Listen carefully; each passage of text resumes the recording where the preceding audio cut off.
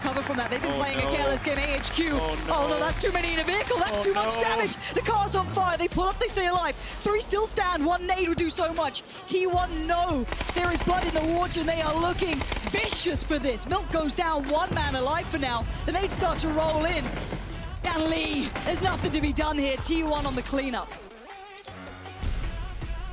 They do manage to get away with it as everybody's having to reload. Shadow just goes, nah, bro. This is our location, but the shots are coming in from the side of it. A lot of damage back over towards the Freaks, so they're just going to step back away on this, and Na'Vi might have a push that they can potentially make off of it, and Lambu has to run upstairs. He just looks back down, goes for a spray onto one of them. Does manage to get it. Trying to look back for the flush onto it, but knows it's risky. Meanwhile, you can see Style playing around the side of this, trying to see if they can get a flank. Provide some form of support. Aduzi knows he's in a lot of trouble right now. The numbers favor everybody from the Freaks looking off on this. It's going to be Aduzi just trying to hold the angle on it, but it's so many pushes that are coming through. Gets the spray on one of them, but it's going to be sneaking up back behind it, and the Freaks do manage to take him down.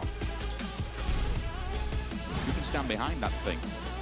It takes a fair old amount of damage. Gives you another point of entry on this one. Longsker, most center, but he knows that once where he is, once he goes over this, he's exposed. I think they might have seen Fuzzface. They've definitely seen that smoke coming out. It's going to be down to 2 teams. There he goes. But now what does Infantry do? Is it go time? Will they springboard off the back, or will they wait and be patient? It looks like they want to use that 2-man hit squad, but the first point of contact comes in. That's nice play from Infantry, and there's the first kill to follow. W-click now on the receiving end. Where's the trade back? It's only Rimmo to fight back so far, and it's just down to him at this point, as you're going to see Infantry Clan desperate to make up for the performance they had. Beautiful flank from ZGG to get that angle with the SKS and get the job done. The grenades will continue forward. 4 AM though, this is VC, Infantry and 4 AM, all potentially going at it. Summer, last man just lingering in the distance, looking at DJ Boy and saying, I'm sorry fam, I cannot help you out whatsoever. All 3 players of Infantry are making an advancement here. ZGG reads the information, answers back. That's a second. What? How is he doing this? That's 2 back-to-back. He's pushing it. He's going for the 3rd, and why not? The man is a god! Absolute beast play coming out from 4 AM. That's an opening knockback over towards Ragnar. Harold's taking a lot of damage, so really it's just 2 members of W-Click. If either one of them goes for the res, they're putting themselves in such a disadvantaged position. Silzen goes down. It's going to be DJ Boy just pushing back over to the side. There's 4 members up for VC right now. They have so much control. They're just spraying down anything that they see. Playing inside the smoke, trying to spot him out. Gets another down, just spinning back around over toward it, and it's just Rimbo up and alive. He takes a little bit of damage, but he's right at the feet of VC, and that's going to be VC Gaming.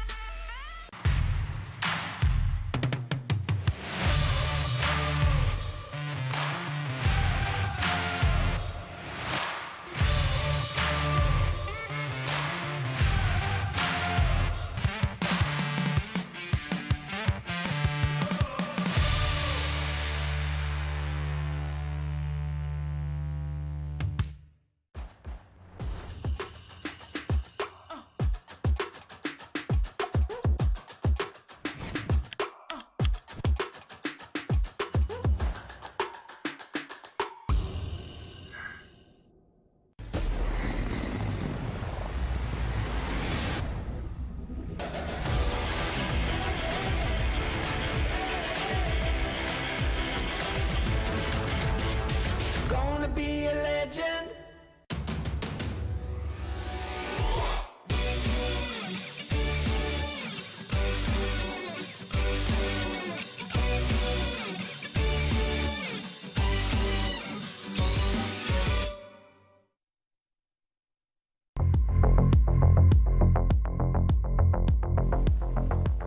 I'm holding right. That's it. Nice. Is it enough? How many kills? I have 8. How many kills? 4. I got 4. 14. Did we do it? Did we? Did we?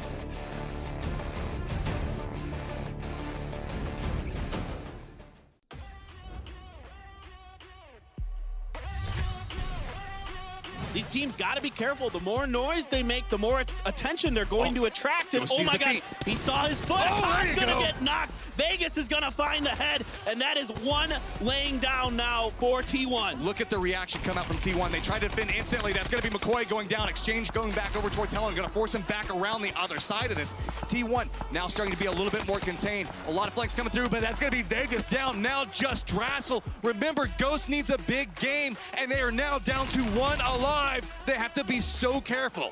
This could be disaster. Ghost Gaming is eliminated.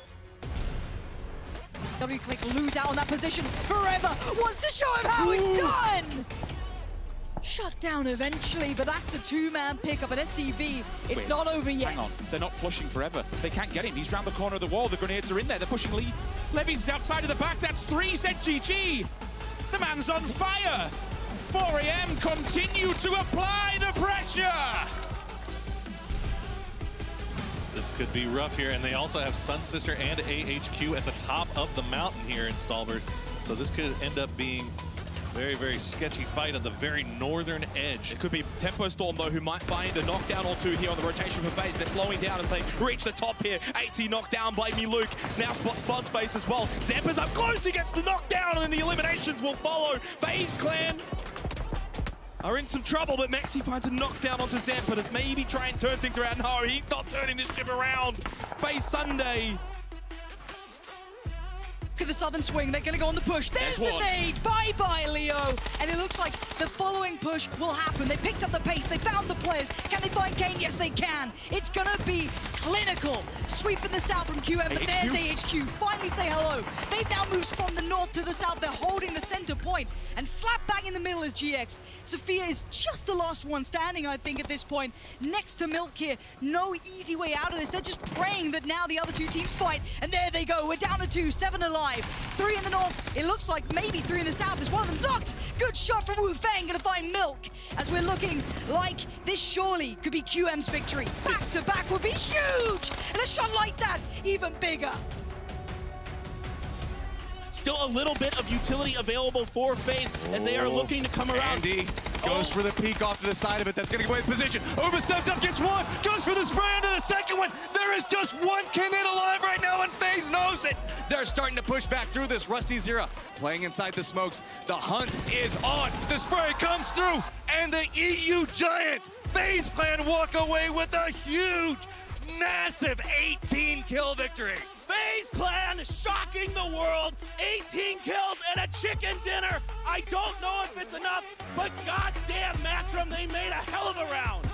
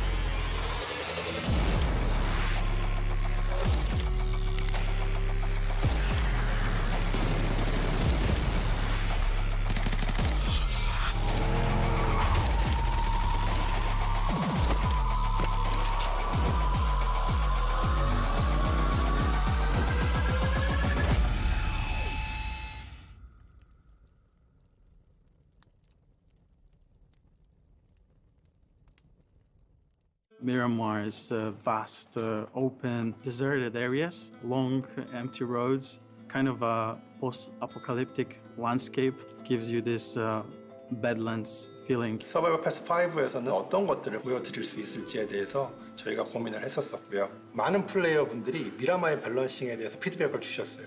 그래서 미라마를 개선하기로 했습니다. Season 5 title is Badlands, and it revolves around the Miramar.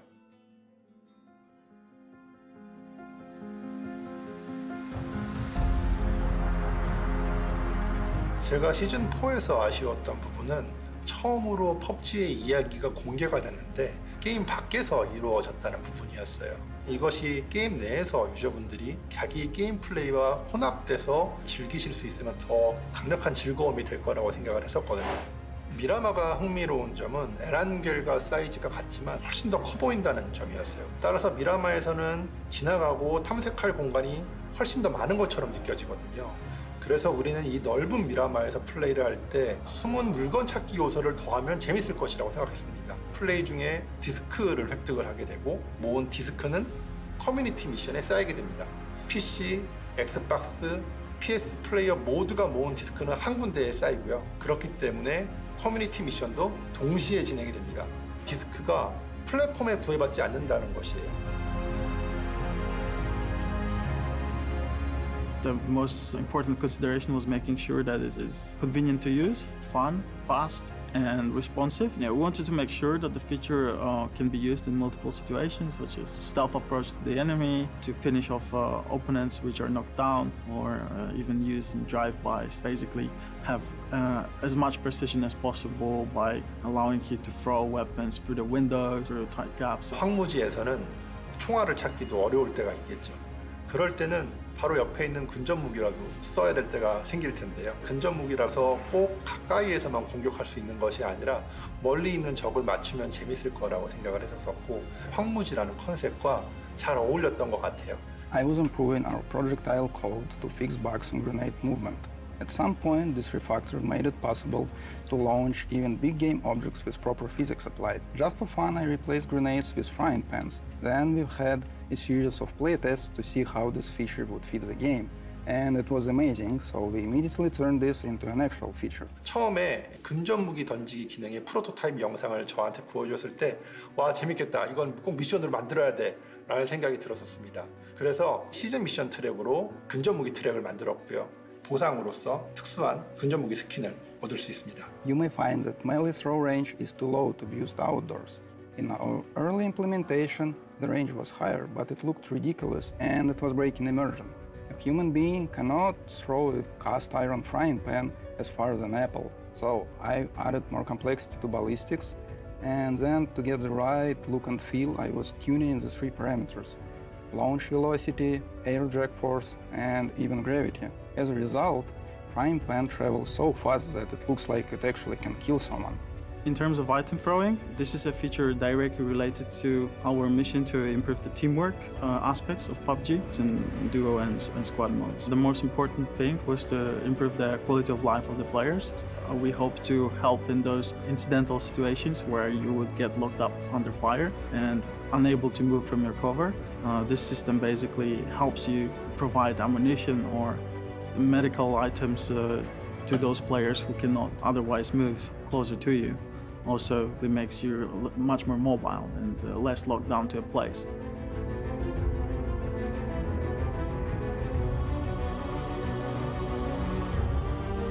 시즌 4에서 가장 즐거웠던 부분은 팬분들이 저희의 이야기를 가지고 확장시키고 추리하시고 새로운 이야기를 만드시고 저희의 의도를 간파하시고 그러한 것들이 굉장히 즐거웠어요. 이번 시즌에도 좀 더 재밌게 즐겨주셨으면 좋겠고요. I think it will bring a lot of satisfaction, grab a kill or maybe even a chicken dinner, as it looks both funny and dramatic, and especially looking forward to seeing some amazing shots being pulled off during drive-bys or crazy jumps with nice weapon throw finish.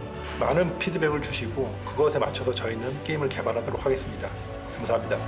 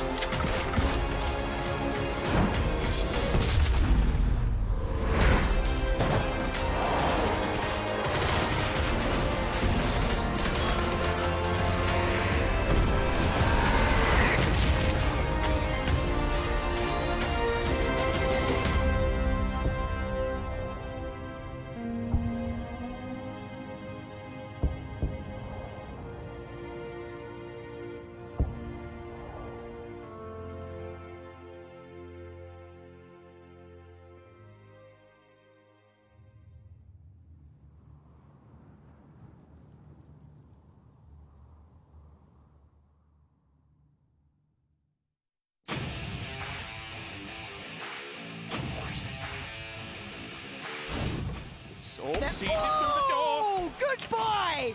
Say hello to the shotgun. Wait, he holds the angle. 2 more shells ready to go, locked and loaded. Smoke still standing. Can GH recover? They can't enter anymore. They know that is a big resounding no. Shut the door, get out. This is my compound. Peeking around carefully. Another fall! GX being decimated and the flush from Joy. 686. He's gone for the flank while he's completely just. They're looking at the spikes and they're sending him after the sniper. That's amazing. If they take that out, that's their cover completely gone. The UMP! If any time it's now, if any range, it's there. And the pressure is just mounting onto 4AM, despite their high ground advantage. There it is. TSM are cutting them down, 1 by 1, and only 1 angry man remains. Now are about to be some angry men because TSM surely now will claim match 3. Gustav knocked down though. Maybe there's still a twist left in this tale for match 3. Shaolu, 24 health. He's got all 3 members right in front of him. He'll get the knockdown onto Michael. Is there any more still to come? This would be disastrous for TSM. They get the win. They're just impacting right front, but that one is good. HC is going to find both members of Ventus Ace. Now up to 10 kills. FaZe is making their way down the hillside. You can see shots come back over towards BC. Tide has to drop to his belly, and they want control over this game, and they know exactly where BC is at. All right, can Tide provide a miracle here with that AWM? He's got Domu as well for support, but the grenades are raining in. FaZe has a ton of utility. Domu is down. It is just Tide left here. This is FaZe just running right up into the face of BC and taking this game away. 12 kills coming up for FaZe. Behind you, you have the hills. It's going to be rough to get across there. I would expect a few teams to make a hard pull-up on that. It will be difficult. Speaking of hard pull-ups, Milan's gone. What? Tempo Storm are just feeding the giants here. There's another one as well. Tempo, what are you doing? Why are you just driving into death's embrace? Easy, slowly creeping up onto this. Are we going to see an angle back over for Molodoy as it's getting very, very hazardous. One solid grenade could land on top of QM and just destroy them, and it's going to be exactly what happens.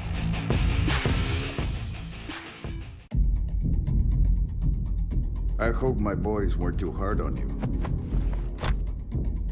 But I've been hearing some pretty disturbing rumors. That you've been placing bids for my territory behind my back. Of course, they can't be true because you know Miramar belongs to me. I'd let you borrow it for your race, but that doesn't give you permission to make new deals on your own.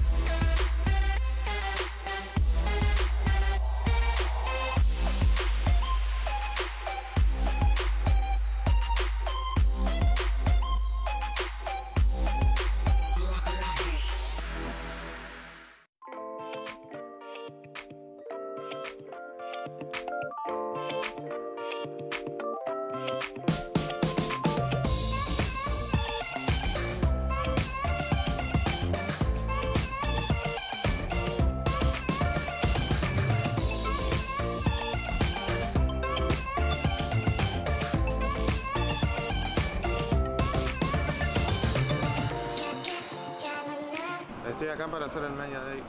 因为你们叫来的。저 촬영한다고 해서 아니에요. 아, 카메라 많으면 머리 하얘져요. 너무 편하게 좋다. 많이 하긴 했지만 아직 어색해.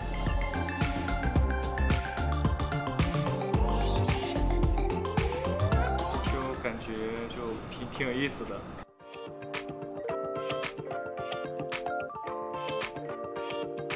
我感觉很逗。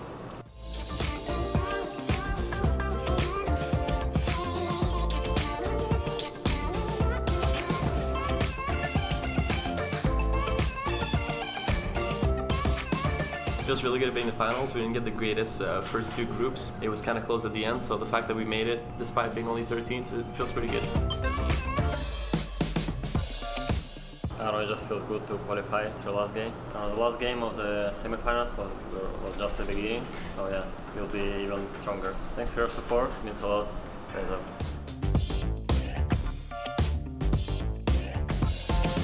强对决的FAZE吧，我感觉乌巴很强，我们两个人玩游戏的方式也一样。没有FAZE No.1。OAM이 좀 많이 결제되는 것 같아요. 제가 잘 안 움츠려드리는데 OAM만 보면 살짝 움츠려드리는.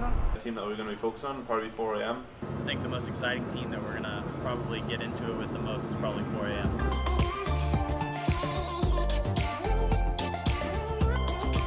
我觉得能够进决赛的队伍都是实力非常强的队伍吧，然后每个队伍都是我们很直接的对手。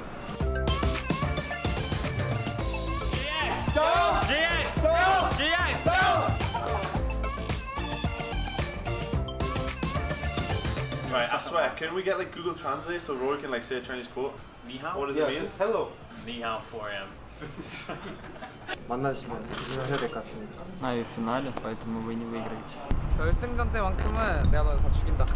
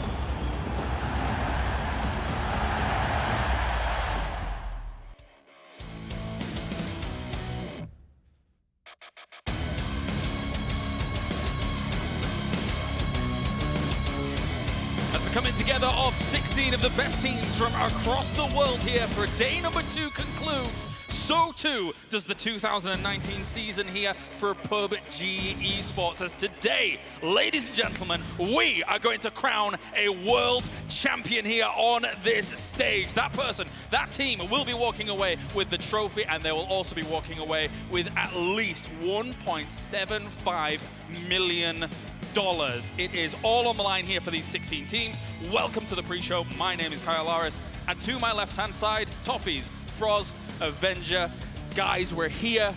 Everything for us, for the teams, for production has led to this moment, and we today can find out who our world champion is going to be. I mean, I think that's what it comes down to. 32 started, 16 came, but only one can really hoist that trophy, and it will be inarguably the best in the world. Nobody can contest that, and I think it might surprise some people who ultimately comes out on top. I can't believe it's only 6 games left of this season that started so long ago for us. I mean, everybody has been looking forward for this, and it's going to be an amazing moment later on. Hundreds, potentially thousands of games has been played this season, and it culminates today. Everything is still open. We saw some insane games yesterday, but the true winner will stand up and be crowned today. From insane games to insane circles, I think for a lot of people, of course, we started out the tournament with one of the most ridiculous circles we've seen in a long, long while when it came to Erangel, and then across all of our maps, Xanox, we only play one of it, we saw a very heavy variety of circles of Avenger, which definitely tested a lot of these teams when it came to adaptability and how to play out those scenarios. And I think that's how we crown the true champion, to be honest. It is you have to go through the hardest of tests. Through the gauntlet. And the gauntlets, and the hardest circles as well. And I think what we saw yesterday was just the start. I hope to see some more spicy circles, and I hope to see some more spicy games. I mean, that's what happens. We got a lot of circles. That's what you want. They've gone through the fire. They've thrown the gauntlet down. They've proved that a circle where they're by their drop, you can win, but you also have to win the ones that are the hardest to get to, or at least pull in points. And teams that are looking for kills and not really sort of going for the big win, like maybe the Rumblers, are showing you can get points that way, but you can't win the tournament. On the opposite side, if you're just playing for placement, you're definitely not taking home 1.75. Let's take a look at how things have shaped up so far through our 6 games yesterday, which did conclude in the points that we see right before us. The top 4 with Gen G, 4 Angry Men, OG and Entus Ace, and OG and Entus Force looking strong up there. But some of the other teams were able to rise to the occasion, especially towards the end of the day there. Not to mention, of course, FAZE, who was able to take a big chicken dinner towards the end of the day, Avenger. They managed to step up, and today is a special day for them. Hopefully they can kind of engage and continue that. We're going to start on 3 Miramar games, so we'll see if that continues. They managed to play extremely well on Miramar to be up, but for me, like, the big story was Gen G. They managed to start off playing extremely well. We had some rough circles though, but after 2 games, it looks scarily open still. We'll get to talk about them in more detail later. Of course, it does bear repeating as well that when we're actually alluding to FaZe, they only just squeaked into this stage of the tournament as a whole. Let's talk about some of the other names that are available to us, though, because we saw some impressive performances from some of the teams in that middle pack, despite sitting in the middle pack. It is just unfortunate for those teams, Toffees, that some of those teams across our 1 through 5, etc., really stepped up and really rose to the occasion of this grand stage. I mean, I think that's it. A 12-game series, especially when Gen G takes 2 chicken dinners right out of the gate. You've got to have a sensational big game, and you see that separation from sort of that mid-pack happening in the brackets right now. And I think that means we're going to Miramar first. They've got 3 games to do it, but those teams who are sort of on the bubble 9 through 13, if you don't get a win, or at least a big, I would say 15 to 16 plus on the first 2, you're pretty much done in terms of your hopes and dreams of hoisting the trophy. 4 Angry Men sitting in 2nd place right now definitely didn't disappoint overall when it came to their performance for us. Most kills so far is from Angry Men, and it comes down to their playstyle, being super aggressive. They will literally just crash you no matter if they don't have anything to do, they don't know where to go. They'll just send it. They know this is our only and last resort. We gotta get as many points as possible. OG and Entus Force, on the other hand, consistency is key. Their placement was extremely consistent. But on the other hand, they didn't manage to get as many kills as 4 Angry Men did. But I'm excited to see if they're able to step up, because their consistency can prove them to maybe get a big chunk of those money, if not take it home if they manage to get a win. Yeah, definitely so. Very, very big for them. Looking down the leaderboard as well, obviously we have the 2 CJ Entus teams actually representing in that 3rd and 4th spot. And they, for the most part, for a lot of people, Force had expectations behind them. Ace not as much, but they've exceeded expectations throughout the stages of this tournament. Yeah, I mean, I think a lot of people saw them as sort of the little brother of Force coming into this. They didn't have a lot to lose, but they came out in a lot of ways have outperformed their sister team. We saw that sort of 1-2 finish yesterday that was pretty exciting for them, but they play two very different styles, right? Force doesn't have a chicken dinner in the bank, and yet they are in the top 5. They're looking to put those points on the board through kills and then some consistency to go along with it, where I think Ace is playing a lot more placement-oriented, finding good positions, and that fundamentalism is working really, really well for them. All right, let's focus on first place currently here. Gen G, a team that we, at the very beginning of yesterday, we said to, you know, everybody, 3/4 of this team really showing up. PO left something to be desired. Yesterday, he completely proved that wrong. Avenger was able to step up, and this win that they were able to get in the first game of the day was massive for them. In no regards of the circle, how they played this game was just a pure execution of how to play this game perfectly. Their positioning, how they managed to keep players alive throughout the game and keep other teams alive because they benefited them until they didn't, and they managed to kill them afterwards. It comes down to their executions. Every time when they need to move, they're going to move one at a time while the others will be covering, and they work as a unit. PO, we saw him during the semis, we saw him during the groups, moving away from the team, doing a little bit more of a solo run. Now he's sticking more with the team, and it's working out. A tough question here to get the day going, because why on earth not Toffees? Does Gen G retain their first place, or do you have other expectations for them? Do they retain it to the very end, or do they lose it throughout? I think they will lose that for sure in the first 3 games. I don't know, does that mean that they won't get it back towards the end of the day? Because remember, we finish on Orango, where they have been playing out of their minds so far this weekend. And they also are known for not doing wonderful there. So it could go either way. But I think they will definitely lose that lead somewhere in the first game or 2. I feel like they're strong at playing with the circle when they're inside the center and know how to hold it. When they have to get in, play the edge, that's not their strongest part. So they need to get the circles. Let's move on. 4 AM here. One of the teams that we've already alluded to a little bit here before. And through all of the stages, once again, they've been very, very impressive, to say the least. There were a few moments for them where they were given some easy opportunities to seize, and indeed they did do that, Avenger, but there were some opportunities that they took with full force behind them after being put in tricky spots. The People's Champion, by far the most pick and votes on the overall. They have more than 50% of the pick and votes, so a lot of people will be happy if they take the victory home. But they need to take some wins as well. They can't just keep fragging out and get a consistent top 4. They have to get a win. They have to get a chicken dinner, and hopefully we'll see that today here in the start, maybe on Miramar.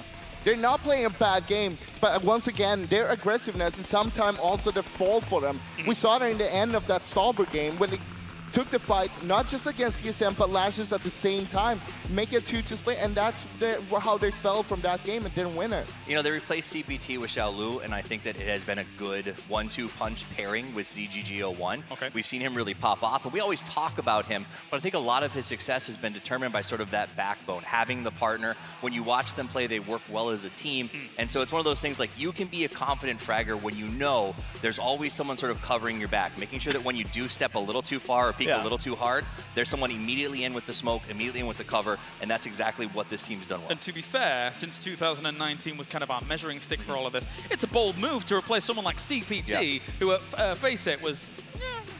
He was absolutely amazing, but to finish up on 4 AM, confidence is key for them. I think we saw in the interview with ZGG how confident these guys are, and if they manage to maintain that, we're going to see them do great things today. Let's talk about ENTS. They've, for me, surpassed all expectations coming into this tournament. I didn't give them much of a chance at being able to strike at the top when it came to PKL's representation, because they have such a good wealth of teams coming into this tournament. However, Ace has stepped up and done very well for themselves. You got to remember, they came in through the last spot from the qualifiers they had there. In the last game, that's how they clutched and got the way in here.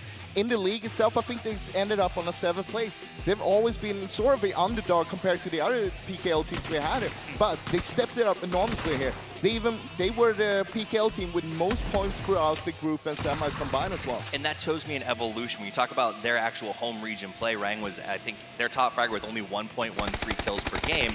They come here, they're performing well. Mickey has been absolutely, well, more than fine in terms of his ability to sort of find positions, work well as a bike scout, make sure his team is going to good locations, and that's what you do. If you don't have the firepower, you can win this game with brains, and I think that's what makes PUBG different than a lot of others, is the fact that you don't have to always win through brawn, and that's what these guys have proven to us. For me, though, they have to step up on the other maps. They did get 21 of their 50 points on Sanhok, and even in the interview, they said, we did not expect this.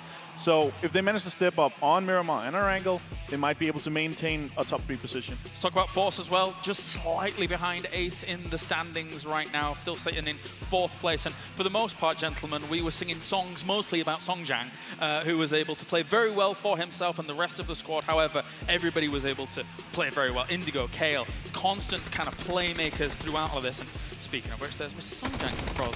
Well, it didn't work out this time for him. But I'll tell you this. Ignore that one. He's not just another frag, but he's also the IGL of the team. And it means a lot being an IGL and being able to frag out. But a lot of times we would say Indigo is the main fragger of that team. He is the one who carries them on with all those frags.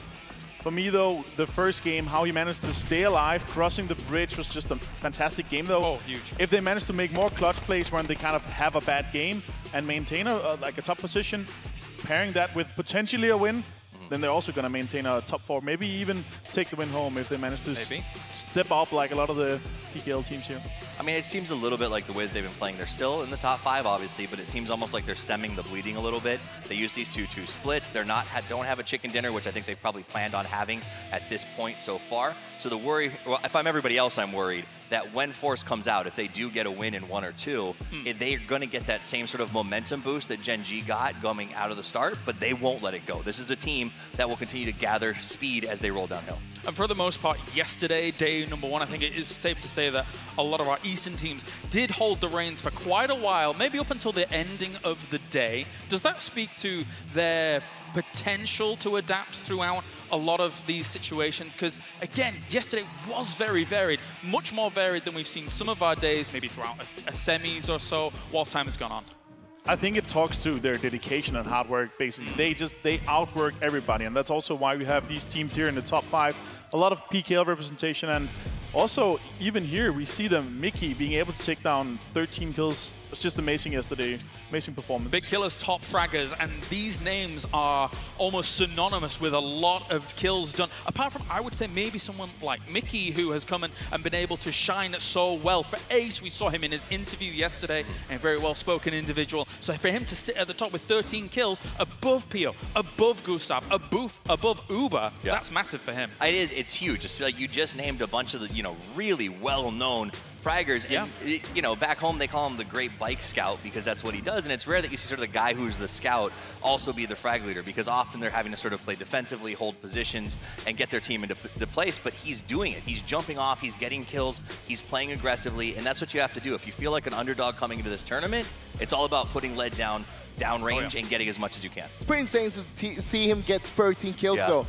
And why I say that is because Ace only had 26 kills yesterday, meaning he got 50% of them. Yeah. Oof. That is huge. And also in only 6 games. Like, to point that usually we see a KD above 1 is pretty good, especially in Pro Leagues, but 13 in 6 games. Against the best teams and players in the world. Insane. And speaking of big, we have a huge amount of damage being able to be done here by 4 AM throughout yesterday.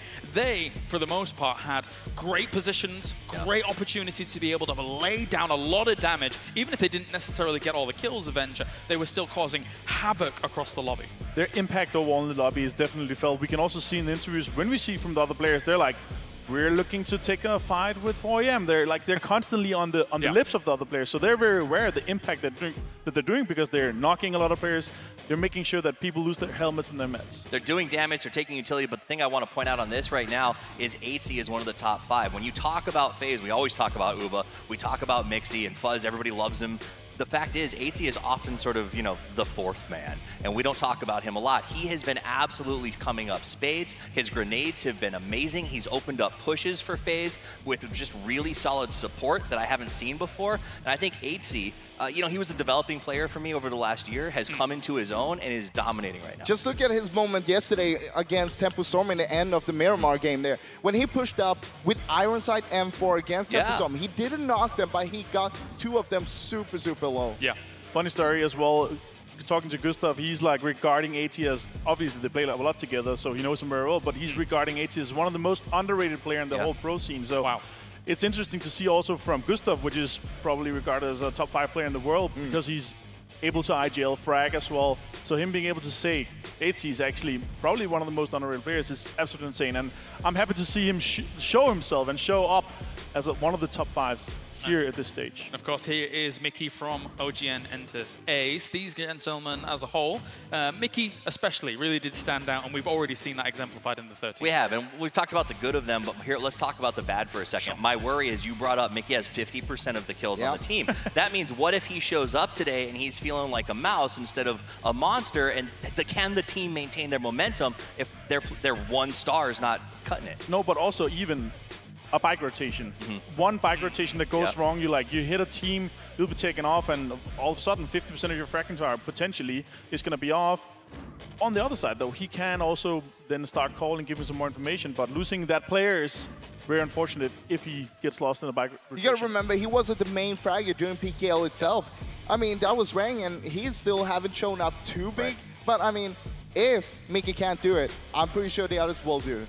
I mean, they have to. This is the big show, right? And in the top 5, though, everyone's looking at you, and I think that is my worry for Ace as they go into today, is the pressure is mounting, and you can't just all leave that on one man's shoulders, no matter how charismatic and good at interviews he is. He still can't, you can't say, like, you have to carry everything. And that's, I feel like, the Ace situation right now. No, it was good to see Mickey yesterday. He was so fun, and he blew my mind, that's for sure. We're going to be moving on, though, as well, as we've taken a look at Ace, and we're going to focus on Forever from 4AM in a few moments' time. And he's another gentleman for 4AM that has stood out, but I feel like the entire roster of 4AM has really stood out. Not only here yesterday, but just across this tournament as a whole. 4AM is a super trigger-happy team. They like to shoot anything that moves. It doesn't matter what it is, friendly or enemy. They would go for everyone.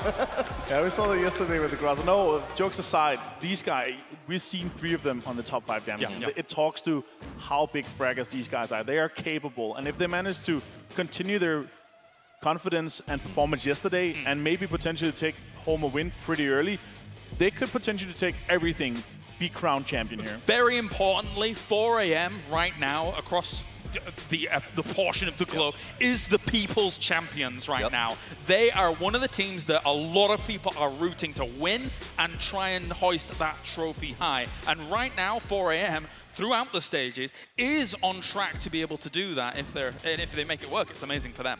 We'll see. They haven't won a chicken dinner yet, and they're still in 2nd place. That's absolutely terrifying. Somebody else who's terrifying for me is the guy on the screen right now, Gustav. Remember, he tried out with FAZE once upon a time. Mixie said this guy's got some of the best potential in all of Europe.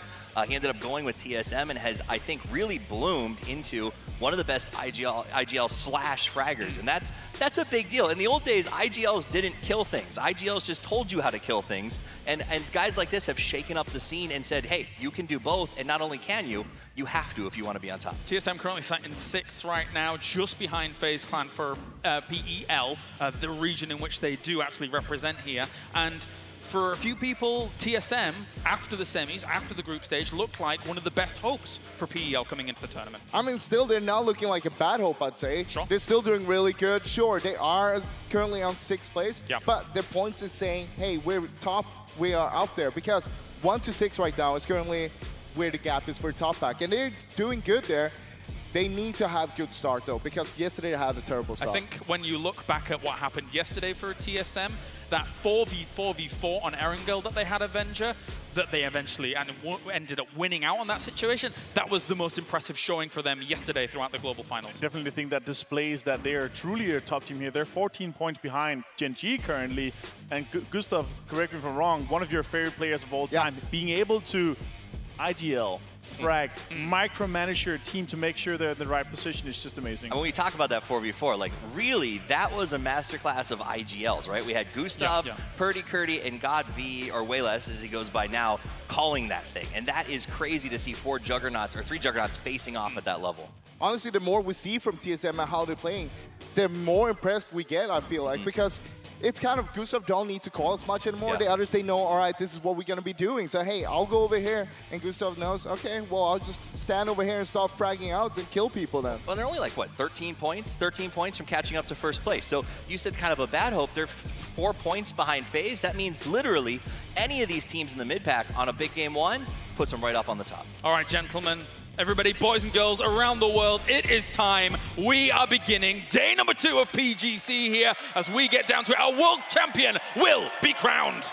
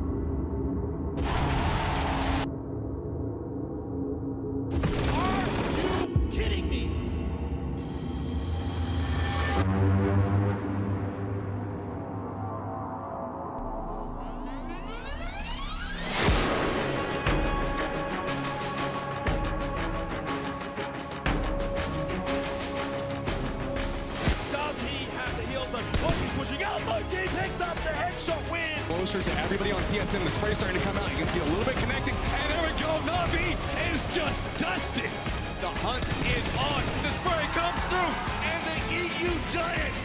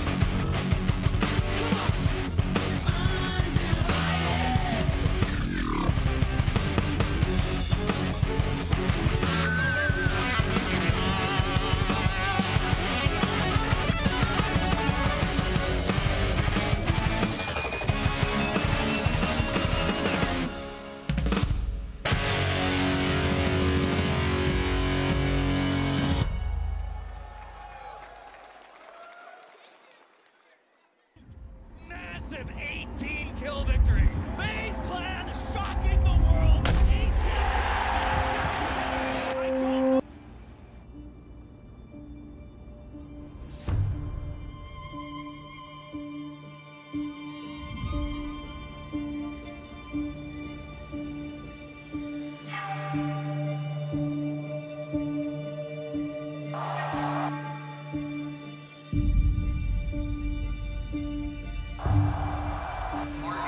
18. Look how active Cloud is being here that entire late game, and that's what they seem to do best. But at the end of the day,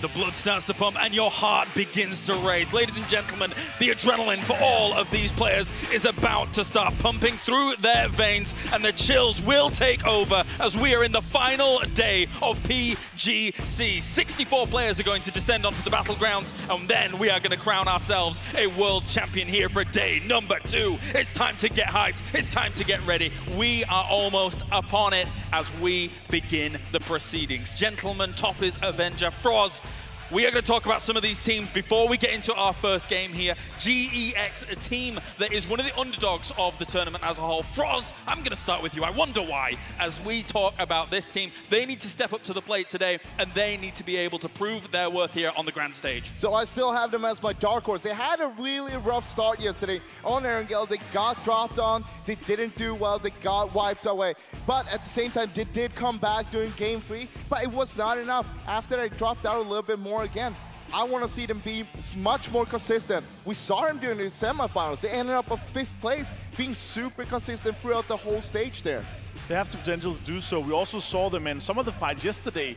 We saw some tendencies what they're able to do, and if they manage to step up, they can definitely claim a bigger share of the prize pool, guys. I mean, I think you can say that they're still a dark horse, but they're going to have to be death themselves to come out on top here. Also, we've got W-Click. I think that these guys are another team that's outside of trophy shot, but that doesn't mean you still can't make life-changing amounts of money with a really good run today. And they have nothing to lose. Both GEX and W-Click have the ability to catch people off guard, to play sort of outside the box, and that's what they need to do. Nothing is impossible yet, though, but Silsen, he had 8 out of the 11 kills that W-Click had yesterday. And also, Ragnar and Silsen, they do have the experience on these type of stages. They were both last year at PGI, so they have the experience, they have the confidence. I'm sure they're going to be able to show more today than they did yesterday. Then you got a team like QM that sort of, I don't want to say shocked everybody, but came really aggressive at that last stage. They ended up in 2nd after sort of groups and have been really, really playing hard. Yiz, I think, surprised me with his skill. It shocks me to see them struggling right now in 14th place. I thought they would come out here. I thought they would be better. I mean, Kylaris even picked them to win this entire thing. I did.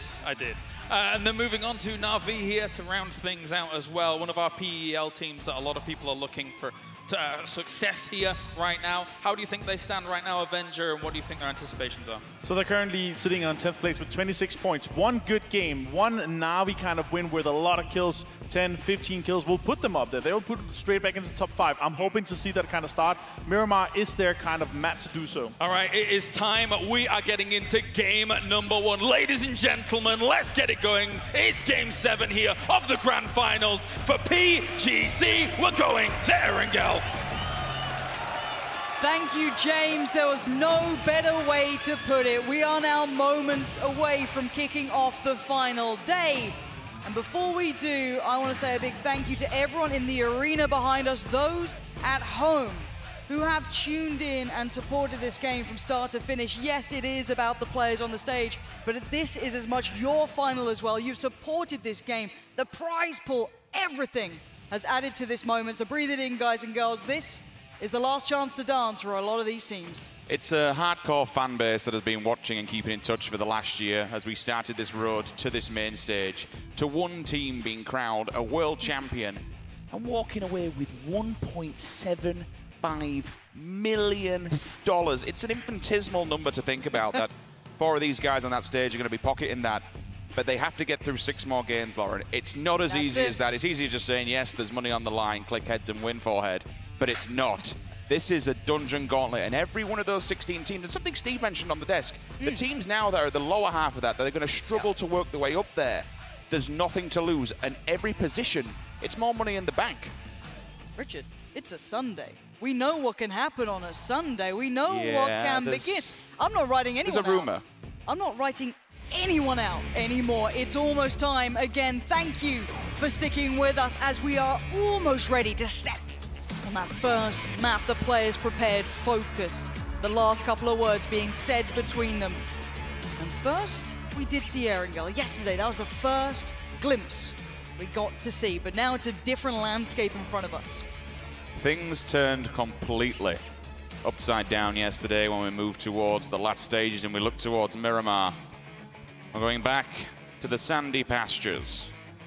There was a big difference. And just to clarify, the League Ops team is monitoring all of this to present the most impartial and fair matches going forward, just to keep you guys informed of all of the happenings. Crack on. It's a totally different game. We spoke about it earlier on in the back. Yesterday, the East, they started out strong. They came in hot, and they worked their way to the top of the table. Then all of a sudden, the West decided, you know what? It's time to turn up. And it's time to get this one underway. Day 2, match 1, grand finals is about to begin. The plane's in the air, and we are going to Miramar. 6 more games, 5 after this, and it's from south to north. We saw the Western world finally put up numbers on Miramar. The East claimed those first couple of games. Was it they just come off the starting blocks hot? The Korean teams, the Chinese teams, are they just that much better?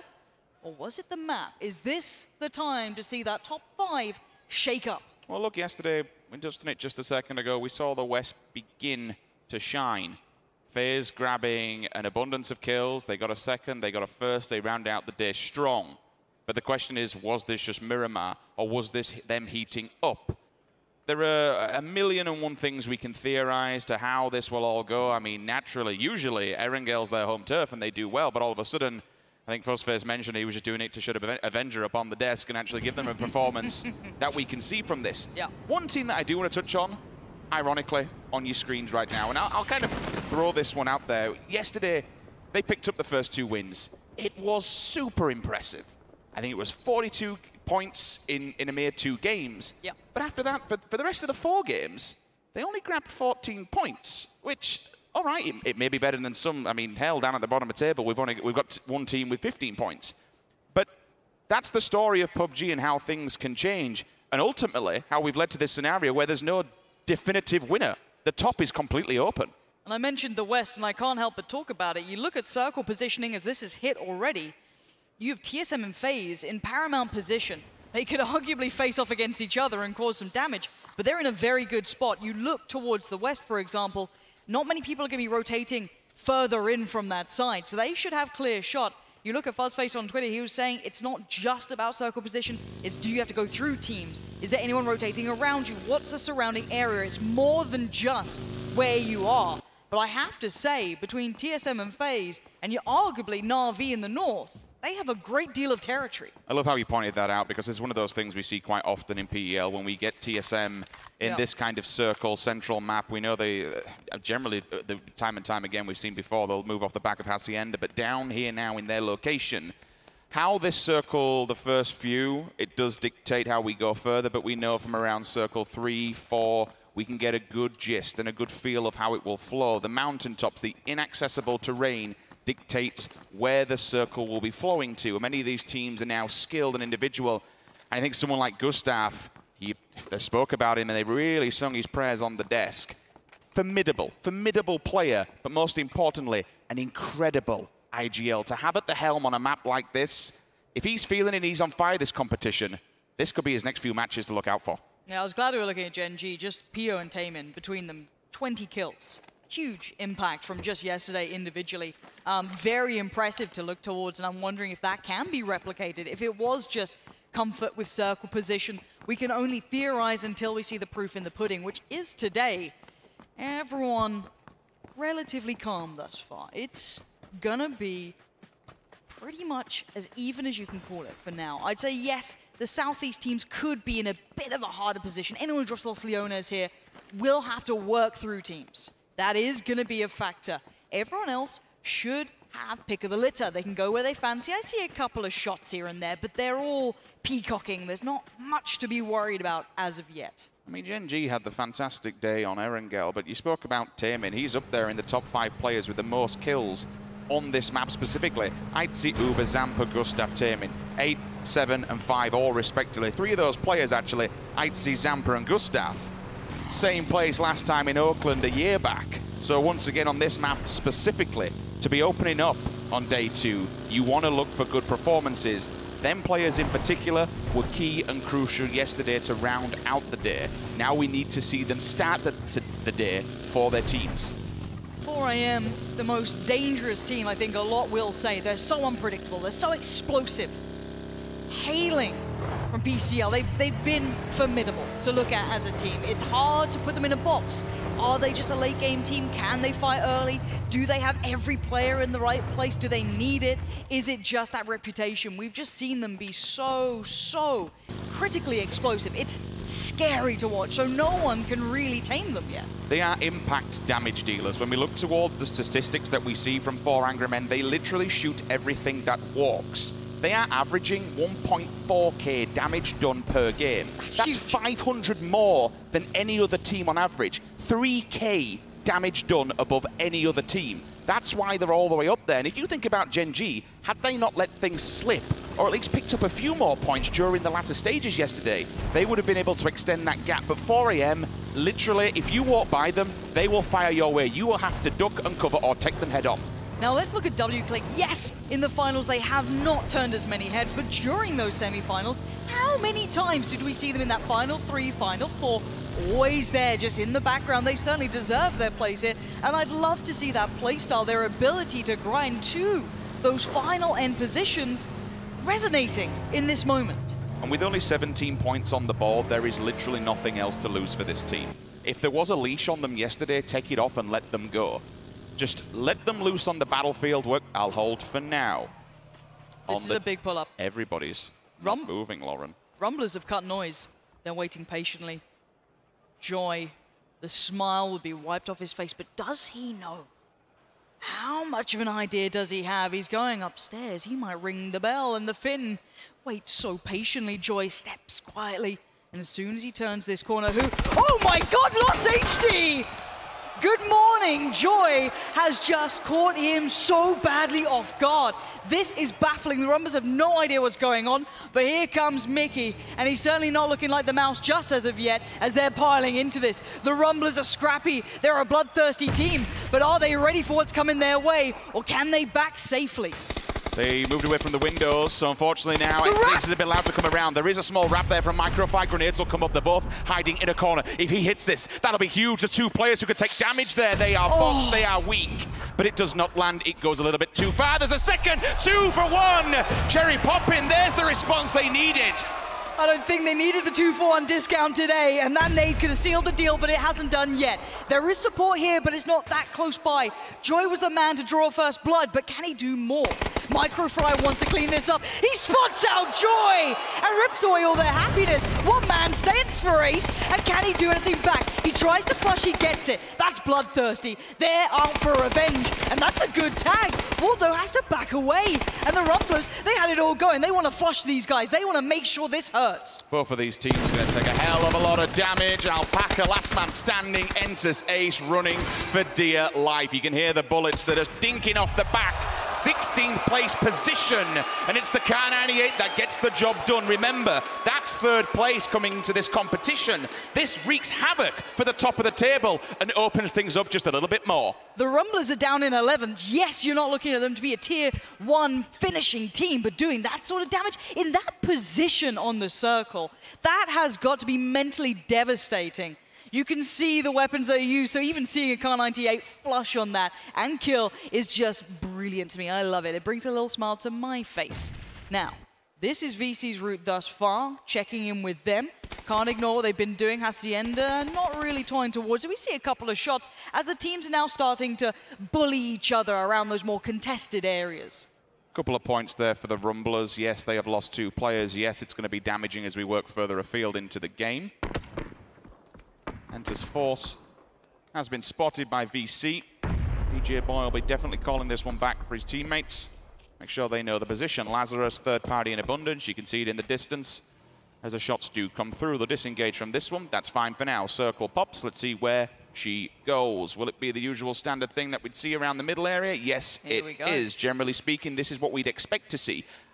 The more kind of important thing about this one is the road in the middle. North-south divide. Exactly. Which way you're going to go, which side you want to be on. TSM, for this one, this is a hot point. In the north, it becomes very difficult because you have that mountain terrain that runs through. It cuts it. In the south would be the safer position. However, when we look towards day number 1 and we saw what the circle did, anything can happen. And that's the whole story of PUBG. You have to be on tenterhooks here. You have to have your head on a swivel and accept every single conflict that could come your way. Na'Vi and 4AM are starting to move from north to south. They're trying to compress. It looks like a lot of these teams are trying to sit on that road. You can see the compound. It's an incredibly popular compound to take. Dangerous to play out of, though, because there are those surrounding hills that give so much vision. You can't get past the fact that TSM and FaZe, looking as well, QM hold very strong positions overall. However, on foot is ZGG. The man is an animal. He's got a mini. He's got the 8 times. That could be the death of Na'Vi. Fall away, get to cover. Do not sit out in the open, Senya. You can't do it at this point. Just keep an eye on 4AM every single time someone drives by them. If you are spotted by them, they will happily shoot. They're not afraid of any single fight that comes flying their way. For them, shooting at teams is just ringing the dinner bell and driving more people towards their position. Senya's got to make the run, Rich. I'm a little worried for him. Luckily, in a way, he can use the downside of the hill, the dark side of the hill to try and work his way forward.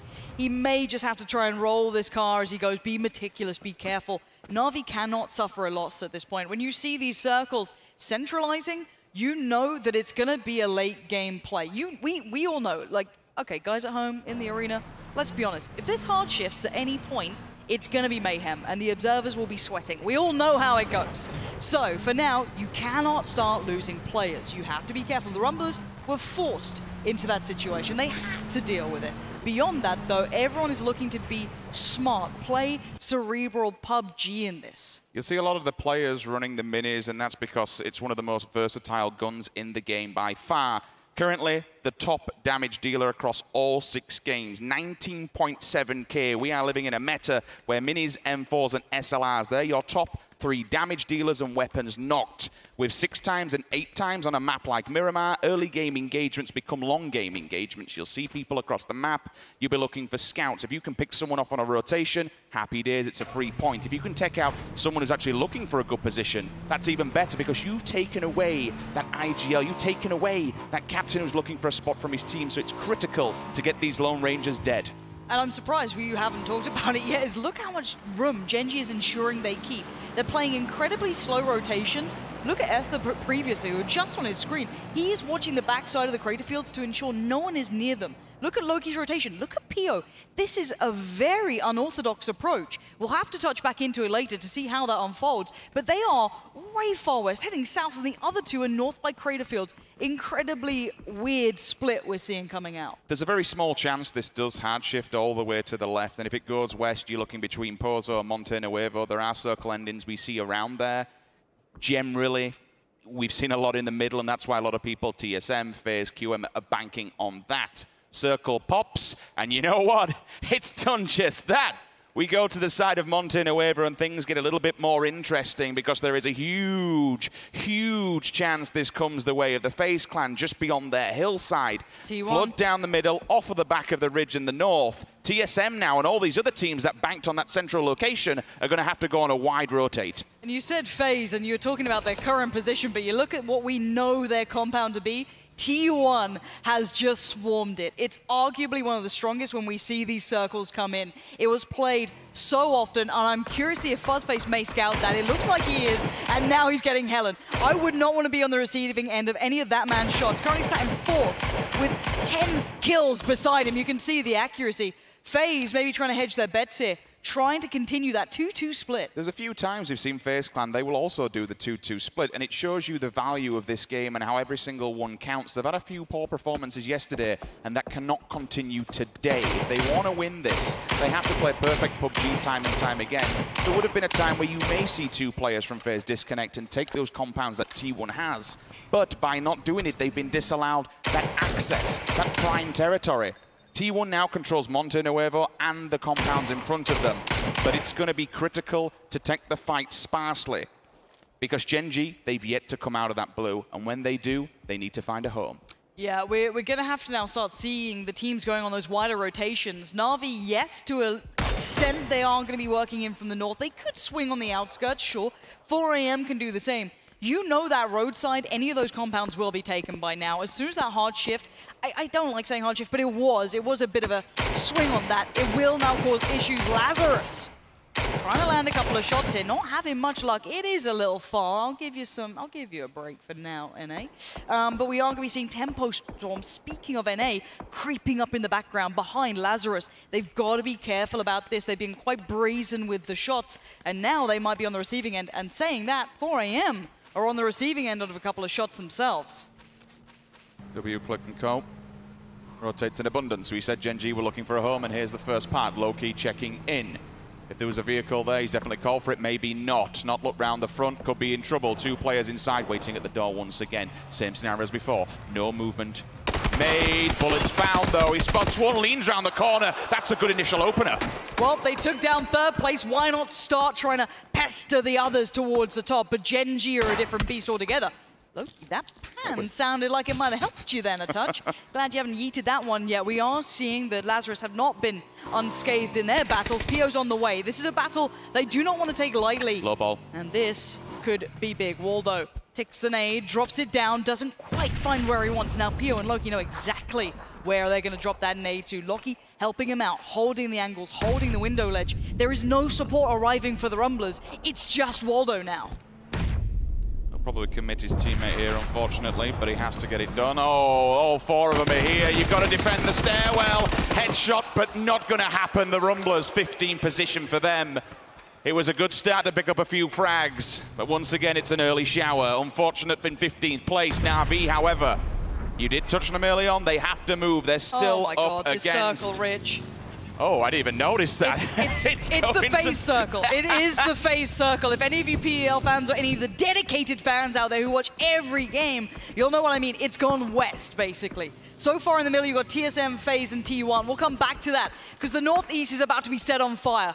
4AM are in danger. Na'Vi leapfrogged them. They moved ahead. You saw that earlier battle, and now we'll see the end of it. We'll look at all these engagements that go down, then talk about the center of the circle, because it's going to be a wild one. DJ Boy onto Yeet, down in the kill feed. Sills and also answer back a doozy. Instant knock and flush. He's there. Confirmation. Players behind. But Willis, he says no. Drill comes through, gets the tag. He's down. Frag's also there. It's actually stolen away. That's QM at distance on the hillside. Yeah, QM hold the higher ground, but everyone is looking this way. As soon as you start shooting, there's going to be a punish. 8C should have that one. I don't think anyone else can steal the flush. Na'Vi already moved ahead, trying to get towards the long barns, but there's still 4AM hot on their heels. But for how long can they survive here? Surely they're dead. ZGG is the last one alive in a vehicle, trying to send it anywhere he can. Get away from Na'Vi, get away from QM, get away from VC. Leave the vicinity. I think Na'Vi will play for these kills off the bat rather than letting them die to the blue when everyone else have them. You may see, there you go, Senya picking up blue. That would have gone somewhere else. Had he not got that one, it would have gone to another team. I believe it was QM who knocked him. Pio onto Alo, that's a confirmation. Gen G, where have they actually ended up going? They've carried on swinging it, so they'll go through the southernmost low area where we saw them off the building. They're now in the fields. Lazarus, they're trying to make something happen. The biggest issue with this circle, there's not a lot of compounds. There's not a lot of places to play. You are looking at dips, divots. Hell, look at QM's position at the moment. They're working off the back of a dumper truck and a mere buggy. They are off the back of the vehicle. They're going to have to work this one uphill. Hopefully, Enters Force doesn't get too tunnel visioned, because they've got 2 more players coming up the ridge lines also. Yeah, Ragnar looks a little dead to rights, if I'm honest here. If he can make it in, that'd be great. He's using the ridgeline for cover, but there's so many in front. QM are making the run themselves. They know Force are nearby, and if you're Force, you're going to be pissed. Your team, your sister team just went down. You want to get yourself in, but look who waits. All these teams can fight on the outskirts. We have Genesis waiting, VC waiting, FAZE, and actually pretty large split. We'll come to that when it dies down on the outskirts, because Na'Vi are still way off in the blue as well. We're going to be about losing out on maybe 1 to 2 teams here. VC could be mopping up points. TSM's gone for a split, FaZe Clan gone for a split, T1's dragged it back together and put all 4 players in the center of the circle. GX on the hillside. QM gets a response though. Wu Feng hits the deck. Senya also checking out his teammate. A little bit weird, but we'll let it go. 4 Angry Men is eliminated. 2nd place on the leaderboards. QM will follow through as well. It's a little bit tough at the top, Lauren. We've seen players falling left, right, and center. Well, we've seen Ace go down the north, now 4AM. We're moving to the north here. Look at the territory we have. That south side is about to get busy. You see the engage happening, and Force are not getting away with this anymore. They're getting a lot of pressure coming in, and there's the first to go down, and Na'Vi is eliminated. Not surprising, they were far out in the blue, struggling for a way in. This eastern side, this ongoing battle, it's actually just down on Indigo. Arguably one of the top fraggers. He's really the powerhouse for this side. But he needs to find a step forward. Summer in the way, maybe information being relayed. But look at DJ Boy's angle. It's going to be important. So now Gen G on the run. They're moving up towards Tempo Storm. Maybe the knock was the go signal. Lucky's leading the way. Tempo Storm maybe trying to get the revive. Oh no, the piece come out. Sharky's got to have called that. They have to be on red alert. Oh no, Gen G are at the door. The trade is there, but it's so subpar. Gen G sweep through Tempo Storm. That's a massacre. All three players just pushed aside, no problems whatsoever. However, North America on the opposing side gets the job done on Entus. Force goes down. They wipe them out. Job done for now. For the rest of the teams that are inside of the circle, they have to defend what they've claimed early. Genesis has to be swift about this too, in my eyes. Yes, VC are coming off the back of a fight, but they can't waste time here. They need to think about the circle position themselves. Let's see if they can be potent, if they can be quick about this surgical, clinical VC on the move. Already three of their players working their way down. The spray from Nerf. He needed more from that. Switching up to the mini. Where are these shots going, Nerf? This is the time. I know he has to move. The blue's on his back. The pressure is there. Now onto H-Win. Now onto K-Mine. They've got to find VC. VC only have a small riverbed to work with, if you will, a roadside, because FaZe Clan will hear this and a couple of grenades might be coming their way. K-Mine wants this, Rich. He's chasing it. He's pushed up right next to them. DJ Boy's on the left. Two players on the right. He's going to try and isolate one. This is insanity from K-Mine. But he doesn't spot it out. Oh, no! Tragedy strikes. K-Mine's trying to take matters into his own hands. And DJ Boy with a resounding no. While I respect it, it was a little bit bloodthirsty to go and try and through the middle of a split pack scenario like that. It could speak a bigger volume of how little information they actually had. This now leaves the rest of his three teammates to get the job done. Profi, Beryl, Red Dot. But now here comes the problem, Rich. We needed this to be quick, because look at Gen G, they see the issue, and there's VC mopping it up. Yes, TSM a third party in VC, but this is not clean for Genesis, and it's gone from bad to worse. They've lost out on Nerf, and now just H-Win has to watch as everything falls to pieces. One nade could change everything. It's not going to be that one. It might tag Summer. Job done. Maybe that's the go sign. H-Win. There's one of them healing, two of them on the floor. Gustav also kill free. Keep an eye on that. These engagements, you encroach on the circle's position. H-Win. There's one. There's two. There's... Oh! So close. In the end, the revives will come out and VC stays alive, but this is that TSM battle we saw raging in the kill feed. Gen G getting back on their feet. TSM have two players in safety. They put Gustav out on a limb. Don't fear just yet, but look at this cover. It ain't much. TSM have built this, and that's all they have to play with. FaZe control the east. GEX have the north. VC and Gen G in the south, and T1 in the west. Gustav dying actually in that bad of a thing, really. Been able to hold them all the way dead to rights. Gen G here, give the information back to the rest of the teams. It also forced them to use and commit utility. It got the knock, it slows them down, it puts them at the mercy of the blue. Meanwhile, FaZe has been repositioning. There's Gen G and VC who've yet to make a run down this riverbed, and when they get here, they are going to be met with a Hail Mary of bullets. Smokes are up, it's time to run. Both for Gen G and VC, they're out of time, they got to go. Lovely headshot on towards Taemin. That at least denies one angle, but look at the instant push from Gen G. You are not allowed to get territory on these boys. They know exactly how they want to play it. They're set up so perfectly to catch VC as they come down the hill. But there's the next issue. Cannot overstep now. As much as you love aggression, 9 kills proves it. You cannot get overconfident. There are teams behind you. We're seeing TSM suffering a similar fate.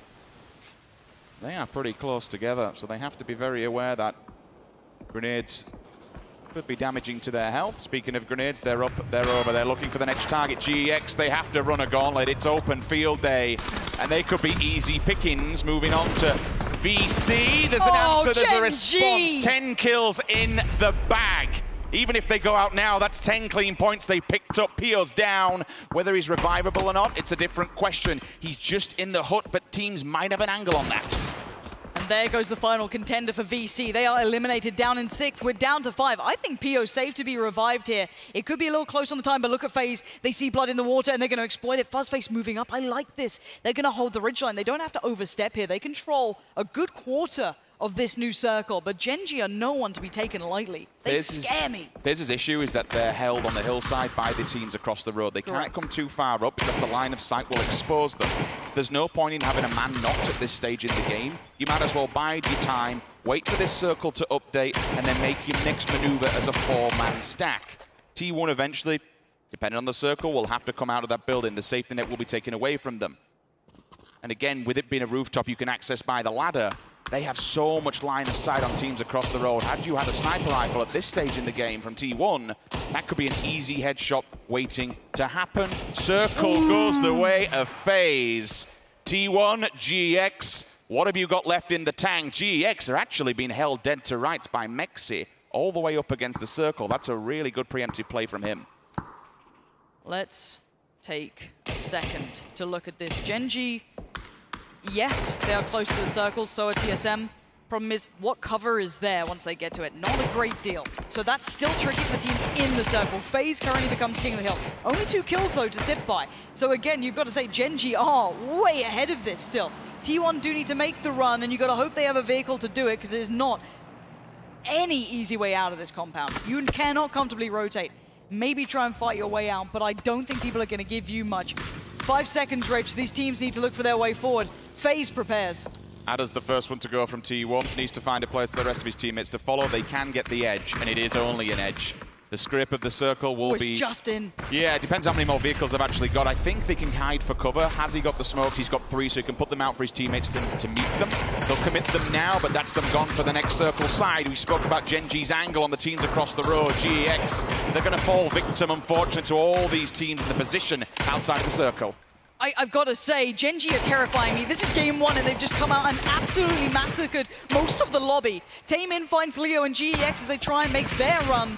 Have been halted. They've been stopped. They're being kept alive by smokes, and Gen G aren't done yet. PO has been knocked again, though. So it is TSM with a line of sight towards them if they move forward. But Iroh wants in on this, and that's FaZe now feeling TSM's force. That scares me for FaZe. Maybe they weren't considering how much of an angle TSM might have. We spoke about the angles that might come into play, and now the damage has been done on FaZe Clan. There's 2 players from TSM that are still all together. GX finally gone. There's a headshot that came through the imposing side. Remember those grenades, if T1 has anything left, TSM might be in for a full-blown bombardment. T1, they want to continue this. They're committing the smokes. This means they want to cross the road and get involved. We've seen them do this before, Lauren. They're not scared to take a fight. And while TSM and FaZe Clan knock the hell out of each other, here comes the Death Squad. T1 are making the play, and Iroh, out of nowhere, is baffled, turns around, and he sees a firing squad on the road. Bold, brazen.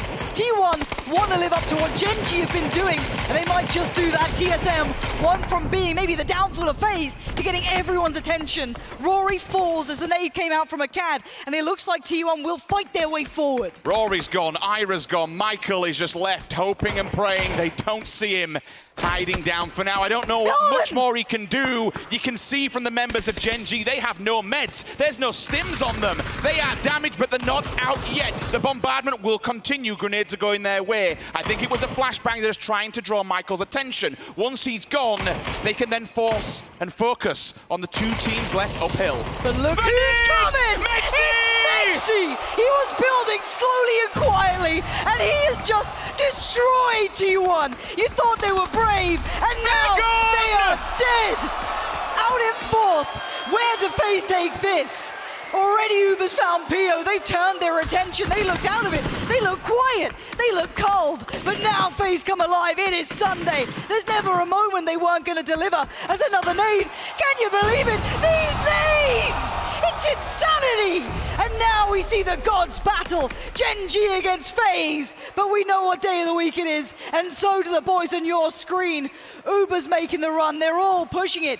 Gen G had control, and now they just have Taemin. How much damage can one man do to an absolute god of a team? He takes the fight, but I think we all know this is Sunday. This is FaZe! They ended yesterday with a win, and they start today exactly the same. 10 kills in the bag and a chicken dinner. These boys are hungry. This is FaZe Sunday. They barely made it to the finals. Could you imagine a world in which you wouldn't see those men on your screen doing just that sort of damage? That nade was formidable. You saw them counting the time so perfectly. They saw T1 was just tunnel visioned on TSM. You had to only look at the mini-map for a second, see FaZe, knew it was the time to strike. How much attention did Michael draw from T1? They never looked the way of FaZe. They committed their smokes. I like the play. Get stuck in, get across the road. But you'd done the damage. You then had to focus on another team, the two teams that were still staring you down the barrel of the gun from uphill. They didn't. And Mexi says, well, you know what, boys, you're all clumped together. That's an easy set of points for me in the bag. He throws the nade and it finds the target, and it finds it well. This is the Sunday we wanted, and we're seeing a lot of red on stage, so maybe Rachel's got a favorite. Who knows? We'll find out, I'm sure, in just a second, as she is down there waiting with the interview. Thank you guys so much. I checked my calendar, and it is Sunday, so what do you see as your path to victory here today? It's a FaZe Sunday, so we just play our own game and win it. All right, Mixie, talk to me about those nades at the end. How long were you saving that up, and was that just was that beautiful happenstance, or are you guys calculating all that? I mean, we were controlling like a lot of circle the whole game, pretty much chilling, waiting to get to the late game, and then it almost went wrong. We got three of us got knocked. I got them all up. Then I saw one guy, and I was like, okay, I'm gonna nade this guy, and then I knocked him, and AJ was yelling, you got three, you got three. So I didn't know there was more than one there, so I just naded and got lucky.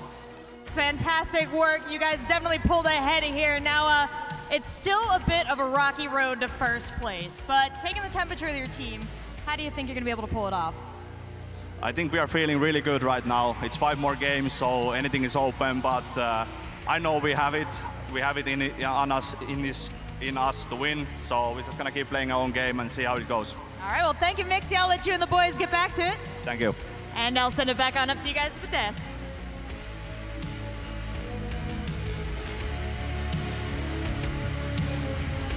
What a start to day number 2 here for PGC, as it was Miramar, of course, here to get things going. But what a game to start things off. Not dissimilar in terms of firepower, in craziness that we saw when we had our first game of the day yesterday. We saw Gen G going on an absolute rampage at the start of this game, which obviously they're still in first place with the points that they've accrued. And FaZe comes out towards the end. Ridiculous nades. Froz, you even mentioned, is this a CPT moment? Is this a CPT grenade? About 2 seconds before that went down. Look, I mean, it was made to happen, right? Yeah. You just saw them group up and the nade just came in. Let's take a look at the highlights here from the game. We started things off from the very word go. Rumblers going up against Ace, Toffees, and that was kind of a crazy moment in itself. Sorry, the highlights are just North America getting massacred. Do what you want. Hey, Toffees, you got the floor. You got the floor. Hey, talk about these highlights. No, but I mean, it was a tough start to him. Rumblers had some interesting choices there. Ambushes that both worked, it didn't work. Yep. Genesis ends up going down pretty early, and then it comes down to FaZe. He gets the 3 and makes it a 4, wipes out T1, who, ironically enough, they were able to win that game because of T1's push. When T1 made that push, it slowed down sort of that Gen G progression and let FaZe very quietly and comfortably get 3 reses, and they were really spread out. So basically T1 saves them, and then Mixie says, thanks for the 4 points, bros. It's a big win. That is technically a back-to-back here for PEL and FaZe, as they're able to take the win here on Miramar for game number 7. Avenger, it is a big win considering the fact that Gen G almost absolutely dominated this lobby, and they were already in first place coming into today. We got to give it to Gen G. They played this game absolutely amazing. But FaZe tweeted me yesterday and said, we want to shut you up. No more saying Miramar is your worst map. So again, they prove it here, and it's truly FaZe Sunday here. It's nice to see. I mean, to that point, though, actually, before we actually go a little bit further, do explain where the origins of FaZe Sunday came from, because I've already seen a little bit of a glimmer of it to get things going. It's multiple times, and it started more than a year and a half ago. For me, the true moment when FaZe Sunday started was when they won 4 games at the Pan-Continental, the WSOE, where Temperstorm actually ended up winning with 3 out of the 4 current lineup. Yes. And they winning 4 out of 6 games in one day, that truly started it for me. But before and after as well, they managed to win so many games. They managed to kind of come back. They didn't win all the tournaments, but a lot of them, they ended up in a much better position and nearly made a comeback or made a comeback. Big performances on Sunday. Thank you very much. Avengers history lesson. I do appreciate that. Very much appreciated. Still, lots to talk about in this game as a whole. Toffees, you wanted to talk? I mean, let's talk a little about Gen G. You know, FaZe wins that one, but I think Gen G played it to the nines. You heard the commentators talk a little bit about that sort of crazy rotation that they sort of used outside the blue. And to me, I'll be honest, that just looked like, I guess, a macrocosm of the way they play final circles, right? They would float one, they would cover each other, they were doing leapfrogs, and that's the way they play. It doesn't matter if they're making a long rotation outside or they're in a small final circle.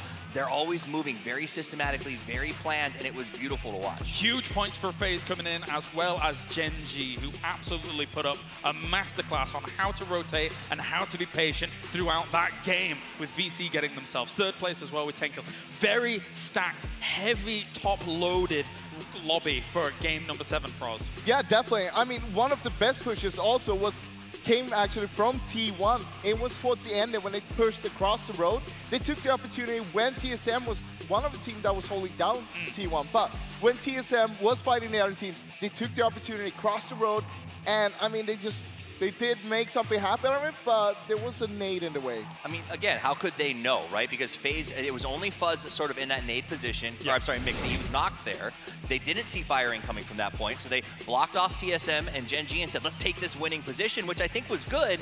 The problem was they gave Fuzz so much time that he was able to res everyone, and then when he gets Mixie, Mixie goes, oh, I happen to have you some utility left, and then it was just an easy over the top. And that pushes FaZe into second place. Wow. However, the huge points that Gen G was able to acquire from that game will still keep them at the top here. But one thing is for sure, throughout this day, throughout day number 2, with 5 games left, everybody is going to be attempting to nip at the heels of Gen G and then push them off of that pedestal. Thank goodness that, not to be mean, but thank goodness FaZe won this, because if they had lost it, Gen G would have picked up another 8-point swing there. Like, boo! It wasn't that, they would just be almost like just depressingly far ahead for the other team. So keeping it close, I like that. This is kind of scary for the other team. So basic Gen G being that far ahead right now with 5 games left, I mean, basically they can start doing stuff that you won't expect now. Especially since these are 2 teams that could quite easily go on a run. We have seen that they are heavily momentum-based teams. That momentum is a general term. What does momentum truly mean? But it is an existing theory in PUBG where once the confidence starts building, you do not lose that confidence. We saw that yesterday, though. I expected that from Gen G yesterday, being able to potentially bully some of the other teams, push and be more confident. We didn't see that. But then being able to show up today, have a start like this, potentially could start that kind of affect the momentum that you have the confidence and kind of roll with the punches, if you know what I mean. I mean, as we look at that map and the circle closing, you can see those rotations, and it is going to be giving them momentum. You say it's a theory, it's a reality. All of us who are watching at home, we've had nights where you play 3 games because, man, nothing seems to be working, and we have nights where you just don't sleep before you go back to work because you can't stop winning, and that's the scary thing. And I don't think it's scary for these teams to see these 2 on top of the leaderboard. It was scary to see them walk into the stadium. This really does show just how far Gen G rotated and made choices to try and get to the position that they earned. I think one of the most important rotation they did was in Circle 2 when they went on the west side there, as we can see on the left there. They did a 2-2 split. 2 went to the south, 2 went to the north. They were basically just scouting out. One of our 2 pairs is going to get into a position. The other 2 will join later on. And we saw PU and Loki going on the south. Not just that, but they also picked a fight with Rumble straight away while the other 2 were actually rotating in. What I also love from them is their commitment to the fights together. They make sure they always are together from this point, which is an improvement from the group stages, also from the semifinals. So them being able to come together, make sure they are pushing. Also, we saw Tempo, when they pushed that, they were together. They made sure they won that together. I mean, but I think that you bring up that sort of push. Loki went into Rumblers by himself. I think it was Loki that was the one who pulled in there. It was a trap. You saw them both pointed at the door. One had the stairwell, one had the window corner. And the logical play for almost every PUBG player is, oh, this place is empty. I'll just run inside the easy way. But Loki didn't. He went around. He walked slow. He checked the window. So that systematic awareness and always looking and expecting the worst pays off there. And that's why these guys are so good. I'm quite sure he saw them move there, though. That's possible. Okay. And there you go. Here are our top 5 killers from that game, of course, here. And the entirety of the tournament, even, I should say, as Gen G and FaZe have just completely shaken up how this complexion looks right now, with PO being able to sit up towards the top. Taemin is still there and being able to make his presence felt. Uber is now joined by 8C. Really, really big stuff coming out from these guys. I'll tell you this, PO being on top right now, this is some scary stuff, because we didn't see PO stand up that far ahead during the semis, during the group, and that was the weak point from Gen G. Now with him fragging out, that's what you we better said. Be looking out. That's what we said when we got here. I said if PO turns on, right, they're playing at a 7 right now, he will dial that up to 10 and they'll be nearly unstoppable, and it seems that they are. On the other hand, you know Mixie's not far from that leaderboard after that 4 kill. No, indeed. Guys, I just want to, whilst we take a look at this damage here for a moment, I just want to take a step back, because we have already seen so many special moments, and then game number 1 of the last day has these fantastic moments, and I am awestruck with how some of the games have gone down here so far, and that can only echo through some of the amounts of damage that these guys have been able to do as well, because there have been standout performances from a lot of the names on these teams that have been able to shine through. I mean, to me, that is why I love PUBG and why I like to watch it. It's about the moments.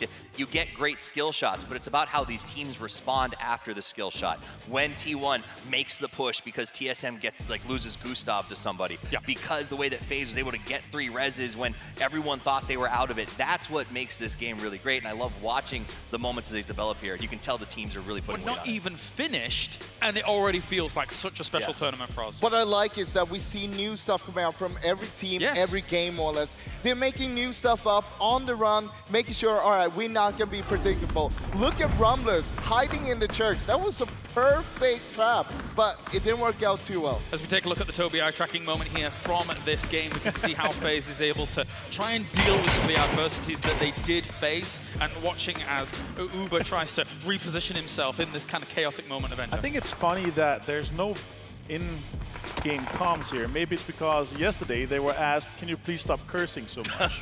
Look at this though. They have 2 kills here with 14 people alive, and they end up with 10 kills in the end. Yeah, very big stuff. And that nade, absolutely massive. Him being able to rest all 3 guys, then to go on to with a triple nade here, that was absolutely insane. He did get knocked himself in the end. They managed to clean it up and get everything. Before that nade kill, guys, they had 2 kills. They cleaned up everything in the end game.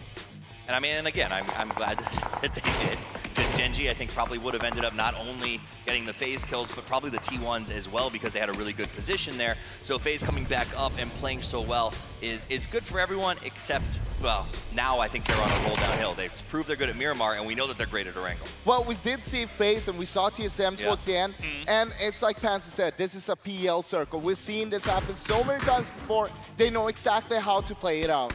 I mean, for what I want to talk about here briefly, again, is not only to even just reiterate what we were saying before, but Gen G's rotation in was something that was so special for me, because as the commentators were talking about it, it's something that really does need alluding to even more, is that that move is what enabled them to frag out. Those moves, that strategical awareness, it's not just about firepower. It's about decision-making. It's about strategical choices here that are able to get you to the kills. It is. It's getting the strategic choices, but also having the firepower to back it up. And that's where PO coming online, I think, has made a huge impact. They're making the smart choices, but when PO goes, he's being supported now every single time, and it's showing.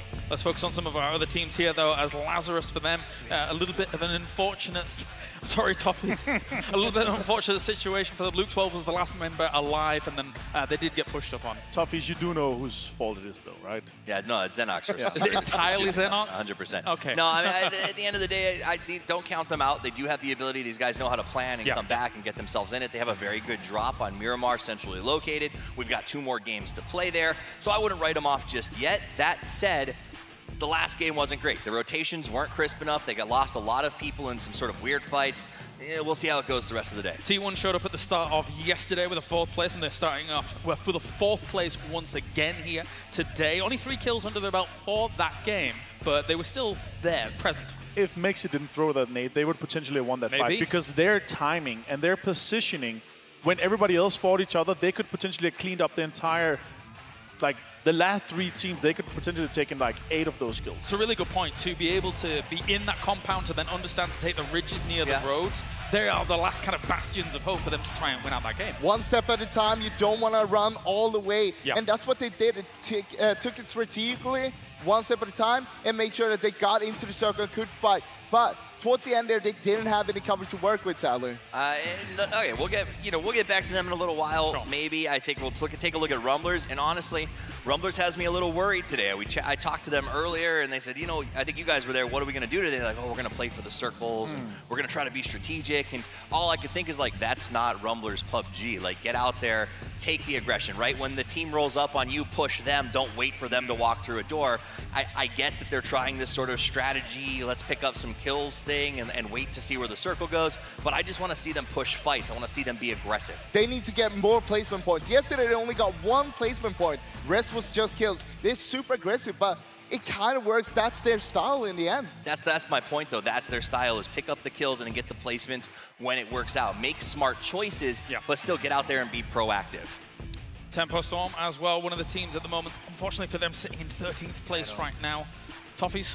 Again, this should be Tempo's tournament. We're on North American soil. The house where they play is just a couple hours up the road, where they've won all 3 seasons. I don't understand exactly what's going on right now. It feels like they're just off of their pace. They're not, the rotations aren't as crisp, and they're not winning their fights. Like, they're picking them, they're looking for third parties, they are taking some good risks, but they're not panning out. Yeah, it has been hit or miss for them. They got themselves a first place in one of the games yesterday, but... That was 18 points out of the 27 points they've gotten so far. That's not good enough. They haven't gotten any placement points except for that win. I mean, we know that they are capable of doing it, but they need to show that to us right now. As sad as it was to see Dre leave the team sharp, it was an amazing pickup. We talked about the Pan Contenders before. They played amazing back then, and with Sharky coming into that roster afterwards, I think they showed that they are the best North American team. Unfortunately, it doesn't show right now. I want to see them play faster. I want to see them rotate fast. I want to see them be more aggressive. It doesn't feel like that when they're going into these kind of fights. We saw it with Gen G. They were playing too passive. Usually you would see one of the guys go up and make sure that nobody was pushing them. Meanwhile, the other guy was resting. That didn't happen. So hopefully they will step up today. It's still potential, like 2 games in a row. Like we saw with Gen G, they can come straight back into it. I want to see them end in top 5. All right, well, thank you very much, gentlemen. Time for game number 8 here of the Grand Finals. Thank you very much, ladies and gentlemen, for your patience. We're heading to our commentary teams here from Miramar once again. Game 2, if you're seeing us, you know it's almost time. And I know that's what you guys want. You just want to start the game. So do we. After that game, are you kidding me? Of course we want to get into the game right now. Is it happening, Richard? Is it happening? Nothing can be taken away. Like, I know we've said this one before. FaZe's momentum is just formidable. Their performance is bang on. Gen G is just this one team that, ironically, when we were here last time, against all odds, were the winners.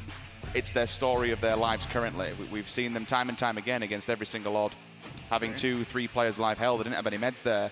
They work their way through. Fight it out. They know the map like the back of their hand, and the performance that PO currently and Taman are putting on is sterling. This is yesterday, the headshots that they're pulling off with the ARs, with the 3 times, with the 4 times, that, you know, it's just like, it's impressive. It's high level, it's what you want to be playing at this level, and I'm glad Toff is touching it, that finally PO has been enabled. He's here to play, and the rest of the team is also living up to that standard. Yeah, I mean, yesterday you saw an Aaron goal. There were glimpses of, you know, him coming back. There was like that nice little wrap.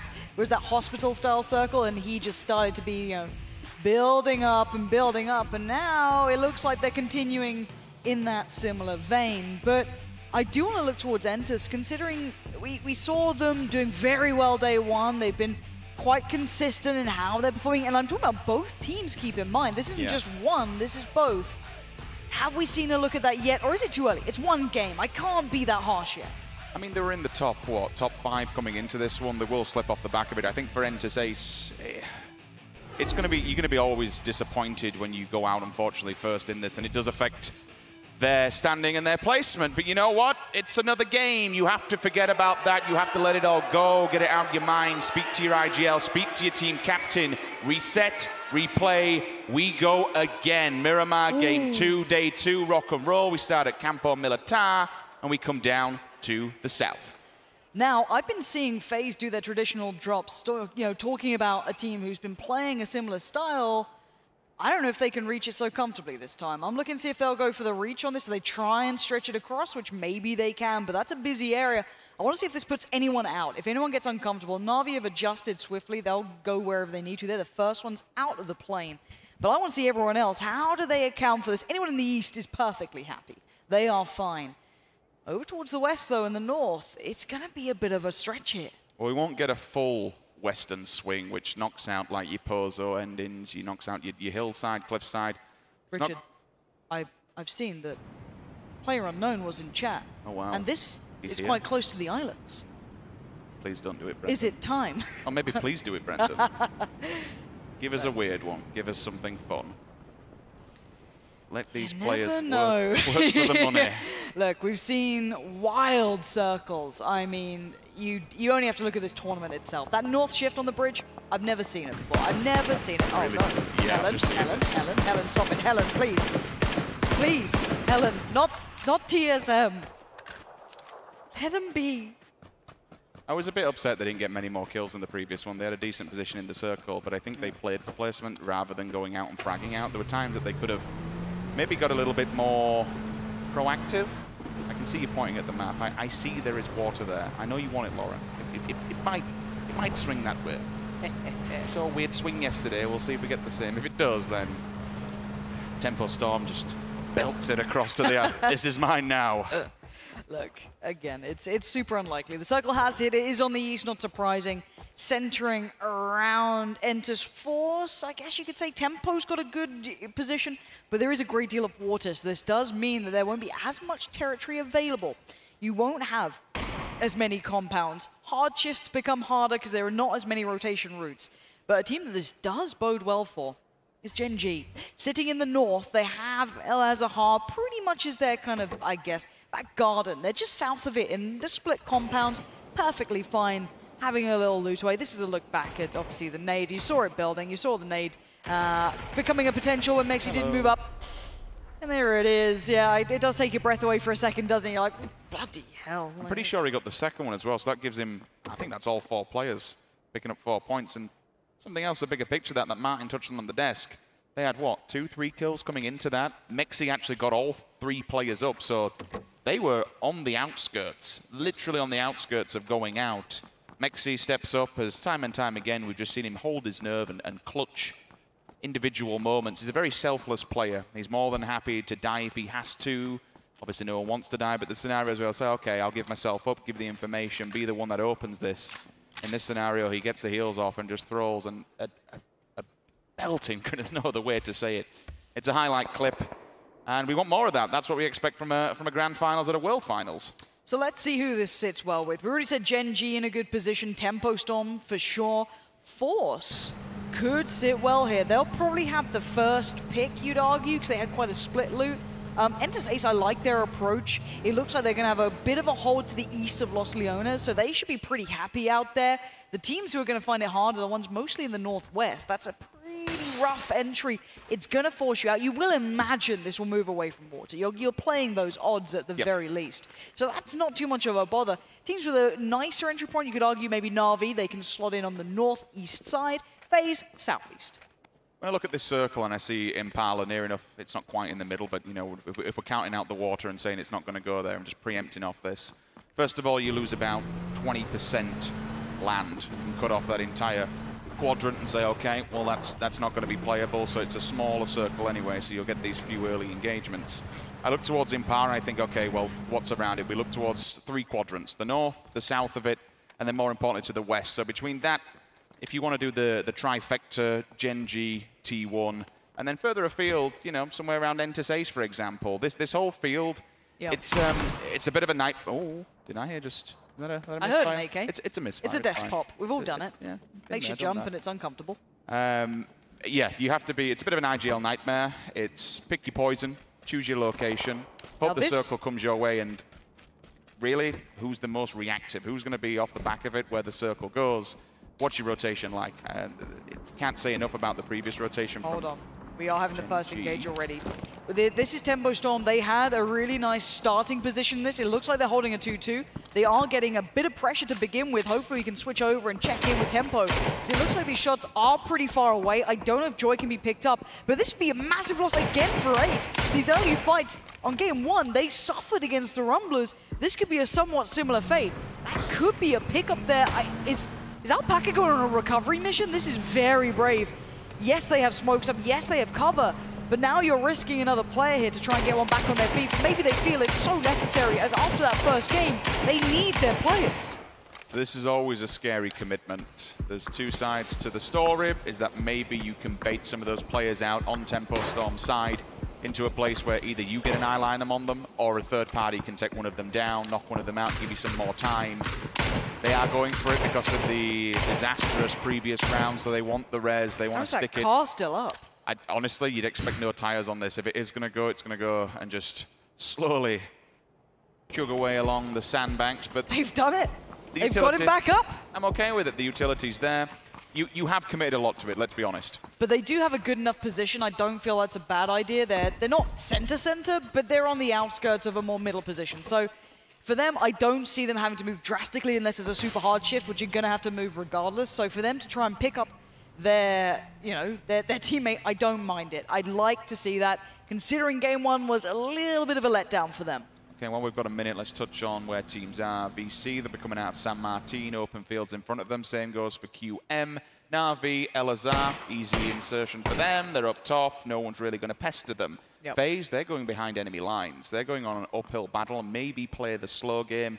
Maybe they're hoping to God that the circle goes across to the island, in which case they will be happy. But the one team that I was going to touch on next, and I'm glad our observers have got it, Lazarus and 4AM. They are within meters of one another. Godv, he's the first victim. Weirless will fall. 1 point in the pocket of Lazarus, but can we see more? Will they take this time to collapse? I'm looking to see if 4AM push it.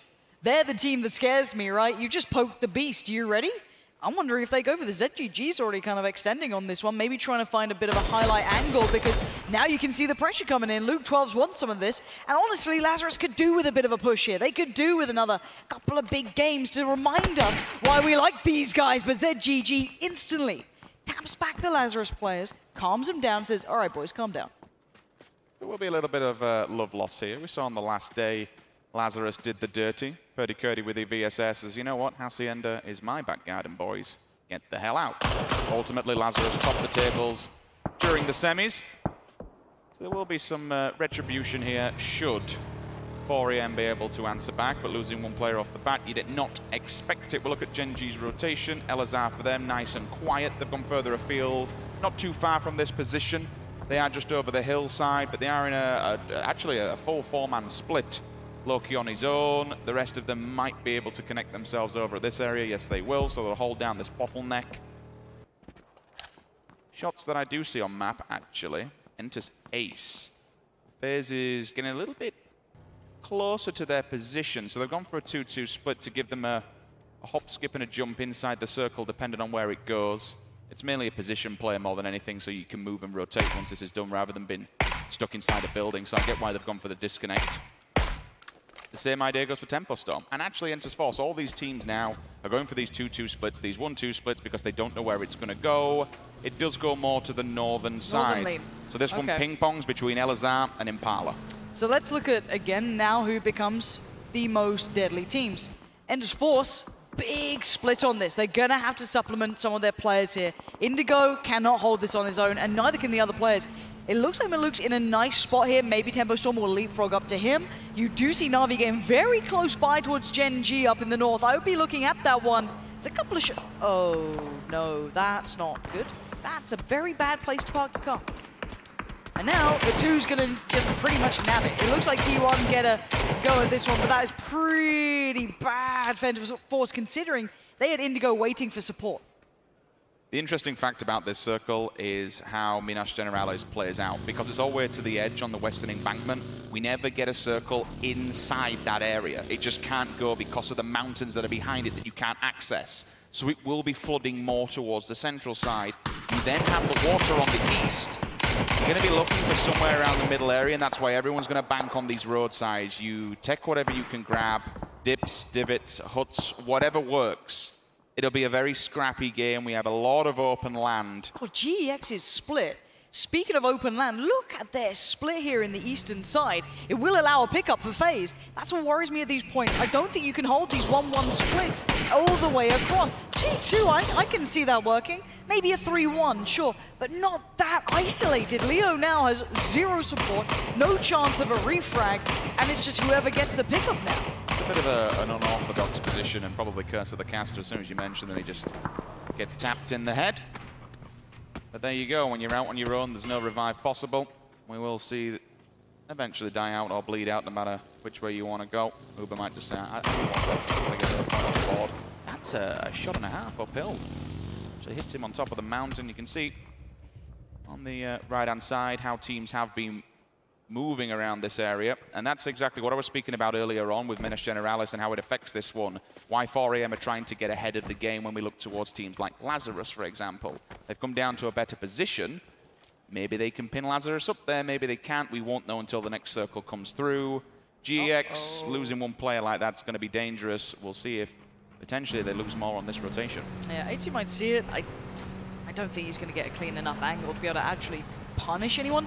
The Southwest for me, Rich, is looking quite scary. You have probably the vast majority of teams sitting down there. Genesis, TSM, Tempo Storm, Entus Ace, W, Click, Rumblers. This is just the dedicated few. Then you could look further. There's the bleed out on Leo, not surprising. Now it's FaZes. And that does mean that their eastern side for FaZe is pretty clear. They do have Genji to the west and Na'Vi up north, so that's kind of the lay of the land in the east. But that said, for me, that western side is very scary here. And that's because if you were to grab a pen now and put it over Navi's head and just draw a line going to the west, hit VC and then head down south all the way to Entus Ace. These entire 2 roads, we see a hell of a lot of circles being forced by the hillsides down to those areas. If you can contain the road now, if you can get a good position on it, stop teams encroaching, peacock them, keep them away, a good position now will pay dividends.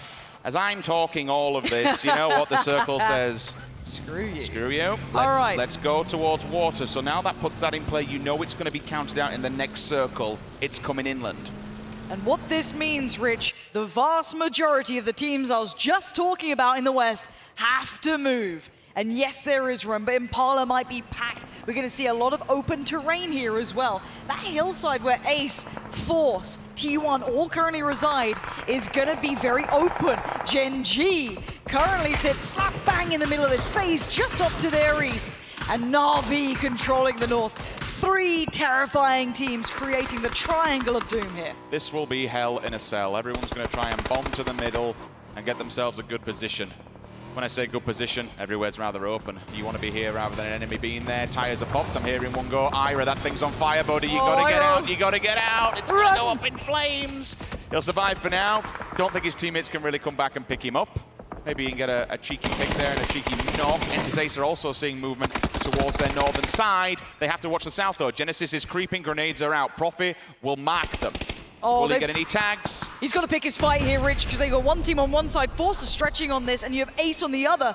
Genesis are about to be sandwiched in the worst way, but H-Win's nade gives them a way forward, and they needed that. Now Force is going to be tempered. They can't keep stretching on this. They're down to 2 standing. Now, is there going to be a reply from Ace? Are they going to try and flex on this, or is it done for? Yes, they are. VC are actually getting some shots in.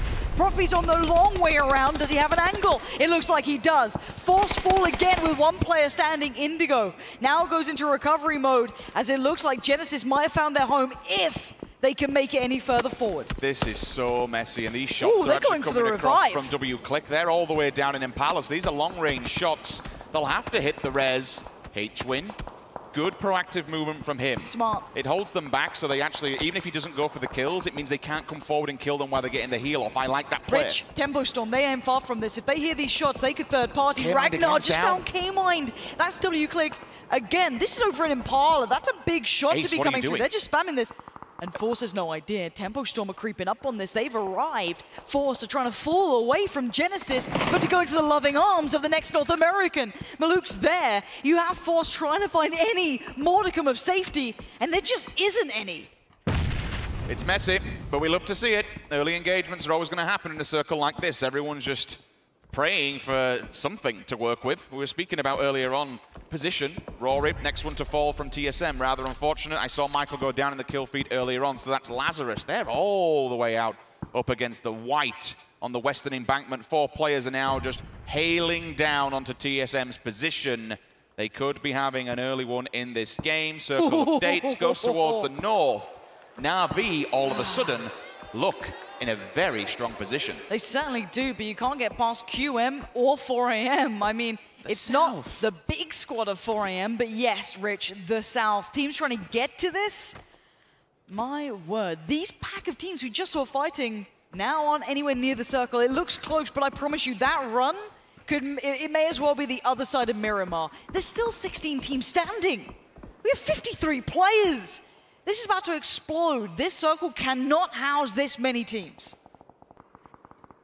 How do you approach this one? What's the rotation going to be like? Because you can't just hit it from the south. If you do, there's going to be teams littered, scattered, and waiting for you to do so. Teams like this, for example, GEX have turned up and FaZe Clan's found them. Now, FaZe are in a 2-2 split. I was going to say the only way you can do it is try and crash maybe a 2-2 if you're going to have the luck on it. And GEX going to try it. Kane has to be quick on his feet because the nades are coming in. Down to a one-shot, but stays alive. 80 fancies another go, and the nade's good. Looking for an off angle. This could catch him off. The nade's up, it's over. It is good! Who are these guys? What are these heat-seeking missiles that are in their pockets? And now GEX look deadly. They had 3 crashing towards them, and now it's just 1. The vert nades there, it gets the job done, and I expect them to strangulate this and stop the revives coming through. Speaking of revives, Genesis, they might be all out of luck. They've engaged an Enter's Force, down they go. I saw earlier on TSM doing damage. When it comes to Lazarus in the kill feed, there's engagements galore across this one. That's what we want to expect. Uber continues the bombardment. Ace has gone in the kill feed. But now look, FaZe are calling in the cavalry. They're not going to risk it on 2-2 splits, even though you could argue maybe the other two had better positions here. But Uber, the man at the end of that trailer, the beast at the end of the game, wants it on the action. That nade isn't bad, but they've already left the building. Now you got Sophia on foot, Shyway as well. Who's going to get the kills? They're trying to lurk on the smoke. They found Mexi. They've taken him down. Yes, the nade's good, but you need to get a flush on this because 4AM are on the hillside, and that's a big amount of pressure breathing down your neck. Gen G wanting on the action. That's all the big dogs now staring you down. Sophia, last one alive, I'm pretty sure here. I'm thinking Shyway got knocked in, yes. Sophia now left alive and not for long. Swept aside, FaZe control it. But they may have given up a lot to try and support their teammates. Ira goes, actually knocks one of Lazarus. There's been a continuation of this battle going on, but out in the open, we have to move to VC. Tempo Storm, just on the other ridge side. You can see the bullets coming through. Sharky, 4th player standing. They could make something happen on this, but they don't have to pressure them. They don't have to push for the simple fact it's VC that has to do all the work. But Zampa, he's going for a low ball. He's going to try and flush them from behind. Yes. This could be deadly if he catches them off guard. Summer was holding him back initially, but now in the blue, Sharp Shot just showed a little too much. You can see the line of smoke. It's VC trying to get their players in the circle. Now the line of sight comes in. Tempo needs to be aware. These shots are not going to stop landing. Tempo needs to be on alert here. VC are now back in control. So where he was stood, they've no idea where these bullets are coming from. They're looking every single way, but the bullet fires are coming from up north. This is dangerous. I'm seeing Tempo Storm just falling in the kill feed one by one. Genesis are on the hunt as well. They're sweeping from the south. They're coming up behind Tempo. And there they go. They tried to battle the Chinese side, and they've had absolutely none of that. And now the circle centers up. It's gone to the north. 4AM.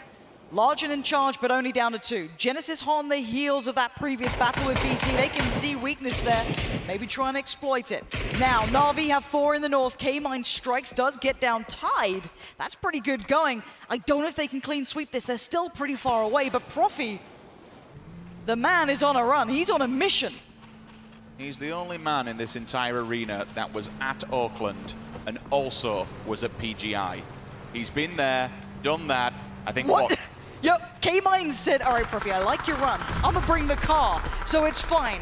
K-Mine is playing a very scary game for me. He's playing a little bit too aggressive because now Gen G are just laughing at this. That's gonna be a car going up any second now. And there you can see it, Taemin, already one of the top players here, desperate to punish that. DC is still on the run though. Loki's got them on an angle.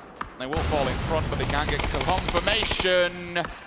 One point will go to Gen G, the other to Genesis, if they do share the load. But up top, Na'Vi Lazarus, 4am, Senya from Na'Vi just spots Profi, dinks him in the face. KMI now has to run for holy hell. Pan out, hoping to block the bullets. What can you do, buddy? This is shooting season, it's open territory. It is, but what I'm seeing is the Rumblers trying to fall towards FaZe, but Gen G get the line of sight.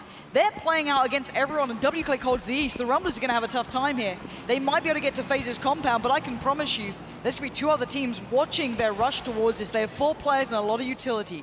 Smokes are in, FaZe knows this. They've got to be aware of the angles so they can be just, I guess, crushed by at this point. I'm liking the play here. They know there's a big run to do, so they will put smokes up against the building as close as possible to deny line of sight. ZGG has other idea.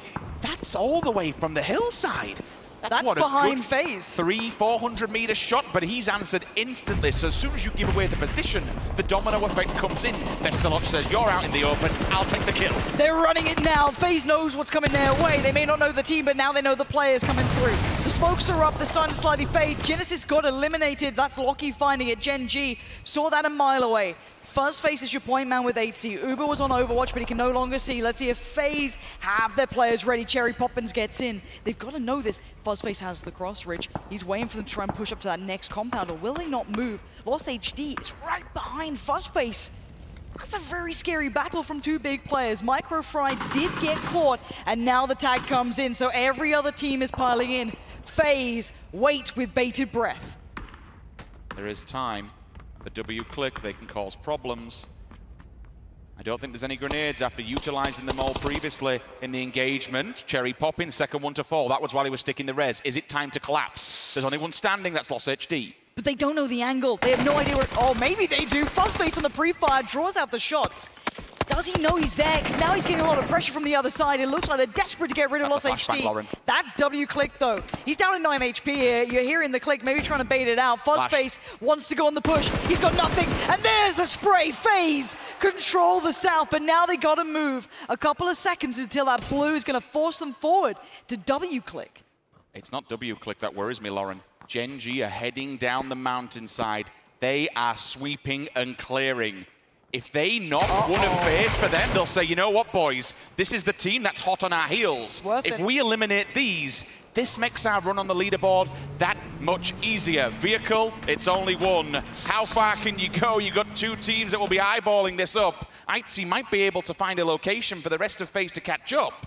But Gen G, if I were them, I'd be taking out FaZe. This is a big set of kills for them. It's not the points, it's the team's position. I agree, and I think that's why they're sticking around here so long, but 8C's adjustment is actually going to give them a very good angle. They can maybe fight a little bit towards this, but you're fighting against Gen G, so that's no easy battle. The North is in control by Na'Vi. You do have QM up there, you do have 4E up there, but WClick slowly building into this. The powerhouse, they're leaving Rebo behind. He is on his own, trying to control FaZe, who are step-by-step moving their players up. Pio is on a limb. He's moved out on his own. He's found one. He punishes 8C. No trade available for FaZe, but Na'Vi like a bit of this. I'll have to take 2 different fights. 4am goes down. We'll move on board with Uber. ITZY bleeding out of the wayside. It will be second knock. The bleed out will come through fast. 2 different fights that he has to take. You got to pick your battle wisely. The overpeak is real. Has to be careful on this one. Gets the headshot. Whips out for the second gun. This is an important kill. Knocks him for now. Can leave him be. He now has to focus on the task at hand, and that's Gen G sweeping on the hillside. Uber has to save the day, and I don't know if he can. Denied by Loki. He is instantly deleted. FaZe are 2 standing, but barely. Gen G see a contender to their throne, they're going to have none of it. Instantly kick them back down the hill. But Na'Vi, they've been building in the north. They've been playing patiently. 5 kills reserved for the CIS gods. But can they shut down this lobby? You look at the center, WClick just got prime position. You look to the northeast, QM hold territory. This is a really strong player from Na'Vi. 1-2-1 split, look at that. They can stop any rotations from the north or from the south and essentially crush their enemies in the middle. Walk together as a pack. Circle hits the middle, they now have to wander in. Vestalot is on his own, needs to be careful he doesn't get disconnected by QM. Silson goes down. This might be the go signal for Gen G. We've got one, let's push in, get the center circle, knock out WClick, and then we've got something to work with. Otherwise, they are held at the foothold of this hillside. It won't be the best position moving up because of Na'Vi's advantage with the line of sights they are given and provided by this hillside. Honestly, I think Gen G are about to do double digits again. They're in the top 4. We're down to 4 teams. I am terrified of this roster. By all means, Na'Vi want to stop this. They want to control. They want to be stoic in nature like we know they can be. You want to build up as players. You want to hold the high ground. PO tries to play in. Harold says no. The Peaks is for now. The spray is so good. PO is so controlled as an individual. 3'd up as well. The helmet doesn't look so good, but the rest of the gear looks good enough to fight with. And now we see Gen G in the middle, putting their flag in the middle of this circle, saying, all right, who dares fight us? Taemin's position is critical. He can overwatch and look for peekers on QM's side. Oh, that's a scary upgrade to 3, isn't it? A doozy, man of the hour. Can he be the one that confirms this? PO's going for a flank. Taemin's reading this, feeding the information. They're making the advantage, they're making the push. They're going to go for this one. Loki's already found one. It should be go time for Ethla. He's looking for the next push, the next bit of flex, trying to find the player on the ridgeline. Na'Vi have been left in the dirt. You're seeing Gen G playing so far ahead. Everyone else is playing checkers and they're playing chess. Already they're going to go for the peek. It's the Esther. The spin's going to dive. He knows it. But Na'Vi have punished. They've moved it. They've read it. And they might be able to hold this one together against the gods. Esther down but not out. PO and Loki holding him. G is on the back foot. He's last man standing for QM, but he's outside against the blue. The grenades come down. Taemin goes for a low ball. This could be a Hail Mary from the gods if he messes this one up. Oh my God. Bestaloch is looking for it though. This is really clever from him. He's looking on the off-hangers, looking on the side. Loki, while he was down, at least QM can steal a point. There's a fight. A doozy sees him dead. Taemin fights him. Taemin just found Senya. This is still very much on 2-team stand here. Gen G in recovery mode, Taemin on the hunt, and Na'Vi on the back foot. Bestaloch, he's got the nade in hand. He doesn't know how to stop him. Taemin peeking the ridge, trying to find a shot towards Senya. Getting the flush. Bestaloch peeking over. He gets down one. No, he does finally. Where's the rest? PO stands, Esther stands. What can they fight with here? It's down to just PO in a 1v2. PO now needs to calm himself, still the nerves, steady. As, oh, Na'Vi, this is risky. Trying to get 3 alive at this point, I don't blame him. I'd want to take an army with me against this man. Fake smoking on one side, going for the low ground. Rich, I don't want to write him off here. I don't think you can. He's such a beast when it comes to these type of scenarios, but with how many people and how many players Na'Vi have, there is level 3 gear on him, so that's a big advantage. But he can just get hit from so many angles. The only problem is for Na'Vi, if they take this single man time and time again, then he could make something happen. He's got to have seen Bestaloch. I'm almost certain he's had a glimpse. It looks like Pokemon Aldoy knows it as well. I think they've seen each other now. Where is PO in all of this? Trying to wrap back up on the high ground. This man is being mobile. He's trying to isolate the one player. This is so smart from PO, but can he do it? I think Senya's aware, but can he handle it? No! PO finds one. Now he has to do the magic. It's to isolate another 1v1. Can he do it? Pokemon Aldoy on the push. Don't go one by one, please. Do not feed the beast. PO awaits. He's looking for the next. He's tagged up now. He's not looking so likely. A tag comes back. He wants to do the damage. He's 3'd up. He's geared up. He's ready to go. But Na'Vi says no. We've been looking for that Russian magic and finally Na'Vi strike. Gen G once again does not go down without a damn good fight. They knock out FAZE, who was hot on their heels. And while Na'Vi are currently kings of the mountain from this match, Gen G, there just doesn't seem to be any way to stop them. Na'Vi can be proud of that. They needed that. That gets them back looking like the team who can. Good positioning on rotations coming in from the north, working their way down. But in my eyes, Gen G have suddenly gone from being the team who looked very good, who deserved first place after day one, to being somewhat of a myth. This is going to go down in history if they keep this performance up. I don't know who can catch them. FaZe looked good, but they didn't get towards the N3. They have their logo on the front of the boxing ring on this map, and that's because of their accolades back at PGI 2018. If they win this, they have all rights and all worthiness to be called the greatest team in the world. But there's still 4 matches to go, and anything can happen. Certainly is. That's us done, and it has been a pleasure. Let's head down to the stage to hear from that interview. Thank you guys so much. Down here with Senye and Navi, you guys had an incredible game here. You were fighting from behind at certain points, but then you took control of that match. How did you do it? У вас была очень хорошая игра, вы были на 10-м месте, то есть вы были в самом конце, и в этой игре вы взяли в свои руки, вы взяли себя в свои руки и контролировали всю игру. Как у вас это получилось? Немножко напрокал круг, немножко, не знаю, удачи и правильные действия. Правильно перемещались, правильно закрывали людей, и все. A little bit of luck, a little bit of right rotation, and good teamwork. That's all we need. Now, part of that teamwork is making the right call-outs there. Up in the northwest, you had a lot of options for who to engage with. How did you decide how to rotate out of that position? Когда вы были наверху карты, у вас было много вариантов, с кем вступить в драку. Как вы решали, с кем лучше воевать? Со всеми. По очереди. Well, we just fight them all one by one. You just take whatever comes at you, you mow that down, and you move right on to the chicken dinner. Now, taking a look at the leaderboard, we're talking about work cut out for you as far as the rest of the matches today. How are you guys going to do it? Как вы собираетесь дальше подниматься по рангу? Ну, вы видели сейчас игру? Вот примерно так же. Well, we're gonna do the same thing we did in the last game. You promise me that? Обещаешь? Yep. All right, good luck to you, man. I'll let you get back to your team, and I'll let you guys get back to the analysts as we take on more PUBG.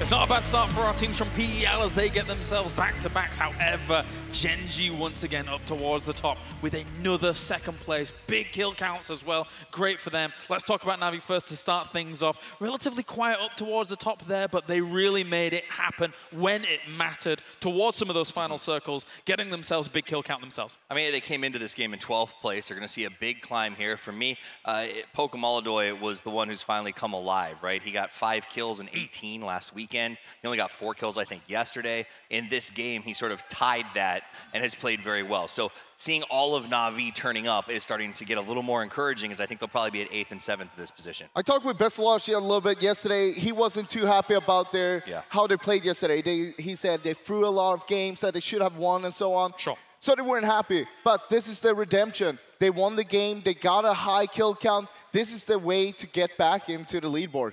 What I really love from this is also how coherent they are about the settings, how the whole map plays out. They knew that this next circle was going to most likely go north. They were in a really good position, and they really capitalized on that. So I'm happy to see them step up here.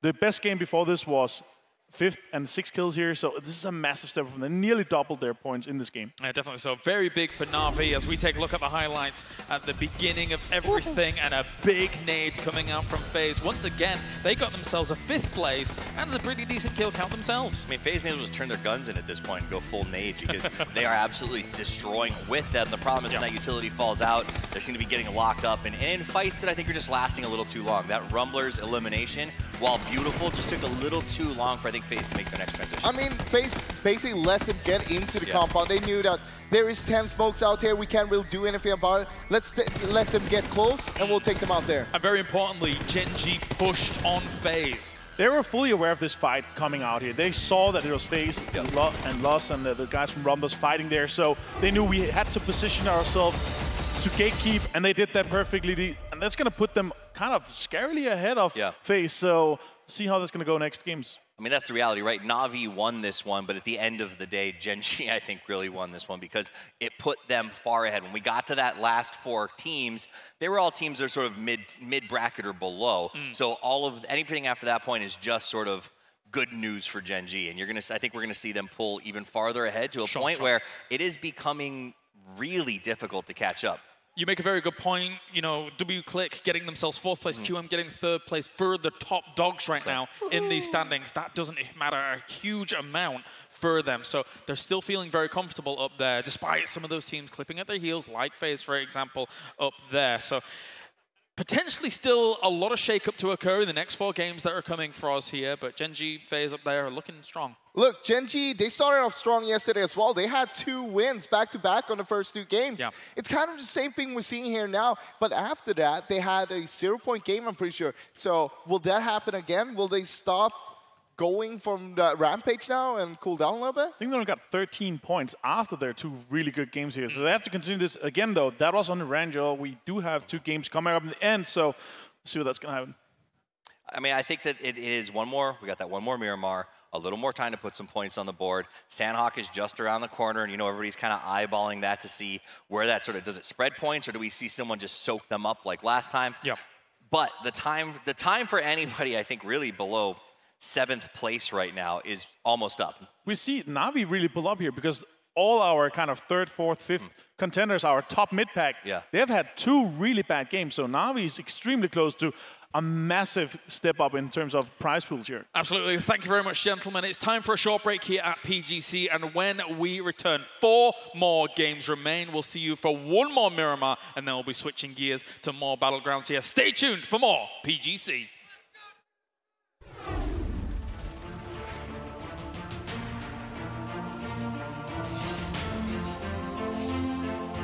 Exclusive Black Equalizer brightens dark scenes without overexposing bright areas. Color Vibrance allows for more realistic and vibrant colors. It also provides the convenience to tune colors in-game, making you see the change instantly.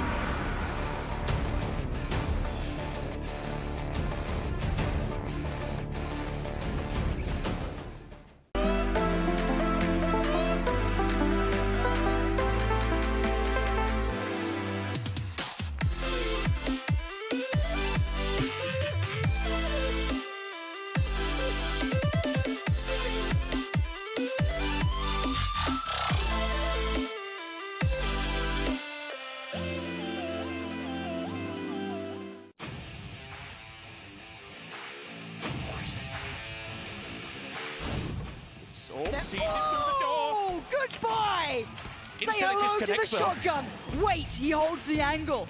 2 more shells ready to go, locked and loaded. Smoke still standing. Can GH recover? They can't enter anymore. They know that is a big resounding no. Shut the door, get out. This is my compound. Peeking around carefully. Another fall! GX being decimated, and the flush from Joy. 686. He's gone for the flank one. He's completely they're looking at the spikes and they're sending him after the sniper. That's amazing. If they take that out, that's their cover completely gone. The UMP, if any time it's now, if any range it's there. The pressure is just mounting onto 4AM despite their high ground advantage. There it is. TSM are cutting them down one by one, and only one angry man remains. Now we're about to be some angry men because TSM surely now will claim match 3. Gustav knocked down though. Maybe there's still a twist left in this tail for match 3. Xiaolu, 24 health. He's got all 3 members right in front of him. He'll get the knock down onto Michael. Is there any more still to come? This would be disastrous for TSM. They get the win. They're just impacting right in front, but that one is good. HZ is gonna find both members of Entis Ace. Now up to 10 kills. FaZe is making their way down the hillside. You can see shots come back over towards BC. Tide has to drop to his belly, and they want control over this game, and they know exactly where BC is at. All right, can Tide provide a miracle here with that AWM? He's got Domu as well for support, but the grenades are raiding in. FaZe has a ton of utility. Domu is down. It is just Tide left here. This is FaZe just running right up into the face of BC and taking this game away. 12 kills coming up for FaZe. Behind you have the hills. It's going to be rough to get across there. I would expect a few teams to make a hard pull-up on that. It will be difficult. Speaking of hard pull-ups, Milan's gone. Tempo Storm are just feeding the Giants here. There's another one as well. Tempo, what are you doing? Why are you just driving into Death's embrace? Easy, slowly creeping up onto this. Are we going to see an angle back over for Molodoy as it's getting very, very hazardous? One solid grenade could land on top of QM and just destroy them, and it's going to be exactly what happens.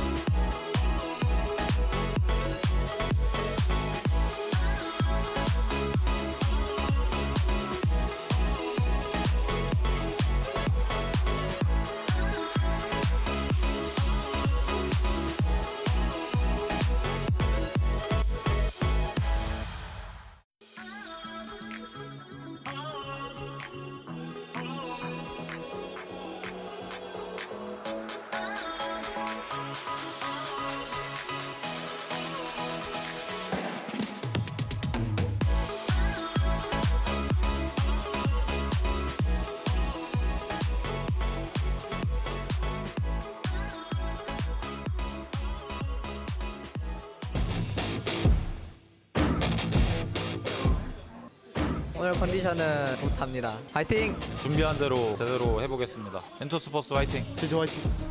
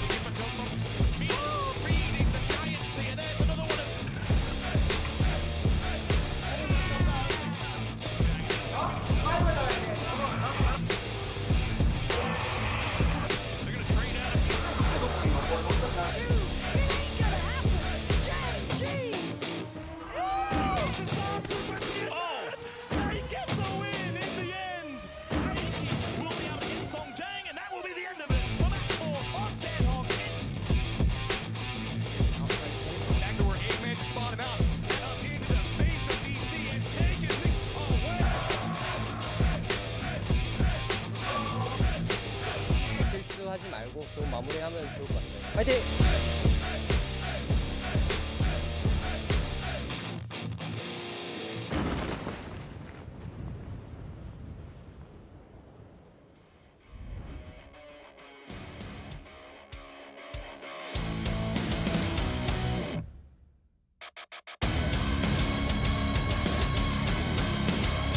And welcome back, everyone, to the PUBG Global Championships final day. Games 3 and 4 about to get underway. I am Porsours. Joining me here is Xenox. Yep, the other guys. The other guys. But we're here to bring you one last game of Miramar before we head over to Sandhawk and then finish things up on Erangel. So far today, EU dominance with first and second place, but unfortunately for everybody else, Gen G still just clapping people, getting all the points in the world. Fortunately, we're the guys that saw them yesterday, Gen G, get basically nothing at all from the 2 games that we saw in games 3 and 4. And for really, the rest of the day on day 1, Gen G only capitalized on the first 2 games. Will we, in fact, maybe see a repeat here on day number 2? Of course, Gen G, second. Yesterday was first and first, but then from there, nothing. Well, that's the thing, though, and those 2 games were on Erangel. These 2 games now on Miramar.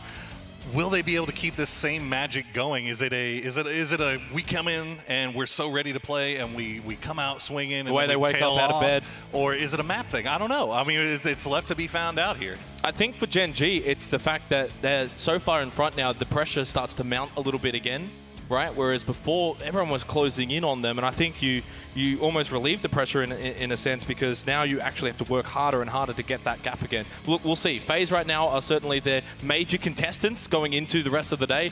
4 AM maybe, and those inside of the top 3 or 4. But as the analyst desk was saying, I think if you're below 7, your day's almost done. Just about. But now going into the games 3 and 4, if you're not picking up points here, the last 2 games is going to be literally impossible for you to finish first place. So far, though, Na'Vi, FaZe have been able to pick up the first 2 wins today. Will we see EU continue to take home the wins? Yeah, and that's the big question, right? If you've got any magic left in the tank, any hope at making a run for that big first place prize money, now is the time to strike. VC Gaming have not had a great day so far. They've been thereabouts, though, and it's better than some. And I think for VC as a whole, actually for most of PGC, whether it's the group stage, whether it was the semi-finals, they've just been in the middle of the pack. Of course, they were the team that fell down to the elimination stage at one point, right? And ended up actually winning that elimination stage, and now obviously making their way all the way to Oakland. But moving forward, we've of course got Genesis. There's still a chance, still a hope as well, Pyro, for North America.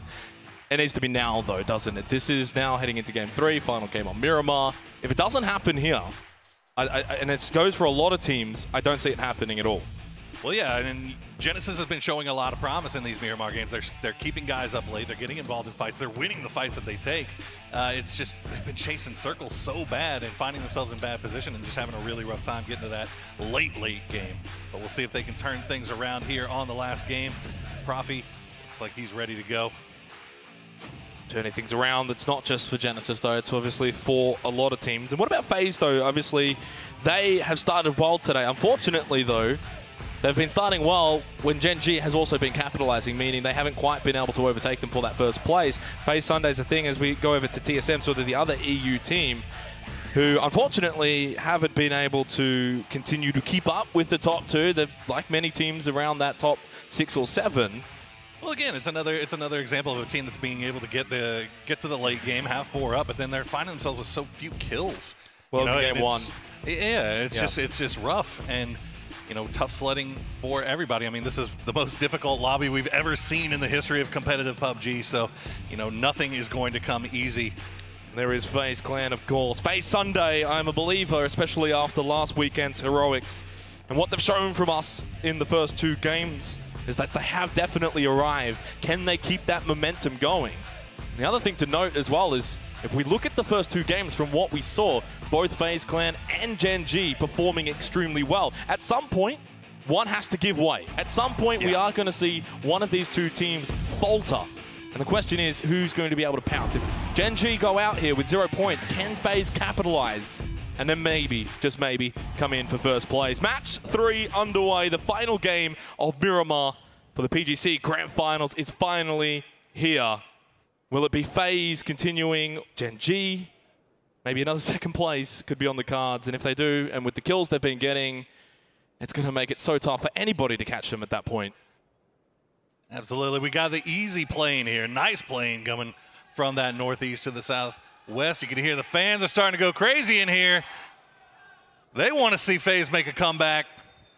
They want to see if Gen G can win it. They want to see if 4AM can manage to pull something out of their hat. What do you want to see, Poro, from this game? What do I want to see? I want to see multiple teams going into these final 2 games, all with a shot at winning that big, big first place prize.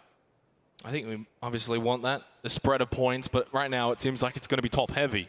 I'd love to see the contest between Gen G and FaZe this game, going toe-to-toe points through kills, and then maybe the grand finale, maybe seeing them duke it out for first place towards the end. Wouldn't that be exciting? We'll see how it plays out. So we look at NALV, best to watch.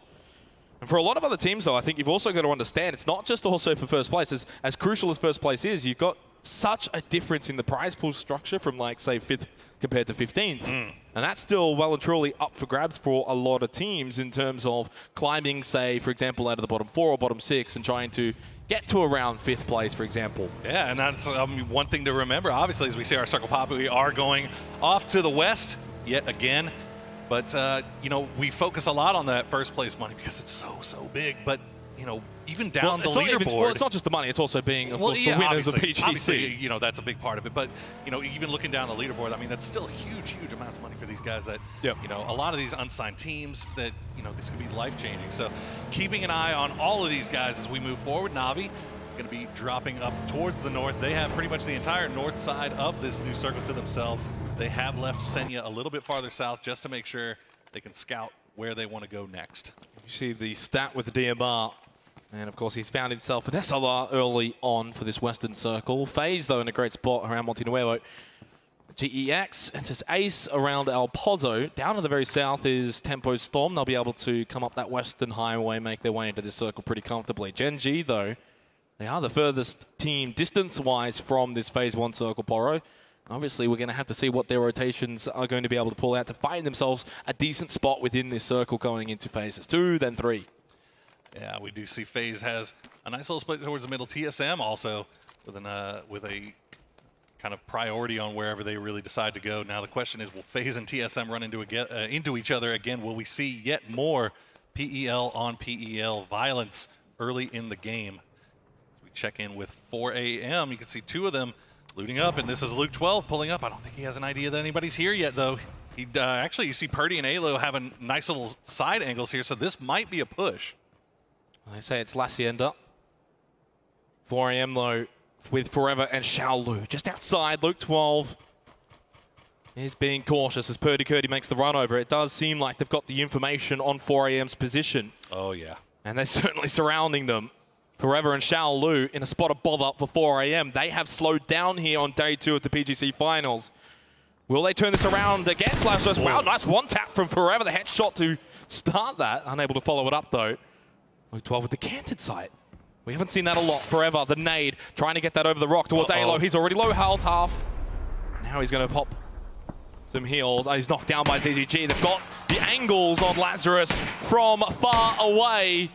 Disaster for Lazarus, and Alo is eliminated. Nade from Luke 12. They want to try and get this fight finished early. It doesn't confirm a knock onto Xiaolu, who holds the angle. Luke 12 is smart, and he doesn't push it immediately. Waits for the pre-fire from Xiaolu, avoids it, and now holds the door. Worth noting that Uncivil is to the south of this, not even really switch. involved. Oh, that was so smart. The canted sight for the short range, then switches over to the 3 times. Molotov to block the entryway. Now can't walk in, but he can nade it still. That was his last one. Oh, he missed it. I think he actually threw it out the window.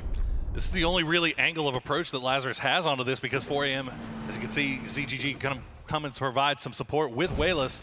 They're actually getting involved in this. This is dragging out, though. Yeah, this is dragging way too long for Lazarus. Yep, and using utility. This is for both teams, not just Lazarus, as well as 4AM, all using utility. Xiaolu spots Luke 12. Oh, no. It just always, from the beginning, has seemed like a half-hearted push, a half-hearted commitment from Lazarus, and they're just getting picked apart. But nice shots coming out from Purdy Curdy. Going to get the down onto ZGG. Can he flush the kill before he gets aggressed upon here? Forever and Xiaolu still there. Forever's pushing onto Purdy Curdy though, behind the red tractor. Purdy Curdy behind the hay bales. Does he know that Forever's pushed up close by? Seems like he does have that info. No nades for Forever to flush him out. He's waiting for Forever to go in between that tractor to get the vision. Molotov thrown to try and deny Forever the ability to move to one side. Uncivil, by the way, if you're wondering where he is, he's a distance away. Purdy Curdy's knocked down, double head tap from Forever, and that means Lazarus are down to one play remaining. You could see Uncivil far off into the background. 4 AM come up with 3 kills against Lazarus, considering Poro. Lazarus were the ones who engaged on this. Just, I mean, outclassed. Oh, they're not done yet. Wayless! The spray from a distance with a red dot. It's unsuccessful. Uncivil able to get away for now. And it wasn't quite Hacienda, but it was just on the outskirts of Hacienda. And Lazarus won't be too happy with losing that exchange. 4 AM getting a little revenge from game number 12 of the semifinals whenever Lazarus took them out at the Hacienda.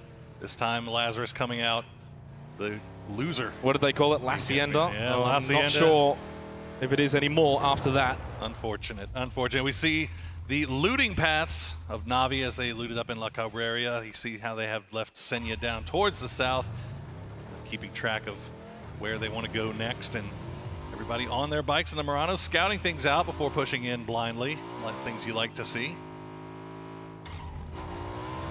Still 2 minutes and 10 seconds till phase 2, and a lot of teams have now congregated around Monte Nuevo. Still a few teams that are going to be coming in a bit late. Navi around El Pozo, deciding to take their time, maybe expecting a northern shift at some point. QM and GEX fighting it out around El Pozo as well. FaZe Clan, though, certainly dead center of this circle, Poro, which does spell good news for now, but it doesn't necessarily increase their chances of winning this game. Really, phase 4 onwards is the circle luck that you want more than anything. Get a little idea of how many energy boosts we get looted here. Normally 3 energy drinks, a couple of painkillers, and every now and then an adrenaline. Phase 2, as we see QM taking a few passing shots at GEX Shyway, now stuck all by himself.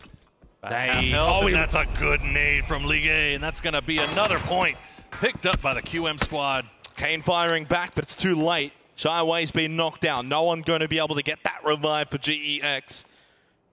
For QM, they'll be able to pick up that kill eventually at some point. It will convert, unless someone steals it, but I don't see anyone around who will be able to steal it. Kane on the roof. League is pushing up, wanting to flush Shyway to confirm the point for QM. Always got to flush, especially in a tournament where points are so close towards the mid-range. Every point matters. Single point could be the difference between in a couple $100,000. So you want to make sure you flush everything you can so you get an idea of how many throwables get looted. About 3 smoke grenades per game, a little under 2 frag grenades per game as well. Gen G currently 34 points above 3rd place for Gen G. It's a significant advantage, but of course FaZe Clan still on their heels. Well, it's how to play with that lead, right? You know, we saw Gen G take a massive lead early on yesterday, and slowly but surely they had it whittled down. So now can they hold it on? Keep this game going for 4 more rounds. Let's watch this phase 2 circle pop. Where are we going? It's going to be central. Monty again. Further good news for FaZe. For Gen G, they're still around Crater Field. They're not inside of this circle. They came in late. They had the longest distance to travel. And they might pay for it here for game number 3. We said it before, Poro. We might be the curse of Gen G. And it might be happening again here. See the T1 squad all in vehicles right now, trying to find somewhere that they can play from towards the southern side of Monte Nuevo, but they're taking lots of passing fire from Rumblers, from Tempo Storm. A number of other teams here on the south side. Genesis holding down a 2-2 split in the south side of Monte Nuevo, also gatekeeping a little bit here. Decent open warehouse to play from for Rumblers. No real danger around them though, which means they're not going to be able to find kills too comfortably. 10 minutes in, 16 teams still up, 59 alive. We've only lost a couple, mostly Lazarus players. Just want to point out that Uncivil has actually made it to Monte Nuevo at the crossroads. He's going to be able to bail straight into that city. That's going to be able to help him stay alive for Lazarus. FaZe looks like he might have stepped out to scout out a little bit. QM finding a spot. Good shot coming out from Mexi. Going to make easy duck back. FaZe have pushed up to the north side of this circle, running a 3-1 split. Yeah, they do have an Etsy left behind at a single compound on the road just north of Montenuevo. Blue's going to start to make its way in. Gen G have just gone past El Pozo. W Click kind of close by to Enter's Force on the very south side of this circle. W Click having a good day so far today. They've been able to get late game with all 4 up, but kills have been hard to come by. We have to see if they can turn that trend around here in these next couple of games if they want to have a shot at a higher placement. Yeah, and that's right. Obviously, for teams like W Click, GEX that are in the bottom 2, you're still playing for a lot on the line here. Not only your own pride, but the placement points that you can get might shift you up into the top 10, for example, which is still very much a possibility for a team like W Click or GEX. FaZe spotted by QM. And do have to be careful from this sort of position. 80, not sure what his vision is like from that compound on the other side of the road. There's the fact that you've got QM on one side, GEX, TSM are close by. FuzzFace is going to be careful. You can see how south he is away from Mexi and Uber. If he gets knocked down there, it might spell death immediately. Sharky knocked, but he's going to be able to get revived from Sampa. The good thing for FaZe with this split, though, they have so much information about where everyone is around them here on the north side of Montenuevo. If the circle does cut up this way, they can have a good idea of where everybody might be trying to go here. As we see GEX actually running into some trouble here in rotation. Rory going to pick up the kill that Iroh knocked. Yeah, and that's Sophia, who is actually around that sort of FaZe position, and that's how quick you can be spotted and flushed potentially on Miramar. You never know if you're safe, as Rumblers find W Click pushing up close. 2-2 split. They've kept Silzen and Harold at the old position of W Click. 20 seconds till Phase 3. Slow start for match 3, but it's bound to pick up soon, especially if we can get a hard shift. If it goes north or south, south would be disastrous for FaZe and Gen G, but if it goes north, both of them can actually have a really solid time alive in this game.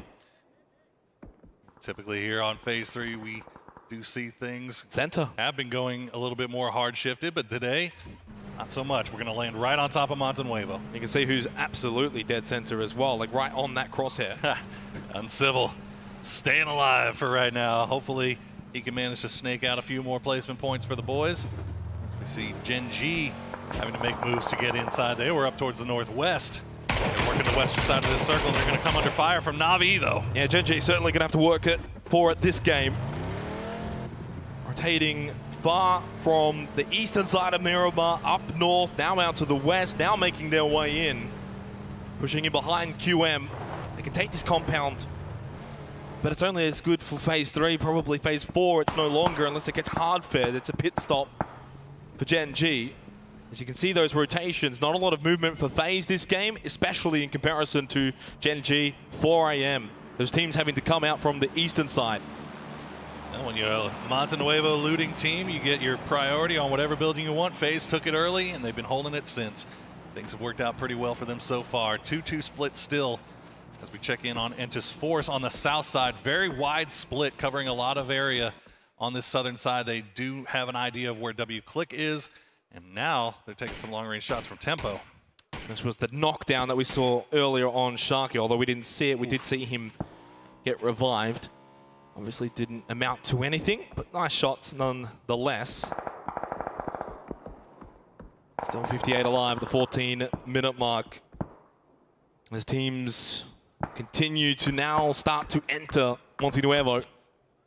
There's just not a lot of real estate on the outer edges of the circle. It's just open space everywhere. This might end up being a city finish, Poro. It's very likely at this point, unless we get a shift to basically any of the corners. It's like a wheel at the moment, a wheel chart. You're waiting for that next hard shift to come in. If it's going to go south or north, west or east, somebody is going to get screwed by this thing eventually. VC still coming from the north side, very split up. They still have one guy outside. Tempo, another down. They're going to get that res, though. ZGG going to trade some shots back and forth with FaZe. They are currently right next to each other in this northern edge. 4 AM holding a compound, while Mexi and Uba just kind of overseeing everything here. And it was interesting seeing ZGG at the back taking those shots, usually the frontline man at the front of the action, and playing those risky positions that we usually see him in, and quite usually he's successful. It's 4 AM close by to FaZe. 20 seconds till Phase 4. As Esther's on the move for Gen G. Had a higher ground position. Now time to move with the blue coming in. Going to group up with the rest of Gen G. Eyes are certainly on them, considering the dominance that they've been able to achieve first 2 games today, first 2 games yesterday. Now Phase 4. Do we continue on for a city finish? There it is. Potentially. But it's straight onto TSM and a lot of teams to the southwest. Tempo Storm enters Ace, Na'Vi enters Force as well.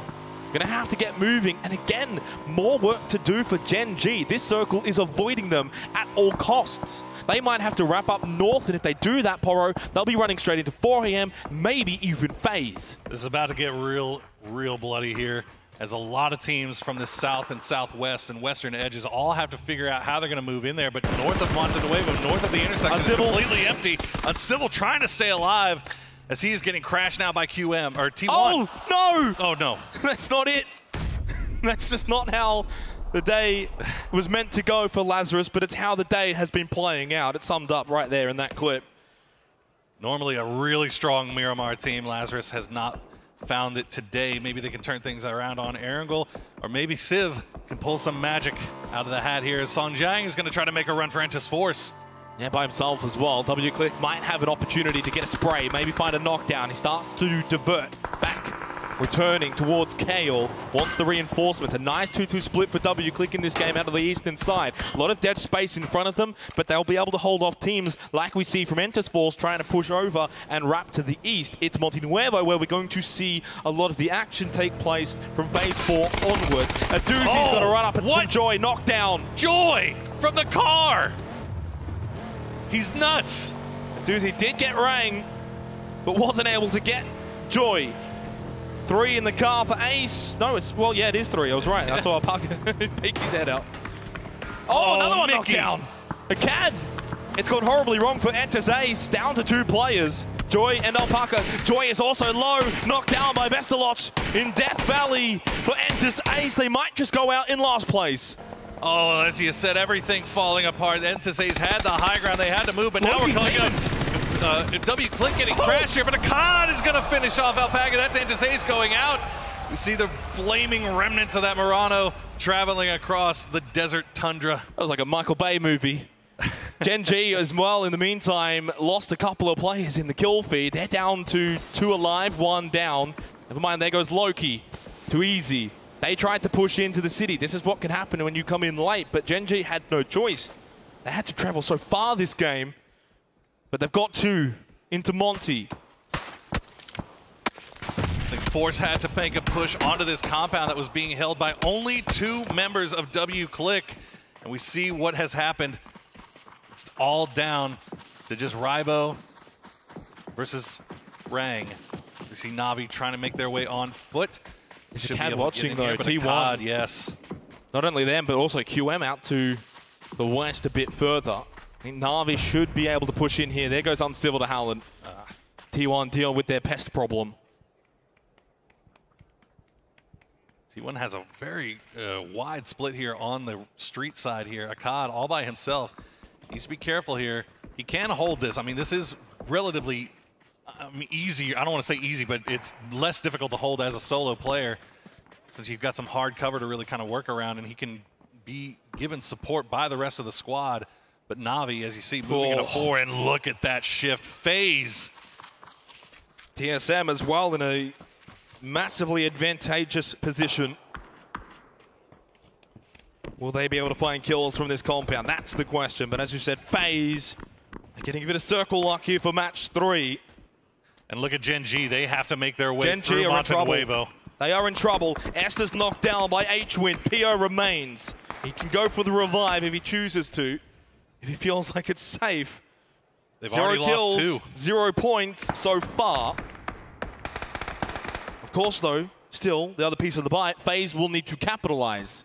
Yes, which is going to be very difficult to do while you're out in the middle of the fields outside of the. I mean, you could hope for that maybe they can pick up a few kills of the people that make their way out of Montenuevo, but you got to feel like most of those kills are going to be picked up by the teams inside as they make their way out. 20-minute mark has established. For reference, in the last game at the 20-minute mark, we had 26 alive.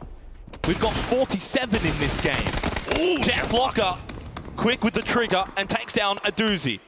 Na'Vi with 2 kills, but down to 3. Pokamolodoy, nice double tap on Wicad, trying to peek out. And shots back, but out of hands, lands the headshot onto Bestaloch. Na'Vi are struggling here, pushing in. They need to push, continuing, regardless if they get shot at, because that blue zone's right on their back. And that's why they need to take this fight with T1, however they want to. PO knocked down as well. The pressure continuing on Gen G. The nades from Na'Vi towards T1. Hallen's pushed further back.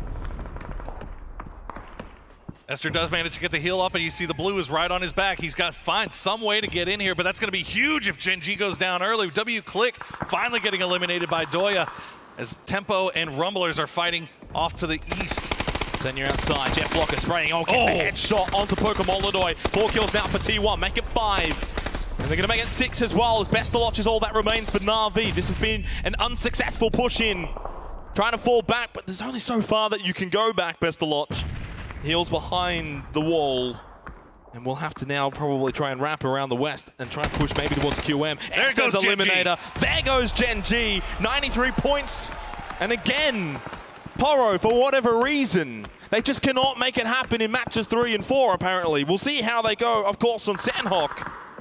As OG and Entis Force will follow them, so will Tempo Storm. Ada holds the angle. They still expect Na'Vi's Bestaloch to push here, but he's not. Holding in the blue for now as he continues to heal. Look at the amount of players inside of Montenuevo. You can't even see Genesis on your screen, but they're there as well. Let's go to phase number 6. Phase 6 for FaZe Clan? Not quite. Easy. But TSM still in with their compound.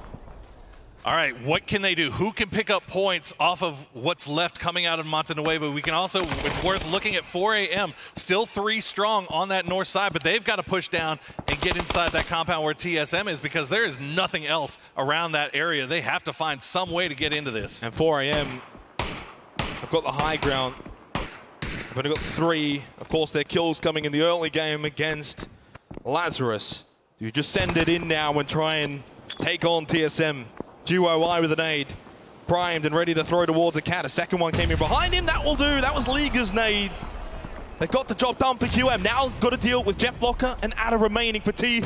QM pushing up. They're being aggressive as they sweep the city. Jeff Blocker holds the angle. He could only get 1. Liga dealt with the rest of T1. QM waking up now in game number 3. They've got 8 kills, and they still have 3 up. They should be able to get all these reses off. You say that, but now as soon as you get those revives, now you've got to cross the road. Now you've got to push over to GEX. Genesis have to do the same as well. Bestaloch still alive for Na'Vi, holding on. Kane spots Nerf. He gets him through the window. Genesis only with 1 kill. They needed to make the mad dash across the road. They've done that, but the lost Nerf. Now Profi's knocked down by Bestaloch. Na'Vi's player is still alive. You cannot forget about him. And now Genesis are down to just K-Mine and H-Win. And look at Space just lights up the kill feed. Yeah, look at the kill feed. FaZe has absolutely decimated 4 a.m. as they try to make a push towards the center of the circle. They pick up a bunch of kills. QM still alive, though, still pushing in. They've run into GEX, but GEX Leo's not having any of it. DIY holding on the outside of the wall. Easy went for the inside. K-Mine still up. Kane, last one now for GEX. Nade towards Easy, tried to get it over the wall. No. Oh, he gets it onto Easy. He made it. Perfectly placed. Perfectly timed from Kane. Now gets the first aid kit off. He's done well. Oh, unfortunately spotted by K-Mine. Now we're down to the final 8 teams for match 3. Genesis down to 2, but they're finding kills here, putting pressure onto QM. FaZe have sent 2 down from the compound that they were in. They've sent 8C and I believe that's Uba to come and try to pick up kills off of this. Everybody coming out of Montenuevo. This could be huge for them. K-Mine found the double kill with a nade. Now they've made it across the road, but how much further can Genesis make it? They're inside of the circle for now for phase 6, but in 20 seconds time, phase 7 will most likely take Genesis safe haven out of the circle. Microfry holds on for Rumblers as well, down to the southeast. On the eastern side, VC, up north, TSM, and of course, out west is FaZe. In the center of all this is 4 a.m.'s Forever. Does he get the feed for phase number 7? It's south towards Genesis. Oh. A hope and a lifeline potentially for the North American team. So what is the play for FaZe here? What is the play for TSM and VC? There's only, I mean, it's such a dead, empty area. You can see Forever has built a compound out there for himself with the cars that 4AM had. That's looking like a pretty good spot to crash. And you could also stay on the edge and try and catch those coming into the circle. There's the tracking of how Forever was able to get to this sort of position. Genesis crossing the road as well. What they had to do to get over here. FaZe is, well, like a scribble because they haven't really moved at all. I haven't really had to much. I mean, the circle ending right on their normal drop spot, but they have been defending. They have 2 kills, I believe, so far. As we see TSM had the north side, they haven't really seen much of any action coming their way, so only one for them is Rory and Gustav going to make the mad dash. They've got the smoke in hand, ready to protect themselves here. Molotov's out in the middle of the field. H-Win's going to pick up Michael. Now, oh, Forever, can you defend yourself? Iroh's going to be knocked down as well. Rory, Gustav still remain as they go prone. Throw out the smoke. Oh, the nade though from Forever, defending his kingdom in the center of the zone. TSM have been obliterated in the fields of Monte Nuevo. And FaZe Clan are starting to push out. They're starting to find kills and reduce that gap against Gen G in the overall rankings. Uber with a knockdown onto VC. 4 kills, but Mexi's been knocked down from K-Mine, and he's going to get the flush. Genesis waking up here with 2 alive from the last house available on Monte Nuevo. 7 kills for themselves. VC, 2 down. They're trying so hard to stay alive, but how much longer can they last? Will they go for the revives? Forever's got a grenade. Domu wants to heal up. You said Forever has the nade. He primed it. Has he thrown it? We haven't quite seen. Yes, he has. No. The distance, though, doesn't quite make it, as there's only one left. It's DJ Boy. Micro Fry has come out of the blue, quite literally, to try and send VC out here on the road. The next nade from Forever also falls short of the mark, but DJ Boy is just trying to stay alive, trying to avoid Micro, who's now just feeding on VC. 5 kills for the Rumblers. Make it 6. He just got it. H-Win, though, picks up the kill. 4 teams remain. Forever, again, fed. He's the solo. So is DJ Boy. It's the numbers advantage that FaZe has still got here. They've got 3, Genesis with 2, and then the solo players for the 2 Chinese teams. Forever has been doing such work from this centralized location. Nobody has been able to push onto him. He's got the fort, as we see. How does FaZe push this? They can. HC is going to go down. 80 knocked down from Forever. Stolen by H-Win, though, for Genesis. 9 kills now, and he's not done yet. Spots Uber peeking above the ridgeline. And now they're scared to push forward. But in 10 seconds' time, they've got no choice, Poro. They need to make the dash into the next circle for FaZe 8. Genesis don't even have to move from H-Win's position as they pile on the Fuzz pressure. K-Mine knocks it down. Fuzz FaZe. They've done well in terms of kills, but not enough, I think. They needed more from this sort of game. K-Mine is on another level right now for Genesis. Genesis picking the exact right time to wake up. This is their map. This is where they get the most points. And this is how they're doing it this time. Uba trying to make the run. Who's going to get the kill? It's going to be Win. Oh, my goodness. Genesis have moved up into the top 5. They can potentially move up into 4th, maybe even 3rd with a win. But Forever doing a decent job for 4AM. You've got to give him credit. But DJ Boy might have his death wish on a nade. 2 kills for VC. It's not going to be a 3rd just yet. Somehow holds on. I don't know, but he does. First aid kit. DJ Boy throws another one. This one should be the one. No, it's not. You give Forever a chance and he might take it. He throws the nade in the wrong area. He gets Forever. Forever's insane. 4 kills now from a solo position. Now in a 1 versus 2 with the rampaging Genesis. K-Mine and H-Win. Do they find the win for North America? We had written them off after their unsuccessful push. They only had Forever left. He's managed to stay alive and keep collecting kill points, keep collecting placement points for 4AM. They could make a huge push towards Gen G. Forever does have the best position, though. He's closest to the center for Phase 9. So K-Mine and H-Win need to push towards Forever. He doesn't necessarily have to move at all. He's got a tiny, tiny little ridge here as well. He's safe for now. K-Mine is close. It's time for H-Win to move. Oh, Genesis has to play this so carefully. In hand. Genesis, is this the... Oh, no, it's not. Way too far. Not even close. 2 more, though. Do you throw them blindly or do you wait for some sort of information? Now Forever gets up. He wants to take the fight early. Never mind, goes prone again. Didn't find the vision that he was looking for. Genesis, 5 kills from HWin, 6 for K-Mind. Win did not spot his head whenever he peeked up there just briefly. They don't know where he is. They've got to be careful about how they approach this because this could be really easy transition. They really don't. They don't have the information. 3 Molotovs for Forever, but no smokes, no nades. HWin, final one. You can see they've got no idea how close he is. Oh, he they're wants lined to get up. to the bush. If he can get it, it'll be a quick transfer because they're so close to each other. Forever with the 2 times. And a prayer, he spots HWin, he gets his break, and he gets K-Mind as well, get behind the tree, K-Mind lands a tag, but it's not enough, it's only 18 damage, he lands a second one, he gets a third one, can he land any more? The headshot somehow, Forever at 1 HP, he has somehow stayed alive, K-Mind on 4, what a finish, the Rabbit he went for the heel, are you serious, Forever, I see it Burrow, but I don't believe it. That's a bad man. I don't believe it. Single-handedly wins it for 4 AM and maybe gets them back in the race for first place against Gen G. Do not count these guys out. Absolutely huge from Forever. Coming through for the Chinese squad. That was still an amazing performance from Genesis as well. Credit where credit is due, but you cannot deny that Forever has come up clutch for his team for 4 AM. And now, after a slow start for day 2, they are right back in the picture frame of potentially coming away with the win of PGC. Don't count them out. What is it with 4 AM and having huge solo plays to win these games? These guys are all individually so damn talented. And these guys here on screen should be happy with that performance as well. Well played from HWin, as well as K-Mind, of course. They did well. They got Genesis, by the way, into the top 5. They are still with a chance. It's slim, it's marginal, Poro, but there's a chance and a hope, and maybe they could fulfill North America's prophecy. K-Mind doing a good job of keeping the spirits of everybody up. You can see him putting the arm on the shoulder. But we're going to take it down to Seltzer. We're in an interview with our winning squad.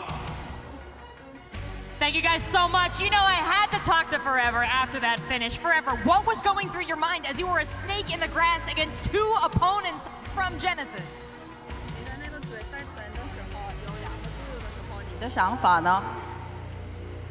因为我往左边拉，我把包脱了，往左边拉的时候，他们没有发现我的位置，但是我已经知道他们的位置了，所以说我觉得我不是优势，不是劣势，好吧。 Oh, I already knew where they were at. They didn't know where I was at, so I wasn't that nervous. You weren't nervous at all? Was there ever a moment during that you doubted your ability to win? 你没有紧张吗？你没有怀疑你的能力吗？ 我觉得这个比赛我打得挺好的，好不好？不怀疑自己的能力。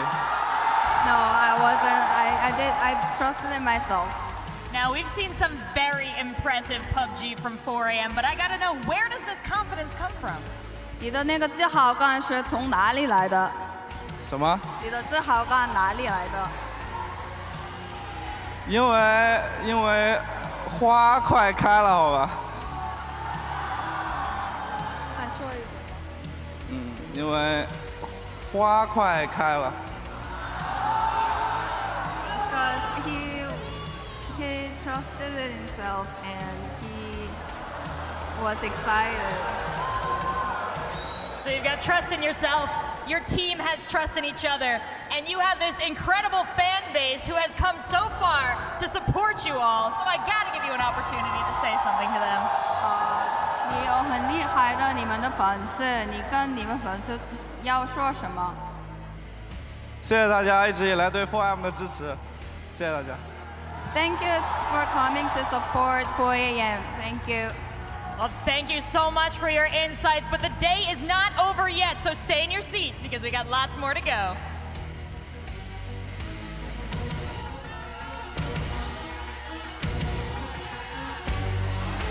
One of the most electrifying teams in PUBG Esports, the People's Champion, takes a chicken dinner, and you can hear them as they support 4 AM, and they make an electrifying play to emphasize their win here in game number 3 of the day. Joining me here at the analysis desk, Toffee is Froz, Avenger.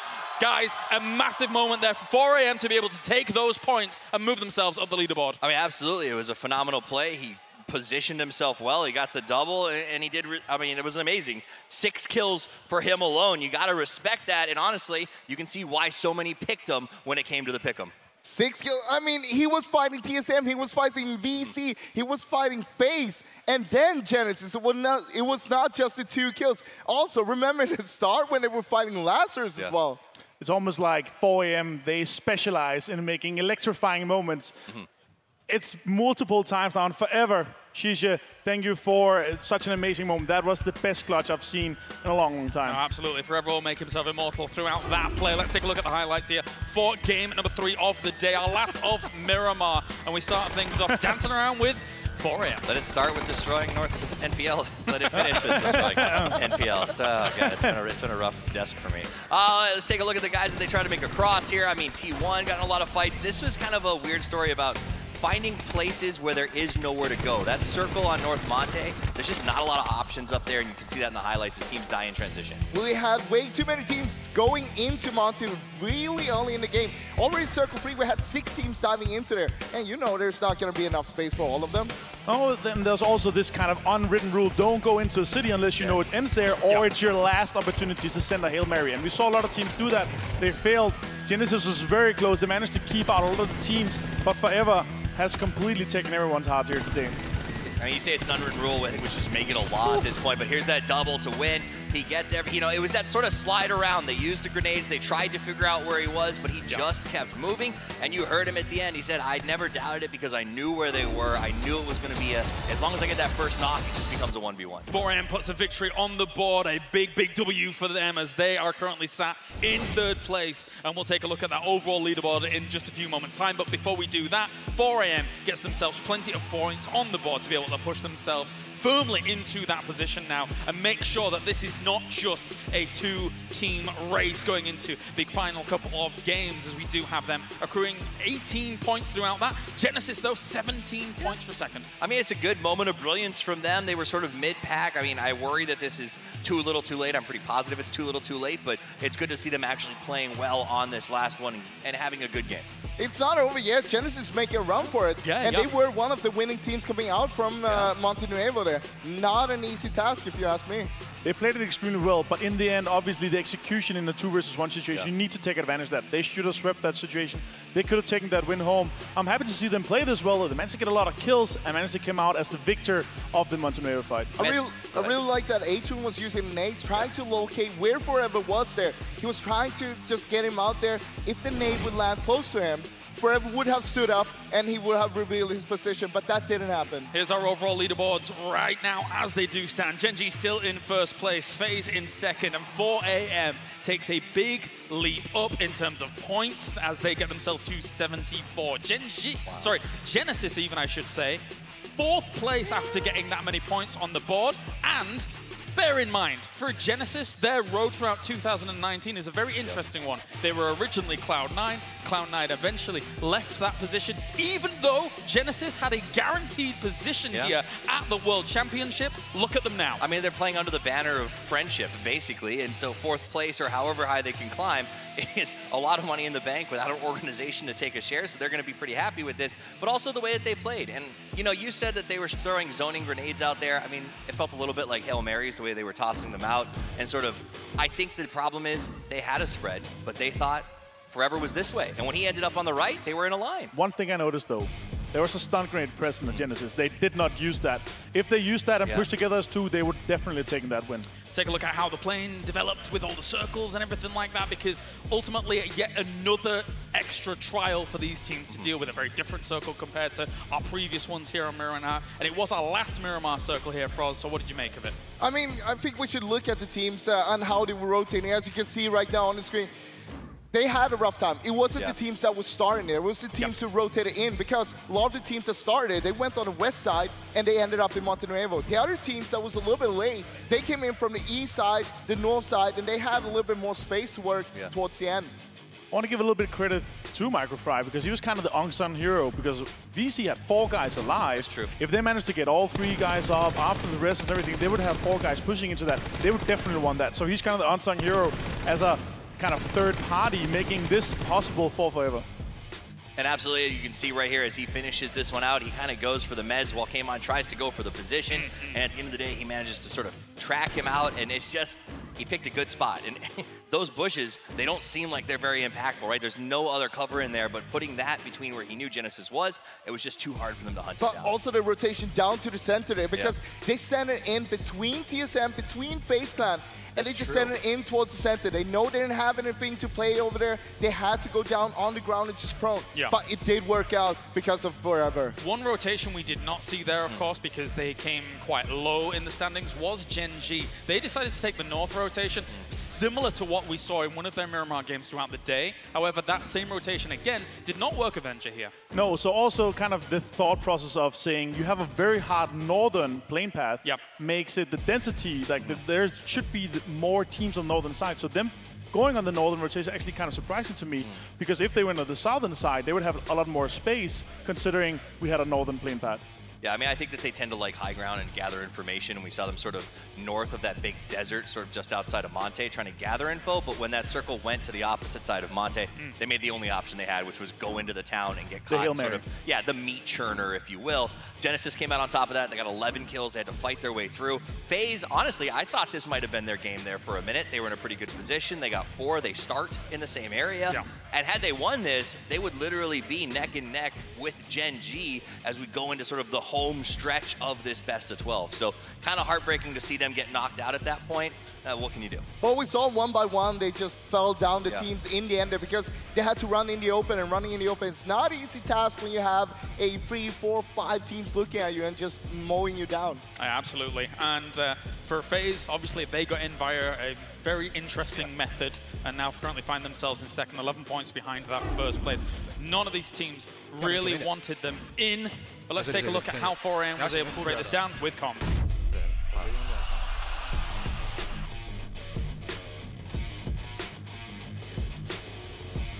不是1打3打1，我感觉。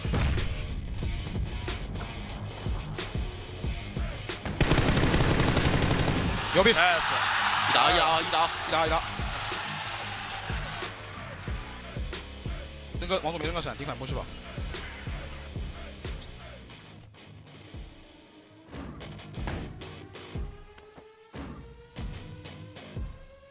不要让中间啊！相信我吧，兄弟，相信你，相信你，相信你，你绝对行，我觉得。最棒的。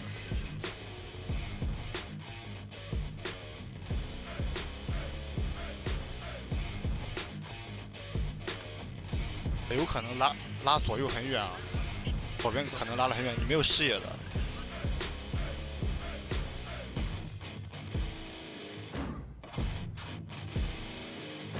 我等圈，然后打左边，打完左边立马趴下，然后伏地打右边。太大车，太大车。这个雷好像有前方丢出来的。看见没有？看见了没有？应该错吧？就165那个坑里面。包丢了吗？3级包。那个斜坡 P 格不行吗？非得爬出来，这样不太好。没关系，没关系。看到，他没看到你。另外一个人在右边，兄弟，打完这个人直接打右边的。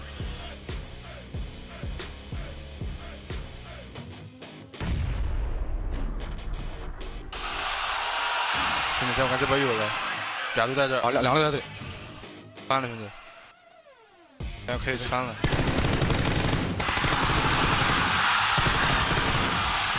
火，有火！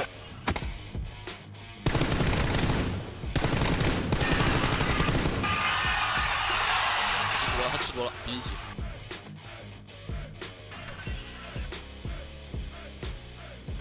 右边。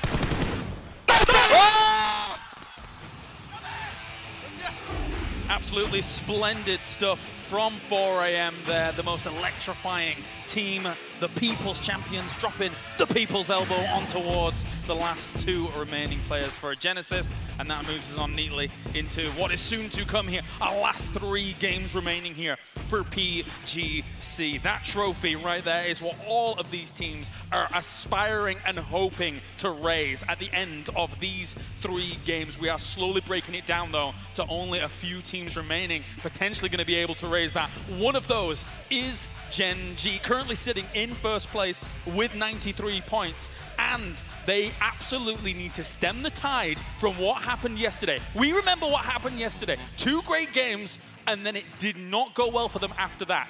This last game, number 3, was not their way. What is interesting to me as well is that they didn't have a good game on Sanhok as well. So if they cannot kind of move that momentum, if they have a bad game on Sanhok, then they really need to step up their game on the last 2 maps, which will be Wrangle. I mean, I thought it would take about 2 games for them to sort of fall out of that leadership position. Sure. Obviously, I was incorrect there, though I do stand by. If FaZe had played that one out, it could have been different. And FaZe is doing everything they can to catch up, and now 4 AM is right back in the mix. So what we've got is 3 regions throwing haymakers and making sure that it's going to, I think, come down to probably those last 2 games in terms of they've got to lock Gen G up, and I don't see them getting too far ahead in Sanhok. I want to point out one thing that we saw there during the end of the last game there. Forever, he threw a flashbang and then started running as soon as the flashbang popped, because he was trying to disguise his sound of his footstep if someone was there.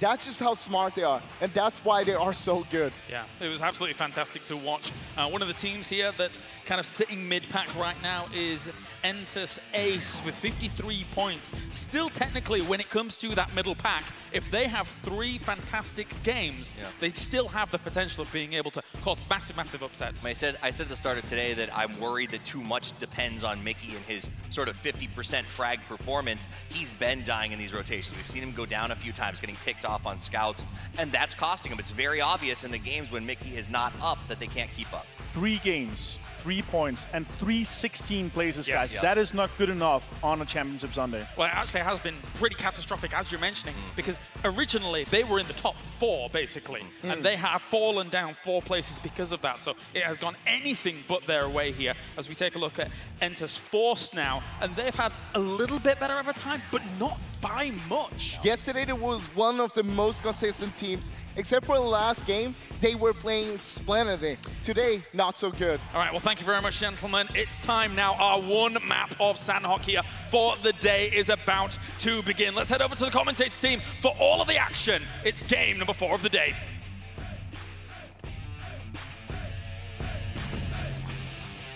Yes, that is correct. Gone are the Dust Devils, Deserts, and Hot Sun of Miramar. We are now going on to Sanhok to see who can even try to catch up with Gen G at this point. It's got to be done now.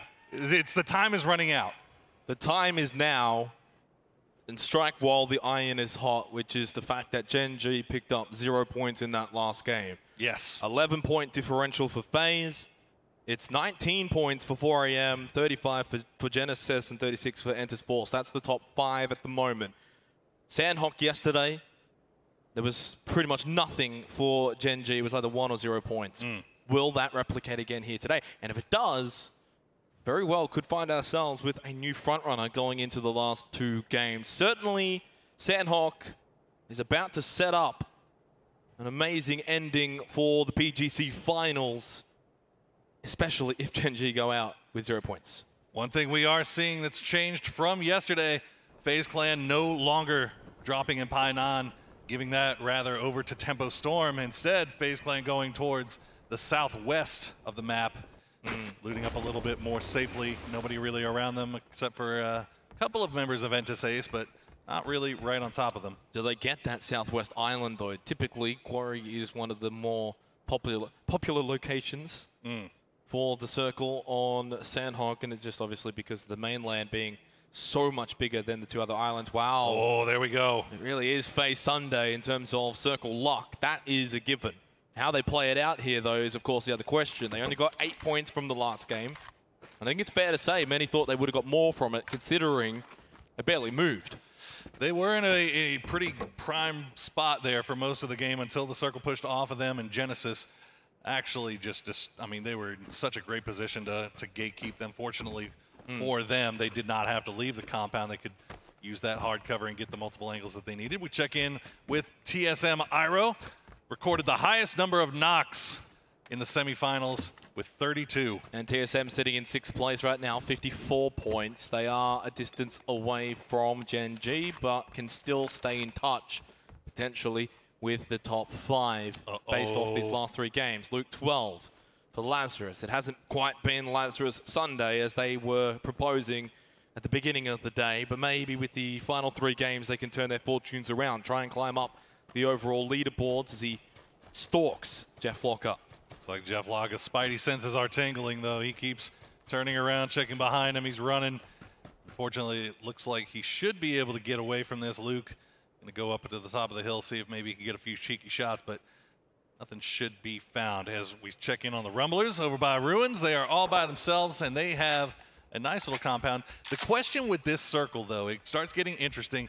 Is this going to stay west or is it going to go east? That is what most of these IGLs are thinking right now. If it goes east, then you've got that, well, river split, I guess, with Painan. Yeah. That's going to be a factor. And obviously, if it goes west, then we know definitively what island we're going to be playing on. Sandhawk in for match number 4. Rumblers rumbling through. They are on this southwest island, so they're in a prime position here. Currently in 10th position for the Rumblers. 9 points from the top 9, away from Na'Vi. And really, besides probably the top 3, Poro, I mean, 4th is still very much open for a lot of teams on the overall standings. The FAZE moving up to Entasace. They know. They absolutely know. They're creep walking up on this. They're moving as 4. They don't want to lose anybody off of this, but they won these 2 points as they're going to crash the compound. Here comes Uba. Pushing through. Joy's not going to spot it just yet. Nice shots coming out from 8. Going to get the down onto Joy. It's now down to Mickey. Mickey looks like he's trying to bail out of this. Yeah, unfortunately for Entasace, the other 2 members, Alpaca and Co, are actually near Cave. Mickey's in a world of hurt here. I don't see a way out. There it is. Headshot underneath the hut from Mexi. 2 early kills for FaZe. They played it well, and that shrinks the point gap with Gen G to 9. Oh, this is bad news for Ace as they're making their way. It looks like they might have designs on pushing across the river. It looks like they should be fortunate here enough. It's 4 a.m., not going to spot them out in time. Now, we were taking stock of this leaderboard. We had the top 3 with 93, 82, and 74 points, but then we have a log jam between 4th and 9th of teams with over 50 points. I think we were thinking that maybe if they can put something together here on Sandhawk, they could be in the conversation as well. And definitely behind the scenes here, we thought that if Gen G could continue on, match 3, match 4, racking up huge amounts of points, this whole thing could have been over by match 4, but that's not going to be the case now. Definitely going into the last 2 games, they will be the deciding games. Yes. That is now a given. As always, so much hinging on the performance of Gen G. Can they keep rallying from their bad performance in the last game and Genesis maybe turn crossing things around here? Genesis, yeah, crossing the river here. Looks like they should be pretty safe. One of the safer areas to actually cross over. Smart from Genesis pushing out a boot camp. Obviously, they're not going to want to push down to Painan or any further than that. They're fortunate there's no one here. In fact, there's no one even at Ruins, for example, further in for Genesis. So they're looking like they're going to have a safe entry to the Southwest Island as we look at Hallen and T1 very much up north, far away. Blue Zone's making its way in. And they themselves will be going on actually the Northwest Island, which has got VC around Camp Alpha. T1 looking like they're going to stick to this island. They do, as you said, have VC up there as well. So it's going to be, they stop here and start looting up and maybe taking their time to get to this bridge on the northern part of this circle. They could end up running into VC early here, and that could be disastrous for both of these teams. I don't think they're going to go to the bridge. I think T1 should go to the warehouse to take that short little cross-section. Yeah. VC will most likely go over the bridge near Ruins. Although that's just speculation. We'll see how it plays out as we look at the real-time tracking of 4 a.m. around that quarry section. They've now moved on towards just west of Cave, which has got W-Click inbound along with Na'Vi. Still a couple of teams yet to make their way over to the Southwest Island. Obviously, still all the chance this could shift over to Quarry, Bootcamp, for example, and as you mentioned before, that have that split out east with the river. Haven't really had much opportunity to talk a lot about W-Click today, but they have been getting 2 late game situations with 4 up. But as we said, the kill's just not really coming for them just yet. Maybe they can turn things around here on Sandhawk. Currently in 15th place, GEX just behind them in 16th by 3 points. And that rough game, of course, of Miramar against Enters Force. Last game for match 3. It's actually W-Click not spotting out 4 AM crossing the river over here. So Wayless getting a little bit fortunate. We're going to see this circle pop, Pyro. Where's it going? East, west? Anybody's guess right now. We got a couple, most teams thinking it's going to go west, and it is still 50-50 on the south. It is kind of Camp Charlie, Painan area. 4 AM pretty much as dead center as you get, and it looks like they're actually sending one back, and they're going to do a 2-2 split on both sides of the river here. That's a lot of unplayable area because of the water, the river down south near Bantai and Camp Charlie. We're seeing TSM push down south just below FaZe. Get a little idea of what the most used weapon comps are on Sandhawk. M4 and the QBU by far. Very unsurprising by far. Although I'm surprised the there. QBZ is as low as it is. You're gonna what a shot, Malou. Land that shot. That's why you see the QBU. And speaking of Tempo Storm, they're actually pretty much center for the circle. And 4 AM have actually made that 2-2 split over the river. Oh, Lazarus Sophia with the knockdown with Waylo. Continuing forward, it's going to be uncivil. But how much longer, though? Makes it past. Luke 12 coming in very late. Purdy Curdy's actually going straight into QM. Looking at the map, I wouldn't be surprised. Yep, look, there it is. Purdy Curdy got a skid spot out now. What can Uncivil do? He's got half health. No, only 10 bandages on him. So a little bit of a rough looting situation early here for Lazarus, it appears. Luke 12 just going to stay over the top, maybe give a little bit of oversight. This is just continuing to be an unfortunate day for Lazarus, a team that many thought would be the best team for North America here for the PGC Grand Finals. Unfortunately, that hasn't been the case whatsoever. Well, GEX definitely looking to turn things around. Oh, spotted Luke 12 onto the shine away. Well, and his shots actually jumped over the wall in one motion. Wow. Uncivil spotted and finished off by Kane, and Lazarus down to Luke 12. Only the Australian remains. Once again, Lazarus finds himself in a spot where they have to keep one alive as long as possible. This time, it's going to be Luke's turn. How late can he make it here on Sandhawk? Was he Gen G? They are just making their way. They've stayed on the eastern edge of this circle here. They have elected to just kind of play that. Yeah, just southwest of Quarry for Gen G. But what if this shifts over to the west? Then Gen G are going to be in a horrible position. We saw in the last game for match 3 of Miramar what happened when the circle luck wasn't with them. You definitely see a lot of gambling going on, and pretty much every single team except for Gen G has gambled that this circle is going to cut west. There are a couple that, of course, are hedging their bets. GEX staying in Painan, 2-2 split for 4 AM on either side of the river. Na'Vi at Camp Charlie can cross over towards South Cave pretty quickly if they need to. But everyone else that's, as you mentioned, on that Southwest Island out further west are definitely committing here. I mean, T1 can rotate back up north, so can Genesis as well if they want to cross on the North Painan Bridge pretty comfortably. Look over at FaZe. Not sure what Wayless saw there. He's a little spooked. Looks like they're shooting back and forth at each other. They're just shooting all over the place, seeing if somebody will maybe come over. That could be Are they inviting over teams? I think they're baiting. And look at this. Liga is actually biting on it a little bit here as we see T1 making their way in from the southwest with the blue. 4 AM taking shots at Gen G, though. So at least some of them are in the direction of some players. As we are 5 seconds away from phase 3. Again, we've got to ask the question, west or east? It's west. There it is. It's straight onto Tempo Storm. Bad news for Gen G. They've struggled so far at PGC Finals when they don't get the circle luck. Will this trend continue, or will they finally be able to make something happen when luck is not on their side? That is a big, big question, because there is no easy way for Gen G to get into this next circle here. I mean, you've got QM covering one without bridge, fighting or yeah. I mean, there is just nothing set in stone here. As Rang is going to take a few shots here from 8C. I mentioned circle lock. FaZe again getting a decent circle here. They held a small, tiny 2-2 split. Now they're going to group up because they're expecting fights to happen here. Phase 3 onwards, not a lot of room. Teams are going to be rotating and roaming around as a pack, so you want all 4 together. That's why FaZe have grouped up. There are a bunch of fights look like they're about to pop off here as Rumblers right on top of T1. T1 just outside in the blue still, eating that blue damage. Rumblers trying to see if they can maybe gatekeep them. But look at this, Entis Ace now once apiece, and Genesis looks like they might be hearing shots as well. And this is the nature of Sandhawk. You hear these shots play out, and they're not very far away.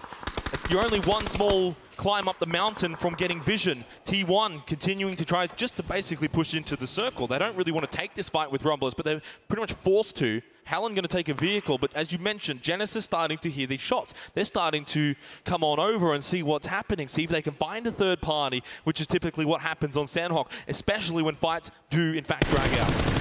WClick in a lot of trouble right now. They split themselves into 2-2, but somehow 4AM managed to get in between the 2-2 split here. Silzen and Rybo in a world of hurt as 4AM is focused fully down on top of them. Forever out to the left, Wayless low. Rybo holds this rock position further as he forces Silzen back behind him. Maybe as an anchor. Oh, even into the smoke from Forever, continuing on from the Miramar game for 4AM. Certainly feels like they are the crowd favorites right now. Yeah, Silzen looks like he's just going to try to run away from this, but little does he know, Tempo Storm in the compound just above him. So that's going to be one picked up once they find him in the smoke here. 40 seconds. And look at this, T1. Rumblers taking out T1.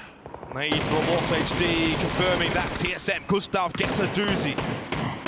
Na'Vi down towards Camp Charlie. WClick are around the area, and so will be Gen G soon enough. You can see in the mini-map, that's going to be Pio making his way in. Expecting Gen G to get involved, potentially with TSM, maybe even Na'Vi. As this progresses, they're still in the blue though. This is still not an ideal rotation, but it's going to be the only rotation they could make without basically running directly into 4AM. Yeah, we asked how they were going to get in there. They decided to cut north down to the oh peninsula my by God. Cave, and look at FaZe get the circle again. Everybody wanted to talk about Gen G getting circle favor, circle luck. Today, it's FaZe Sunday, baby. Well, I guess when it's your day, you get the circle luck. It's your day after all. Still a lot to do though. It's not a given. Sometimes you get these feeds on these compounds and you actually can't get kills from it. So sometimes it's detrimental, especially on Sandhawk. When you're roaming around, you can find a lot of kills from roaming. And generally, if you're winning those fights, you're going to end up in the top placing anyway. We'll see how it plays out. Gen G still low. You can see in the bottom left. They are losing health because 3 members are still in the blue. They don't want to push in too early and run into Na'Vi. Pio is at least giving them information because he's already in the next circle. You can see behind Na'Vi now for Gen G. Eyes are definitely needing to be on them as our front runners in first place right now. Yeah, Pio was definitely in there serving as a scout. And look at this Genesis and Rumblers still fighting. Look at this Genesis all over the place. Once again, FaZe, they got brand new shoes, man. Brand new shoes, unused. No. Harold spotted by Pio. Oh, Loki, Taman have both been knocked down in the blue. They've been spotted by WClick and Na'Vi. This is exactly what I mentioned before. We really are, in fact, the Gen G curse. Poro, they might get nothing again from this game, especially if Pio gets spotted here. One still in the blue. That's Esther. Pio close by to Na'Vi. Loki dies to the blue. 4AM here in the shots, moving south towards Na'Vi. WClick has still got Silzen close by. He might be the wrench here, the spanner for 4AM, and Luke 12 behind 4AM as well. One down already, and that's going to be another one as Silzen's coming alive. He gets the down and the flush onto Wayless, but no, he's going to get picked off. And that's going to be 4AM with, I believe, 2 up, 1 down. Yeah, Luke 12 actually getting the kill onto Forever. And QM is pushing this as well. They're going to find out Luke 12. That's going to be Lazarus out in 14th. QM keeping the push alive, though. Esther knocked down to the blue. Pio is the last one alive for Gen G, but they did find some points at least. Only 2. It's not really that much. No, never mind. They actually haven't found anything here. Oh no. This is a disaster though for 4AM. What? From the late game heroics in the last one. ZGG cannot make it happen from the blue. 4AM eliminated in 13th position. All right, FaZe Clan, what can you do? You've gotten the circle, you've gotten the center. Now you need to get the points, get the kills, start to climb. 3 kills for Gen G, so they did actually get some points here. It's not a lot, but 3 kills for FaZe Clan still keeps it at that 11-point gap. PO as well doesn't really have that many people around him, but he's spotted out of the field. It's actually FaZe as well who spots him behind the tree temporarily. Mexi with a 6 times on the SLR, needs the land, needs one more, gets behind the rock. Not only gets behind the rock, but it's inside the circle for PO because we went out east on 3 HP. What may be the ramifications be from that? Spam those ones in the chat. I know you'll love to do it anytime a player stays barely alive. We haven't even touched on Tempo Storm. They've had a compound in the northeast of this circle for quite some time. They haven't had to play out of it just yet. As we see, PO is going to stay alive. He is in circle. He's just going to lie prone and wait to make the next move. Genesis did go out, by the way, in that chaotic moment that was, of course, generally Sandhawk in a nutshell. We have a replay of that Rumblers the Lost HD fight. Nade, I believe. Yes, it is. The double nade onto T1. 7 kills for Rumblers. Yep. We talked about those teams. They're into the top 10 now. That needed to have a big performance on Sandhawk if they want to be in the conversation. Rumblers, I think, was just on the outside of that group. But this is what I also meant before with FaZe. Everyone else is killing each other, roaming and rotating out on the outer edges, meaning that there's not many teams left for FaZe Clan to actually pick apart here in this game. They've only got 3 kills. PO and Gen G have got 3 kills, and they're still alive as well here into the final 8 teams, as now the placement points are distributed. We're going to see Waldo knocked down. Microfry throws the nade towards Indigo. Is it too far, or is it right on him? It needed to hit that tree. It did go too far, but the knockdown comes from Microfry. Kale moves up to the tree. Oh, he doesn't get the knockdown. 1 HP. Rain gets involved for enters Ace as the solo player. Song Jang, the last one alive for Force, the sister teams. Both colliding onto Rumblers. As Song Jang, though, wants to send Rang packing, says thanks for the help, but we don't need it. The nade is good, but it doesn't get the elimination. Los HG and Cherry Poppin' still alive. Los gonna try to cook that grenade a little bit more. They know exactly where he is. Is it gonna be enough? It's well cooked. He gets him down to very, very low health, but again, not enough to get the down. Last nade for Rang, underarm. Oh, that was so close. Lost HD gets on the right side of the tree. Rang healing up. Song Jang still alive as well for Enters Force, which right now he's not involved. It's all about Rang and Enters Ace. You can see the circle again feeding right on top of FaZe. If they don't win this game, it's a throw. Song Jang actually going for the res while all this goes down, and that's going to be Cherry Poppins going down. Rang is causing so much problems. Los is taken down to next to nothing here, and Tempo Storm starting to push out to come get these kills. They've come out of their cave and they're hunting whatever they can find up north, whether it's Enters Force, Ace, or Rumblers. They do not care. Tempo Storm need kills here. The nade from Song Jang explodes mid-air, sends Enters Ace out in 8th. But now Tempo Storm get involved. Nade. Oh, it's perfect.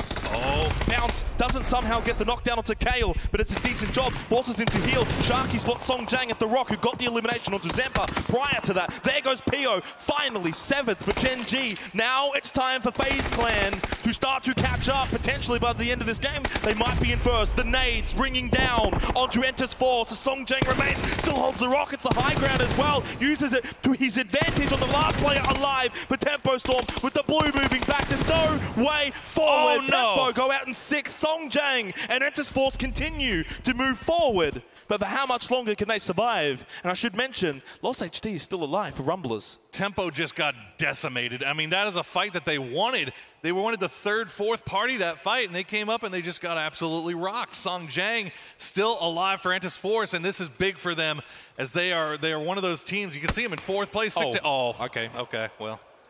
I saw where you were going with that, I guess. But hey, VC still alive with 4. TSM have 4 up, and FaZe just keeps getting the circle over and over again. Still a lot of work to do, though, for FaZe Clan. Yes. Because they've done no work at the moment. VC, 4 alive. TSM, 4 alive. Lost HD is going to get spotted here and eventually finished off. Unless FaZe can help him tied. There's the nade. There we go. 4v4 remains. You can see the total rankings to the top left. FaZe, if they win this game, they'll go in first. Provided they get the kills. Yeah. I mean, this could be huge for TSM, though. I mean, they're sitting on 62 points in 5th place. They could jump up and be in the conversation here for this top 3. They could be. Especially now that we're about to switch maps and finish out the day on Erangel. that could be big news for them. I do feel like if you are going into the last 2 games, you want to be within at least 30 points. Absolutely. Rory with the nade towards DJ Boy and VC. It's going to fall short. VC have got a slightly higher ground position elevation on this mountain. FaZe, though, are not getting involved. If VC and TSM basically eat each other up, there might not be that many points for FaZe to actually get kill-wise, but if they come out too early, then they could be sandwiched between both VC and TSM. It now begins at these huts. VC push up. ATZ's trying to cover Fuzzface. They swarm into the buildings. Summer, immediate knockdown onto Fuzzface. They've only got 3 kills. This is not enough points from FaZe. We saw it in the last game. They only ended up with 8 points in total on Miramar. Is it about to happen again here on Sanok? No, Uber, he's too good. Headshot knockdown onto Gustav. Working the rooftops there, keeping TSM honest. He's going to find Iro as well, and Uba is coming alive. Oh, don't do it to them like that. They've got families. 1 HP, knocked down, tied with the M249. The hit, the revive, the blue. That's so ballsy. TSM, what are you doing? You're allowing DJ Boy to push up. Knocked down onto Michael. They might have just thrown this, trying to go for the revive. Rory, Gustav, both low. VC eating them up for breakfast right now. They've just been annihilated. VC Gaming turn their attention to FaZe. It's only Mexi and ATZ 2v4. There's anybody you want to do the 2v4. Mexi and ATZ are the ones. As VC trying to find some. Summer's going to go down. Mexi is coming alive here. ATZ gets taken down to about half health. Mexi barely stays alive. Should have gone prone, should have tried to heal. He stayed up on the rock. Now ATZ's in a 1 versus 3. Summer's knocked down. Domu, DJ Boy tied, moving into his position. ATZ, the blue spotted. Dawn, done. VC Gaming back up 4 AM for the 2 Chinese teams. 10-kill win. And again, FaZe not good enough. China still has something to say here today in these last 2 games. Back-to-back wins from 4 AM and from VC Gaming. And Gen G sees their lead slowly slipping away. We have so much riding on these last 2 games, and it is so close. I said it at the start of the game, Poro, if I need to remind you. Sometimes you get fed. Yes, but sometimes you cannot get kills from that fed position. We just saw it with FaZe. We almost saw it pretty much in the same on Miramar in the last game. In saying that, you've got to do better there. Only 3 kills. And all of that, 2 of those were at the very beginning of the game when they took that position. It was a rough spot for FaZe to be in. I mean, you have the compound, the circle keeps falling on you. You can't really push around it once it gets late game because you just expose yourself to so much. So, I mean, there's really nothing much that FaZe could do from there. It's not like they could have, you know, I mean, tempo, you saw them eventually What they needed to do was win the fight at the end. When you have the utilities from not being in fights, the other teams have been roaming, they have been fighting, they've used their smokes, they've used their nades. FaZe should have probably been more aggressive there, tried to start that fight early on their ground, on their terms. Instead, they allowed VC to push in. VC initiate it. It's now on their terms, and we saw what happened. It was always going to be a rough hold with that compound. Oh, it was. They had to split up the way they did just to make sure all angles were covered. But VC, once they decided to really push in, they took it. They took what they wanted. They took TSM. They took FaZe, and they took the win. And now we have Seltzer with an interview from the winning team. Thank you guys so much. So many times this weekend we've seen VC come this close to the chicken dinner, but this time you slam dunked it. So what was the difference in this game? 你们每次都快要吃鸡了，可是终于今天吃到鸡，现在感想如何？挺开心的吧，追了点分。We're very happy and we got lots of points. Happiness was the difference. So I'm glad to see you guys feeling lucky after that match. Going up against FaZe, not everyone is so successful. So what was going through your mind in those final minutes? Because 2 alive from FaZe is still very scary. FaZe 是一个还蛮难打的一个队，可是你们剩2个的时候，他们剩2个的时候，你们还是把他打败了。你现在感想如何？4打2都打不过，那我们还打什么？42 is definitely a success. Hey, there's a lot of confidence in numbers like that, but there are some numbers that do give us pause. We are getting very close to the end of the tournament. How do you see VC finishing? 我们快要结束了，所以你觉得 VC 会打得怎么样？尽全力吧，中国队加油！ We're gonna do our best. China is going to win. Fantastic. I'm going to let you get back to your team. And ladies and gentlemen, do stay in your seats because we have the culmination of our tournament coming up very soon. Back to you guys.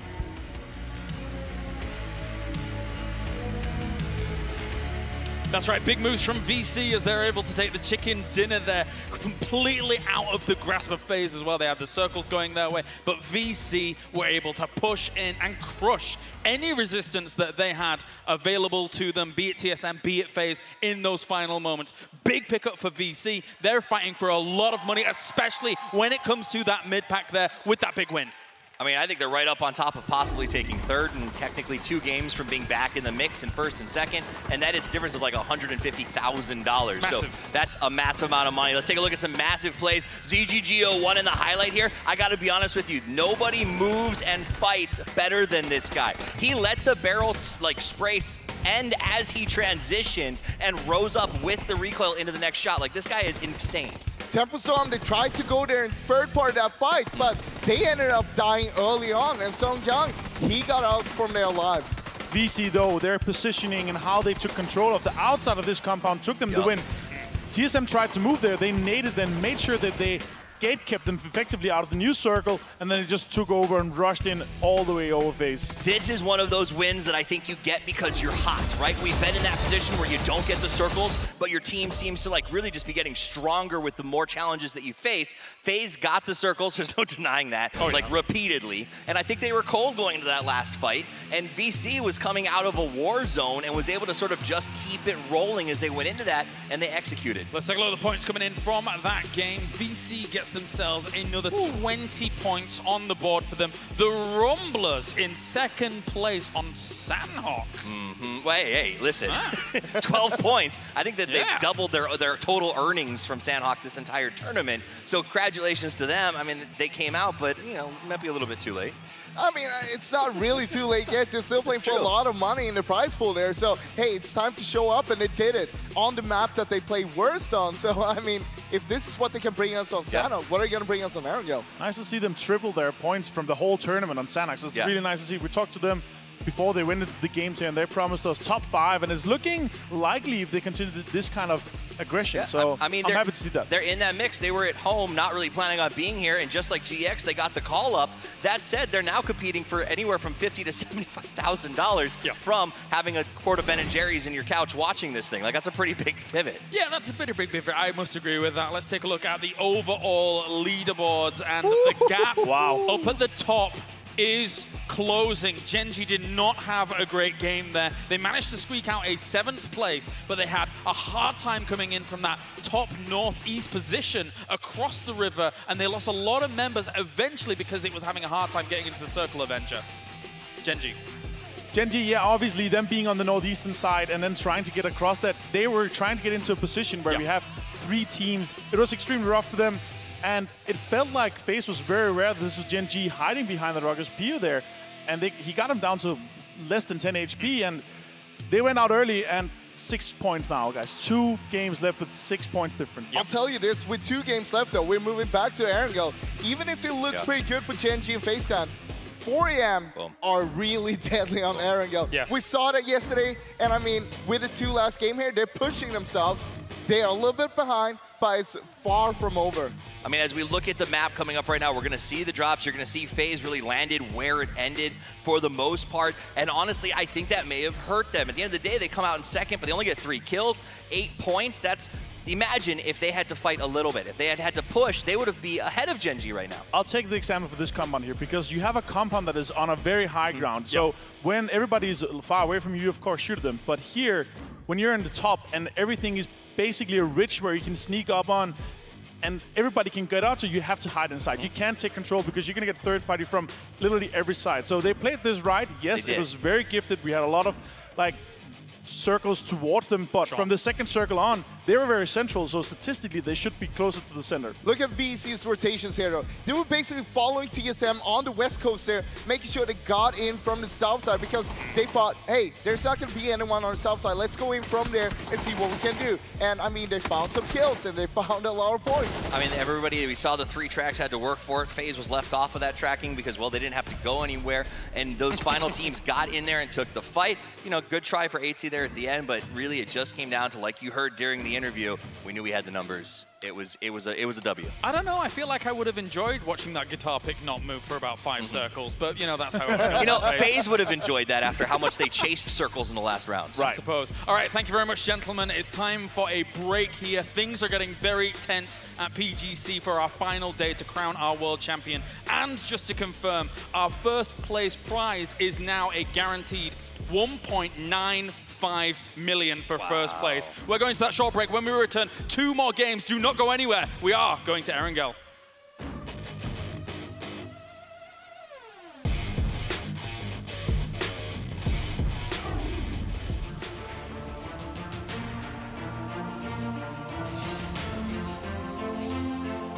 Exclusive black equalizer brightens dark scenes without overexposing bright areas.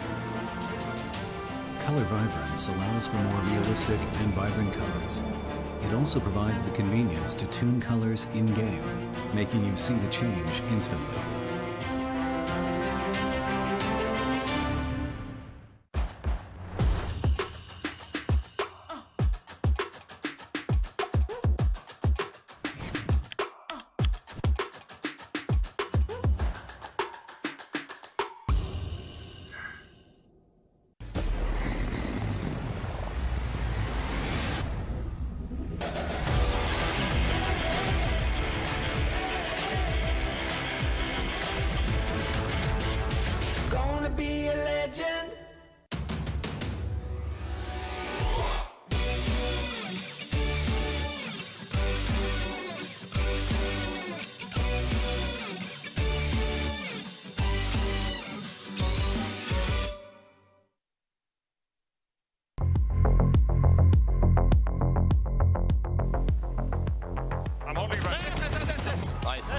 Is it enough? How many kills? I have 8. How many kills? 4. I got 4. 4. Did we do it? Did we? Did we?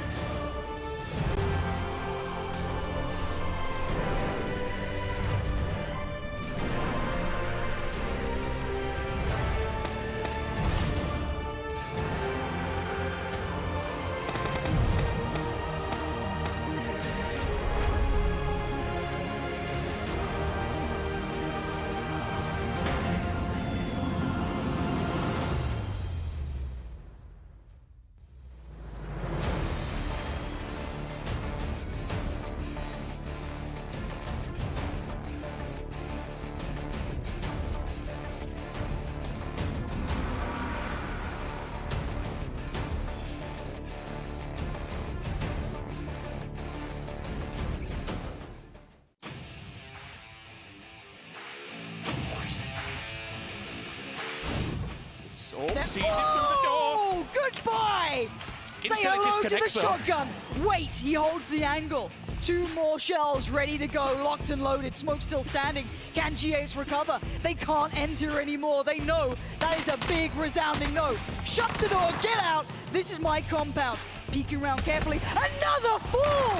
GX being decimated and the flush from Joy. 686. He's gone for the flank one. He's completely just. They're looking at the spikes and they're sending back the sniper. That's amazing. If they take that out, that's their cover completely gone. The UMP! If any time, it's now. If any range, it's there. And the pressure is just mounting onto 4 AM despite their high ground advantage. There it is. TSM are cutting them down 1 by 1, and only 1 angry man remains. Now are about to be some angry men because TSM surely now will claim match 3. Gustav knocked down though. Maybe there's still a twist left in this tail for match 3. Xiaolu, 24 health. He's got all 3 members right in front of him. He'll get the knock down onto Michael. Is there any more still to come? This would be disastrous for TSM. They get the win. They're just impacting right front, but that one is good. HZ is gonna find both members of Entis Ace. Now up to 10 kills. FaZe is making their way down the hillside. You can see shots come back over towards BC. Tide has to drop to his belly, and they want control over this game, and they know exactly where BC is at. All right, can Tide provide a miracle here with that AWM? He's got Domu as well for support, but the grenades are raiding in. FaZe has a ton of utility. Domu is down. It is just Tide left here. This is FaZe just running right up into the face of BC and taking this game away. 12 kills coming up for FaZe. Behind you, you have the hills. It's going to be rough to get across there. I would expect a few teams to make a hard pull-up on that.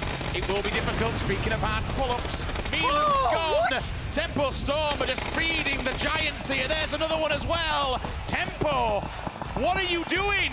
Why are you just driving into death's embrace? Easy, slowly creeping up onto this. Are we going to see an angle back over for Molodoy as it's getting very, very hazardous? One solid grenade could land on top of QM and just destroy them, and it's going to be exactly what happens.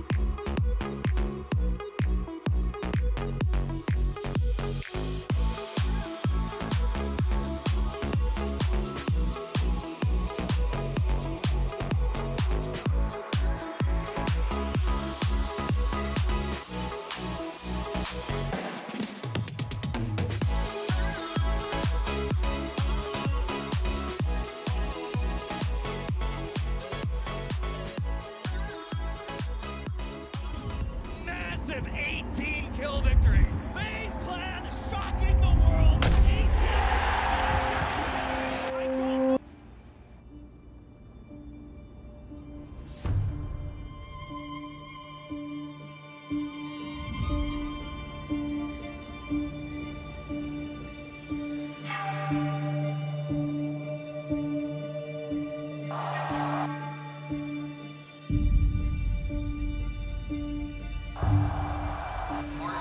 18. Look how active Lazarus was being here that entire late game, and that's what they seem to do best. But at the end of the day,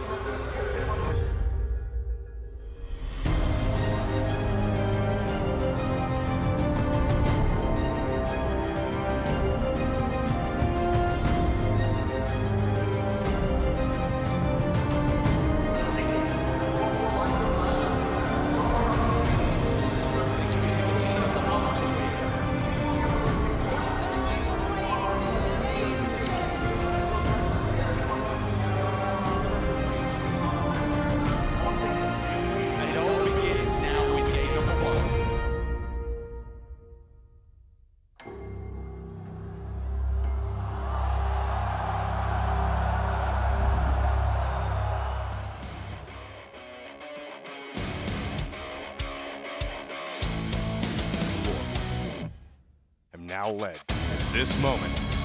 So now, here we are, moving into the pinnacle of the PGC with 2 rounds remaining. My name is Matcham, joined by Paper Thin. We're going to be taking you through these last 2 rounds, and man, we've got a beautiful setup to look forward to. from all across the globe. The teams are now here in the final moments, and it looks like there are a few front runners that we're going to be keeping our eyes very closely on as we shift over to Erangel Matchroom.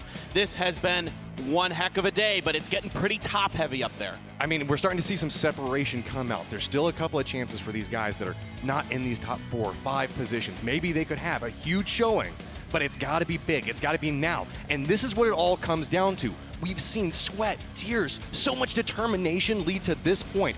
This is whenever you have to clutch up and show what you're made of.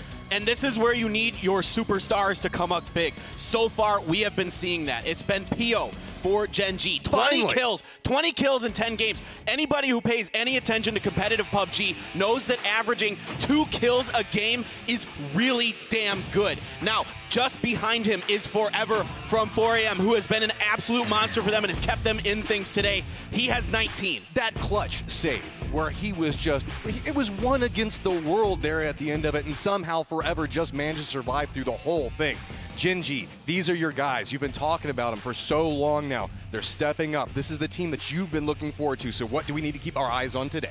Pio. You need to keep your eye on Pio. If he can stay alive, if he can guide his team properly into these late game situations. They do excellent when they're given a circle. They spread out. They're able to control a lot of territory. We saw them come into a circle a bit late, making a long rotation in the first game on Miramar today and make it work with some really aggressive play. If they are outside of the circle, they need to be aggressive. On Sandhawk, they weren't, and they paid a bit for it. Pio managed to do the best he could, but at the end of the day, it's all on his shoulders in a way. Well, with this, here we go. Everybody knows what day it is today. Is it FaZe Sunday? This is the time to tell. It has been a story building for so long. These guys can just step up whenever they need to. Just manage to turn around these magnificent games where they just do the impossible. Do they still have it in the tank? Can they get these last 2 rounds? Their teamwork is incredible. Their positioning impeccable. And right now it's ATZ leading the way with 16 kills. Uba has 14, not too far behind. This team is very well balanced, and there are so many scary players on it. They are absolutely capable of toppling Gen G as the top team. When you talk about teams that can topple other ones, 4AM, these guys do not care. They will charge anything at any given time. They are they're aggression incarnate, it feels like. They will just walk up and take any fight, and they will probably win it. You just have to surprise them. It's what's getting them here. It's what has got them to this tournament. They are an incredible team. I love watching them. VC off the backs of a huge win, just destroying those last couple teams, TSM and FaZe, dashing the EU hopes there. They are in a position where if they have 2 more big games, they're absolutely in contention. Well, we're moving over towards Erangel, where it's been kind of chaotic as far as performances go inside. A lot of these teams that we used to herald as like these phenomenal Erangel teams have kind of struggled. When you look at a stage like this and you're playing against the best of the best in the world, the competition rises. Now, which teams can step up as we do have the plane up and in the air? Making our way over towards Erangel. Plane path is going to be going right over shooting range and ending just south of Novo. The final map, the last 2 games begins now. Erangel is here. Who will come out as our grand champion? Couple of very interesting shifts right off the start. You can see the Rumblers are cutting back over towards Zarky. We've seen a lot of competition happening back down towards the middle. We know 4AM, they love to drop down around school. This is kind of they own this area.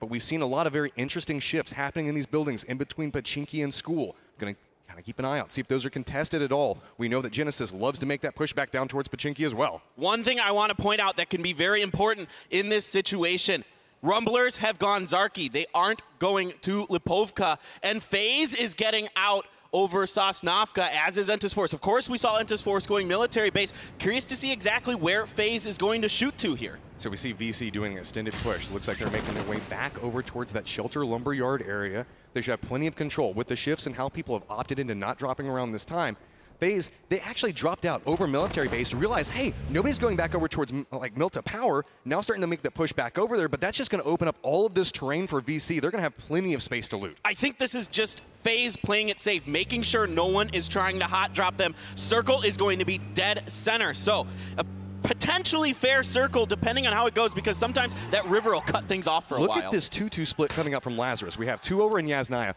1 in Severny, and then one west of Severny. These guys are trying to claim a lot of territory up towards the northern part of the circle. Well, I tell you what, we'll see if they can make that work. Entis Ace has a member up there as well, but they're splitting out around the ruins and the Sunken City, which has kind of been their home in these finals for Entis Ace, but today has been not their day. It was a thing I was worried about going in today about Entis Ace. They came through on that one-day 6-game tournament. They played very, very well throughout the group stages and the semis, but finally I think the pressure has caught up with them. There is just so much pressure in playing in an event like this. We've had several weeks of competition where you just constantly have to mentally rebound. We talk about the decision-making process being such a big factor of PUBG. When you play at this level of competition and you have that pressure just constantly mounting on top of your head, you've got to be so careful with every single one of your play calls moving into these last 2 rounds. Yeah, everything is so important. And Entis Ace likes to take aggressive early positions. It just hasn't been their day today. We're going to see exactly how these teams start rotating. Nobody's really making any moves yet on the map. Everybody's just kind of in their normal little drop location. So we haven't seen much skirmishing here, and teams are pretty spread out. It's a centralized circle. I mean, there's not anything crazy that's going on in here. We haven't had any real big tells. Everybody knows this territory. This is the backyard for every single team. Almost everybody seems like they're very comfortable in their drops and the positioning that they managed to get right now. Just a couple of teams on the outside might have to make their way into the safe zone, but it's not really any long rotations. Nothing too crazy. It's just about if people opt into going a little bit further inland. If they want to move towards that center position just a couple of meters more, that's where we might see a little bit of contention for position come into play. Yeah, there's not much water in this, so there's tons and tons of real estate available to all of these teams. The real question becomes around phase 2 and 3, when it starts shifting, how much of that river is going to be in play, because that becomes a really important focal point of this map. So we do see VC starting to regroup. Looks like they're making their way over towards these reds. Remember, they did drop around farm shelter. They had a very interesting split over in this position. Going to regroup, moving back a little bit more centralized, moving over kind of close to where 4AM is positioned at, but Lazarus still getting away with this ridiculous split all the way across the north. Almost everything north of Yasnaya except for Zarky is theirs right now. Yeah, there's not much else going on there. They can kind of take control over that northern area, and if they get the shift that goes north, they should be pretty well positioned. I mean, nobody wants to go up there. You want to be on the south side of the river, most likely, especially with the way this circle looks. But we've been baited by circles so far. Yes. So if we see this go up towards the north, it actually could lead to a very interesting situation. Whenever you're running a split like this, you're kind of assuming that you have time to regroup in no rush. But then the circle pops on you and you're like, damn it, we all have to get back together as fast as possible. It's very, very dangerous. So that's why you're starting to see a couple of these teams start to regroup at this stage, trying to figure out where they're going to move to. Now, we have so many, okay, like you're talking about, almost everybody's back down towards the south right now. Nobody is really moving around too much in any different difficult positions. If we do see a northern shift, I feel that's where all the chaos is going to kick off. And I mean, we've seen some chaotic circles so far, and I know the fact that that's kind of what a lot of people are looking for. Whenever you move into this last game, you can call me evil, you can call me an agent of chaos, whatever else like that, but I want to see the best of the best play under circumstances where you can just fully appreciate where they can showcase their skill. Well, I tell you what, if you like those funky circles, this has been your finals. We've had a lot of really good ones, I tell you what. But this one's pretty normal so far. I mean, we're going to get basically, it's almost exactly dead center right on top of the school there. And you can see some teams are going to be starting to make their way in. FaZe eventually will start rolling. They got to this location a little bit late because they dropped over Sosnovka Island, so they're going to make sure they get fully looted up, and there's not much distance for them to travel, not much distance for any team to travel. The only thing I'm maybe a little bit curious about is if anybody's going to gatekeep Enter's force on the military baseline. I kind of doubt it. Like, it doesn't really seem worthwhile at this point. So if you're new to watching PUBG, something to note right now, you can see a couple of these teams were early in their rotation factor. Usually if you're an early rotator, that means that you're trying to opt for a center position, so that way you can get control mathematically of the best location, so that way you don't have to move in the later circles. If you're a later rotator, that means the fact that you have no problems in just trying to get into a position, maybe get a couple of kills on the edge, but instead just try to carve a path inside the circle and really try to get information playing the edge first. FaZe, often known for doing very long rotations, trying to scout out everything before they make that first push into the second circle. Yeah, a very disciplined team, and that is something that'll get you very far in PUBG Esports, is discipline. Knowing when to make the right pushes, knowing where to set up, get your information, and make your moves based off of that. You'll see a lot of teams get on high ground. Right now, Gen G is up on this mountain. You can see so much of the map from up here. This is why you will often see Gen G come up here right away, basically no matter where the circle is. But there is the downside downside. Whenever you're playing at the top of Everest, if the other guy's got scopes, they're back around this. That could be a couple of pot shots from angle you aren't expecting. Could be downed. I mean, there's a couple of little rocky terrain points that you can play off of, but look at this. I love to watch how people drop and they handle this. As they're immediately making the way over towards the mountain like you were talking about. Damon's going to come over there as well. Feeding information. Meanwhile, Loki, Pio, going around, collecting as much loot as possible, then bringing it back over towards their teammates, dropping it off so that way everybody is fully looted. Yeah, so Tempo Storm does have a 2-2 split down here on the south side of Everest, and you can see Pio has maybe seen them, maybe not. Sharpshot is up on the roof, Sharky there with him. So Tempo has a bit of a block here. Gex is up to the north. GEX is up and covering the north side of the river on the east side of Georgia Pole, which is a common position for a lot of teams to take, because if this shifts north, you can catch a lot of teams in transition. So we do have Tempo Storm running that larger rotation right there. VC firmly regrouped. We were talking about they were trying to move a little bit more centralized right now in no specific rush. Really, this is an interesting point where you can get a lot of kills depending on how rotations come into play. But with everybody playing so quiet, I mean, everybody's just trying to get information. And the problem is there hasn't been a kill yet. And when this starts happening, nobody's taking shots. It's all about angles, trying to see if you can catch somebody out. And that's exactly what GEX is trying to do. The shots go back over towards Loki. Loki's going to be able to get away from Sophia, but it looks like there could be another trap as Leo's just right down the line, and several other people might be able to take the shots back over towards Loki's vehicle's already on fire, and there we go! That's got to be first blood of the round. An early loss for Gen G. That is painful. Loki has been quite solid for them throughout this tournament. 14 kills for him, 14 for Taming as well. So that is a big early loss, and a lack of information or maybe just a little impatience from Gen G cost them early.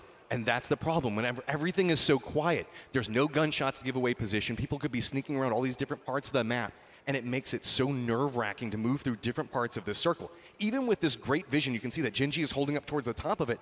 They just weren't expecting the trap in that position and just lose a member off of it. Yeah, it's a smart play by GEX, and like I was talking about, you can catch people coming over those bridges real easy. There's a lot of easy setup points to camp that spot. Here is Iroh putting some shots into, I believe that is Kale from Entus Force, who is already very hurt. Looks like he might have connected a bit, but so far, looks like Kale is going to get ahead. Where are we going? This is what I want to see. I wouldn't be surprised if it goes centralized, which it's going to do. I was hoping for something a little bit more spicy, but now it's going to make life a little bit more interesting for Gen G. They're off on the side of this. I mean, these are front runners right now, and now they're going to have to cut a path back over towards the center of the circle with so many teams posted up on the sides of this. I mean, there's only been one person that dies. There's no easy way to make a rotation in this safe zone. What I suspect Gen G might do is tank some blue damage for a while and potentially try to come in from the northeast side, from the Yasnaya side. That's going to be, at least if you're looking at the plane path that came in, it was a little more western based. That's the most likely place to not have teams. Now, what I'm curious about is what the Rumblers are doing, because they're moving up on the northeast. Notice how FaZe came back in. Remember, they dropped late in the plane path, so they actually came from Military Base Island doing a long drop. And look how separated it is. Everybody has their own specific spot that they have to drop, regroup, and then make your way in rotation. Yep, so let's get some looks at Pokemoladoy and Navi. They've been playing very, very well throughout this tournament. They are at times really explosive, a dangerous team. Very good on Sandhawk, I felt like. Those guys really played that map very well. QM, one of the other China teams, they might be running into their brethren. 4 a.m. here. And they know exactly. They know that this is a 4 a.m. territory. This is where they always like to play. 4 a.m. has control over the circle right now, so hasn't had to move. But QM does manage to find one building, one interesting angle to approach on, and they're like, okay, we've at least got this, but what do we do with it now? As they're not, it's going to be so hard to get any more information or really make any peeks just based off of the positioning that 4 a.m. is at. Yeah, I want to see how 4 a.m. plays this. They've got a 2-2 split across the school and the apartments. Will they call in for reinforcements, or are they just going to kind of have a standoff here? You can see Gen G making their rotation around the north like I thought they might try, but they've got Lazarus and the Rumblers with a similar idea. Well, this one's already faring better than the last one, not losing anybody inside this rotation. So with a very large northern rotation like this, the teams that did opt into the north, like you were talking about, Rumblers and specifically Lazarus, might be able to catch him out. So with this, you have to be very, very cautious on. You can see how far away from the circle Gen G is right now, making this rotation out. Exactly as you called it, no rush to really getting in circle, but that's going to be 8C going down early to Microfry. That's going to be trouble for FaZe. They are 6 points out of first and lose a member, but Gen.G's already lost one as well. Yeah, this has been a big storyline that I've been really keen on during these finals, is actually the Rumblers versus FaZe. Early on yesterday, the Rumblers kept running into FaZe, a lot of times because they dropped Lipovka, FaZe was dropping Mill to power, so they were running into each other on rotations, and Rumblers was getting the best of them. I don't know, Paper, it feels like we've moved into the last 2 rounds of a game before where we were having to talk about a team with Uba on it and a team with Pio on it and how it was breaking down and who's losing members because it just became so dangerous. Oh, no, GX, that's not the way you want to do this, but it's all right. He's alive, guys. He made it out. He'll be fine. He just rub some dirt on it. He'll be okay. No problem. It's asserting dominance towards your teammates. Look, I'm the shot caller now.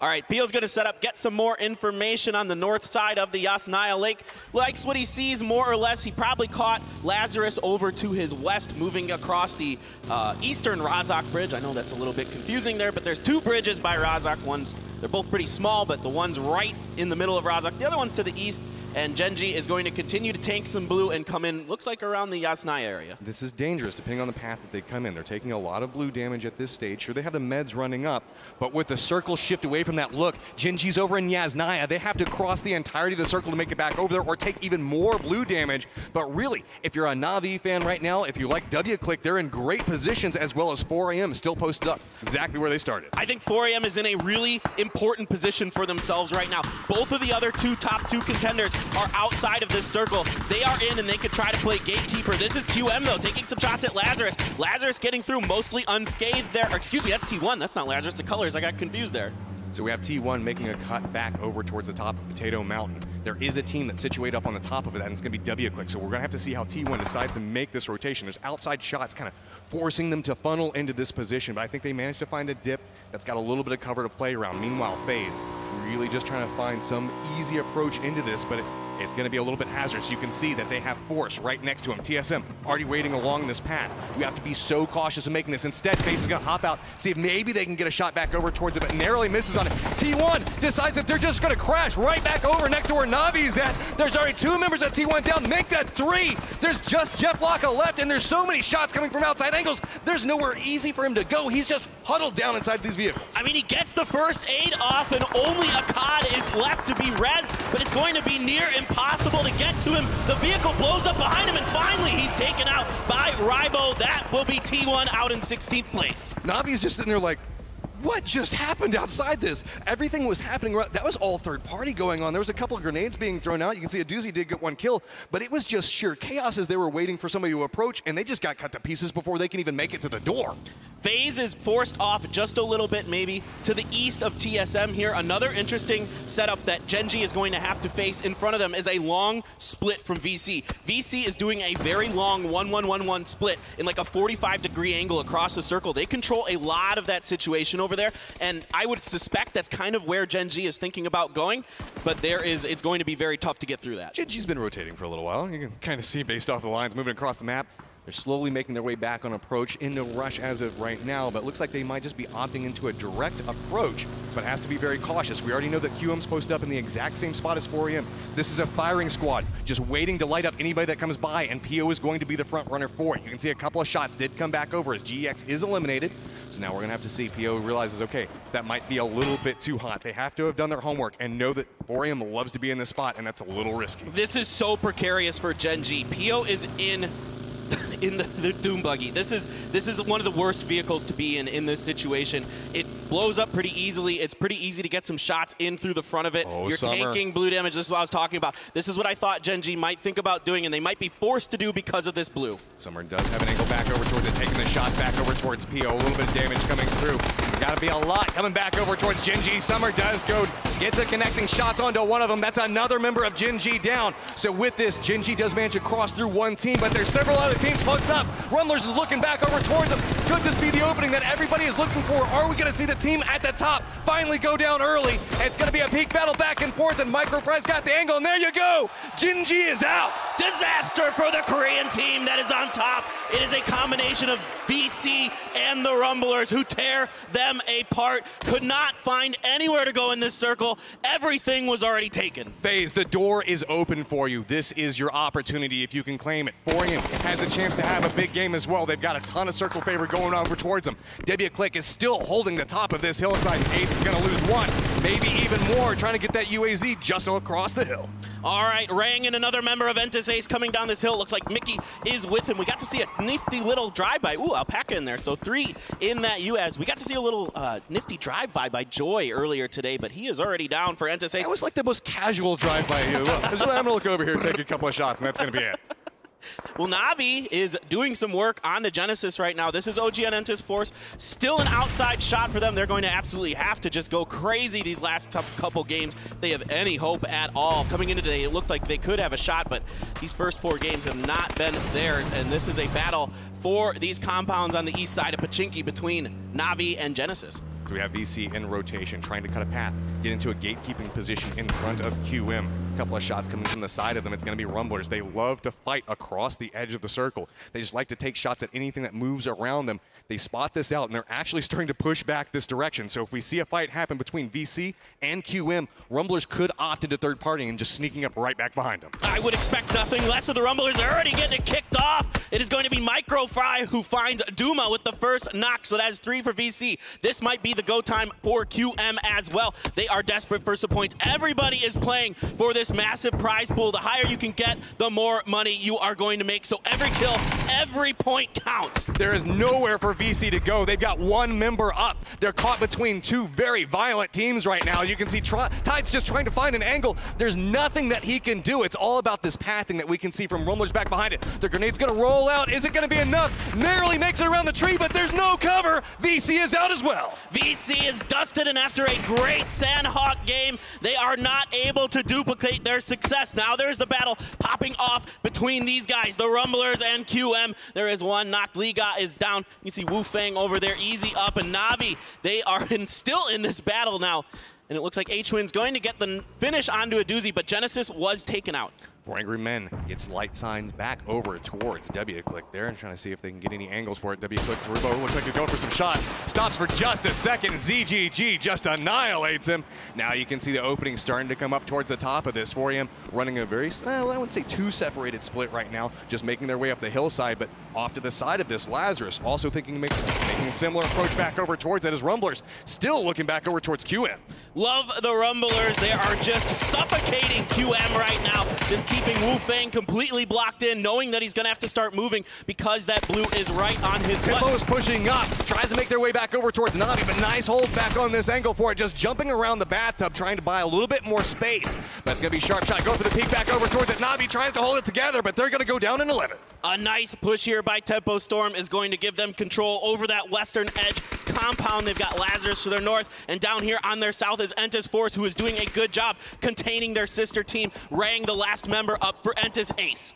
See, it's just a pressure cooker. It was so quiet for so long. There's just nowhere left for all of these teams to survive at, and now it's just a matter of cutting a path through this game to make it towards the center to try to survive. You can see Uba is down right now, looking back over towards TSM, but 4 Angry Men now has their sights set back over towards Lazarus. They have the upper hand. They have the angles back down towards it. Grenades are starting to roll back over towards Lazarus, but Lazarus somehow managing to fight, hold an angle on it, but it's going to be Tempo Storm with that side flank onto it. They might be able to take a couple of shots back into this and completely undo Lazarus. I want to see WClick potentially get involved in this. They need points desperately as well. They're on top of Potato Mountain. A good grenade from Forever is going to find Uncivil. Purdy Curdy crouched behind this rock, trying to get a heal off. Uncivil's going to crawl over to him to try to get the res as well. Forever is going to launch some more explosives into that area. Gotta be so cautious off that. It's gonna roll back down the hill, so every little bit of space is so problematic. The res does come back for Uncivil right now, but Purdy steps out, instantly gets dropped by Sharky. Remember, Tempo Storm has an angle on this as well, and there you go, Lazarus is out in 8. Sandwiched between Tempo Storm, their NA brethren, of course, the running joke, NA on NA, but 4AM was definitely a big part of that as well. Now over to FaZe. They have 0 kills and only Fuzzface left now. Mexi is very hurt. We're gonna go for the res. This is, of course, a much needed healthy member for them, and Fuzzface throwing some smoke grenades down, but TSM is keeping their eyes posted on this. This is very dangerous. Anytime you throw down one of the smokes at this stage of the game with this many people alive, it's a giant flag just saying, hey, look over here. There's a potential kill you can get. As you can see, everybody on TSM looks back over that direction. Fuzzface is trying to go for this res, takes a little bit of damage, but the rock is going to provide a little bit of cover. The spray just nearly going over their heads. They're going to have to be so cautious when they complete the res because they might just pop right up into a headshot. There's just enough of a rock left there. I feel like TSM should try to push on that and give themselves a chance, but for now, they think they can get it done with just their snipers. Here's 4AM swinging around the north side of WClick. Already one member knocked for WClick. Silzen is going to be finished off by Sharp Shot from Tempo Storm. That's never a place you want to be. Just huddled up next to a tree and watch your friend die right next to you just as body collapses against you. That means that you know you have absolutely no cover. But we have seen 4AM trying to get control over the northern part of this circle. Rumblers to the northeast of it right now. Tempo Storm back over towards the west. And a couple of these teams just kind of spattered towards the middle of it with remnants coming through. Here comes Tempo Storm. They are pushing up on FaZe. A huge moment in the tournament right now. It is a 2v2 with the other two members of TSM lagging a bit, providing long-range cover. Iroh up front with Rory. Oh. They know exactly where Mexi is. If these grenades are good, this could be the end of the round for cover! Mexi, and it's right on top of him. That is such a beautiful throw coming out from this. So Fuzzface did manage to get away from it, but then there was one. He gets spotted out by the Rumblers, and that's FaZe Clan down in 7th. So now it's starting to open up a little bit for 4AM as the guys in those top two positions already out. I tell you what, if 4AM can do this, it will be neck and neck at the top of the leaderboards going into the last game. Gen.G with 0 points. FaZe just gets 1. Now we're moving over to the Rumblers, who are trying to push down onto TSM from the high ground. Seeing some other members. They're going to get backed off, though, by some nice shots from the TSM squad. Rumblers move up to 10 kills. They've got a beautiful position. Great sightlines back down towards TSM. Meanwhile, Force is trying to get more control over the angles. Caught up in a lot of fights with multiple teams just trying to get to some form of cover. Kale narrowly manages to make it, but there are so many teams surrounding him. Keep in mind, there is still WClick up at the top of this hill looking back down towards it. 4 Angry Men. It's kind of like one of these king of the hill situations where everybody's just trying to make their way up towards the top of it, and it's just death the whole way. And there's just Harold by his lonesome up there. A good grenade from Lost is going to finish off Rory. The smoke was down, but it was not enough to give him the cover he needed. Of course, those grenades so good. And now we're seeing Kale get into Tempo Storm as well as Indigo, but 4AM is up on the hill, and they can see the two members of Ventus Force that are firing down on the Tempo. 4AM has been they've been so involved in so many fights, but they're only sitting on 2 kills right now. They're needing a bigger game if they're wanting to try to catch up to FaZe at this point. They're still 10 points behind, but it's really the Rumblers on the opposite side of the circle right now. They're just massacring everything around them. That's going to be Tempo Storm now going down as TSM looks like they're going to make a push back over towards Force instead.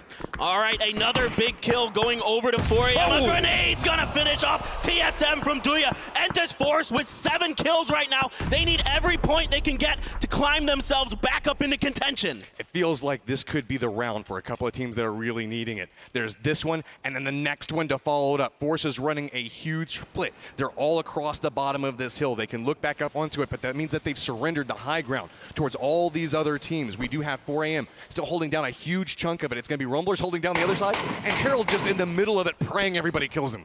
Yeah, Loss almost landing some shots onto an OG and Entis Force member. Going to back them down off that hill a little bit. And here's Harold's perspective as he just looks around. Just please don't come. Please keep don't fighting come. each other. Keep fighting each other. I don't want to move. This is my home now. All right, new circle's going to pop. I'm venturing to say Harold's probably going to be in it. And yes, he does manage to stay in. So now, Rumblers, they're going to have to make a little bit of a rotation through, but it's starting to shift away from that deuce center at the top of the hill. And you can see 4AM looking off to the side of this. They do have sights back over towards Force. This could get really dicey really fast for Entis Force. Both the Rumblers and 4AM are starting to encroach on their positions. You've got Doya up in the middle, guarding the high ground for them, but Sungjong, Kale, and Indigo lag behind in this 3-1 split they've got going, and you can see the Rumblers are very hungry to get down on top of Entis Force. This is a scary as hell place to be if you're Force right now. Rumblers and 4AM, they do not care. They just see everything as potential points, and they will push towards it. You can see just slowly and steadily being sandwich. Shots come out from 4AM. That's going to be 2 members of Force already down.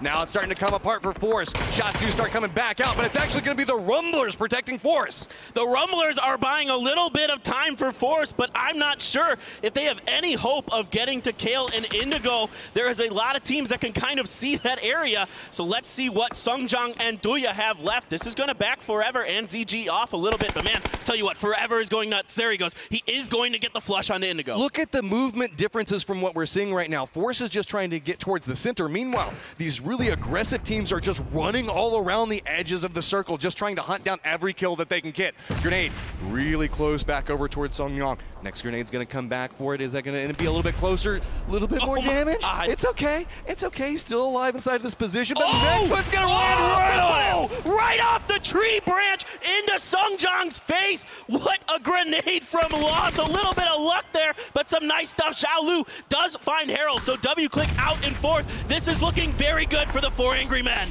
It looks like it's 4 Angry Men on one side and the Rumblers on the other, as alas, poor Force is just caught in the middle, one member up. Shot starting to go back and forth between the two of them. Cherry Poppins managed to make it back around. We're still sitting on 13 kills from the Rumblers, and you can see Duya is just cowering right now, being like, just start fighting each other off of these angles. So, look at the mini-map. See the separation that's starting to happen. There's still this hill that's kind of dividing everything, as people are starting to vie for different positions on it.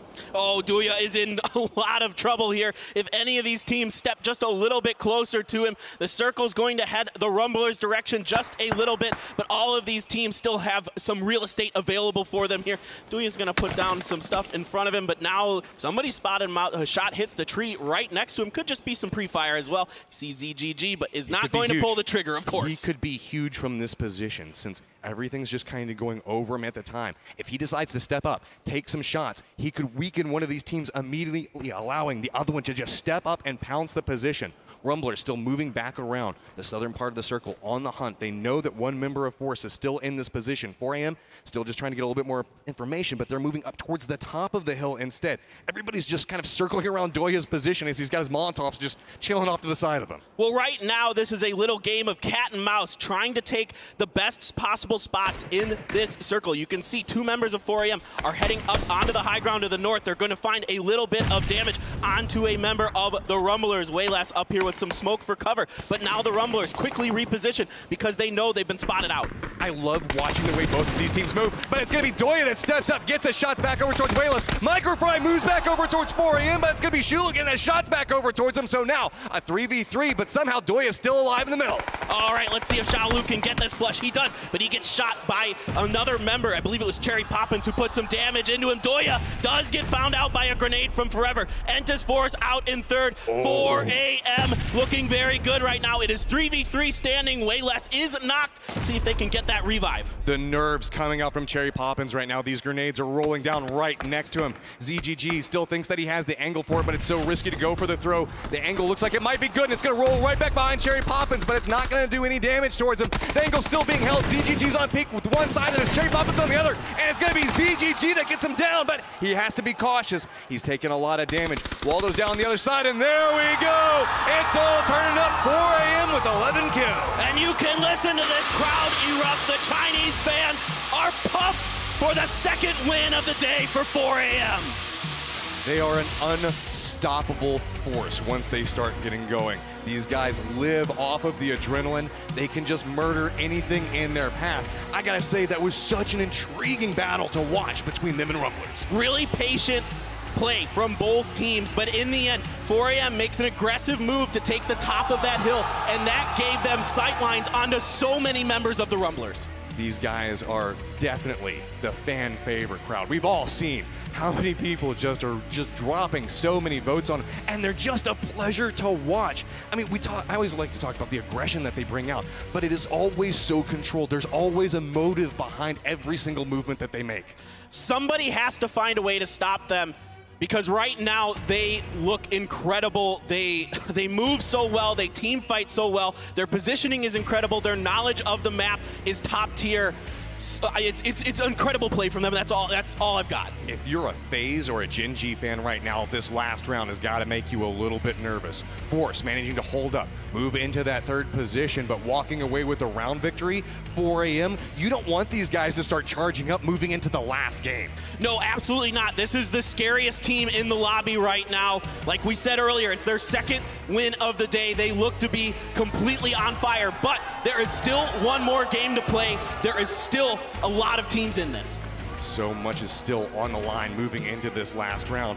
Start to feel like we're going to see, I don't know, a little bit of separation happening in the leaderboard, but instead it's just going to start getting more compacted as we move into this last round. But let's hear it from the 4 angry men themselves. Seltzer, take it away. Thank you, guys. I'm here with ZGG, and we have to talk about this execution in the final moments of this match. You and your team were able to take the high ground away from Rumblers. What led to that call out? 你和你们的队伍在高地能得到了高地，那是怎么得到的？因为之前圈边已经打扫干净了，后来就把圈上山上的人稍微压制了一下，他们并没有过来，然后我们就比较轻松的上山了，然后下边又打起来了，所以就挺容易的。There wasn't a lot of people on the high ground, so it was easy to get the high ground. Great, so you guys moved right in there. That puts you in a perfect position to clinch the match. But moving forward, you started this match in 3rd place. You need to not only get placements, but kills to get towards the end. Have you changed your strategy at all to try and get kills, or are you very comfortable after this finish? 你们在完美的位置，得到了，赢了。然后呢，你们现在是第3名，所以你们换了你们的技术吗？你们的战术换了吗？没有，这个就是我们在自家作战一样，那个就是我们宿舍楼出来，这边是我们比较熟悉的，挺好打的。We didn't change our strategy. We just used our comfortable strategy that we used before. Well, it must be a comfortable strategy for you getting kills because you have over 50 kills here in the PGC this weekend and throughout. So I want to know what makes you so good at clicking heads. 你现在有50淘汰以上，为什么你在这个特别好的？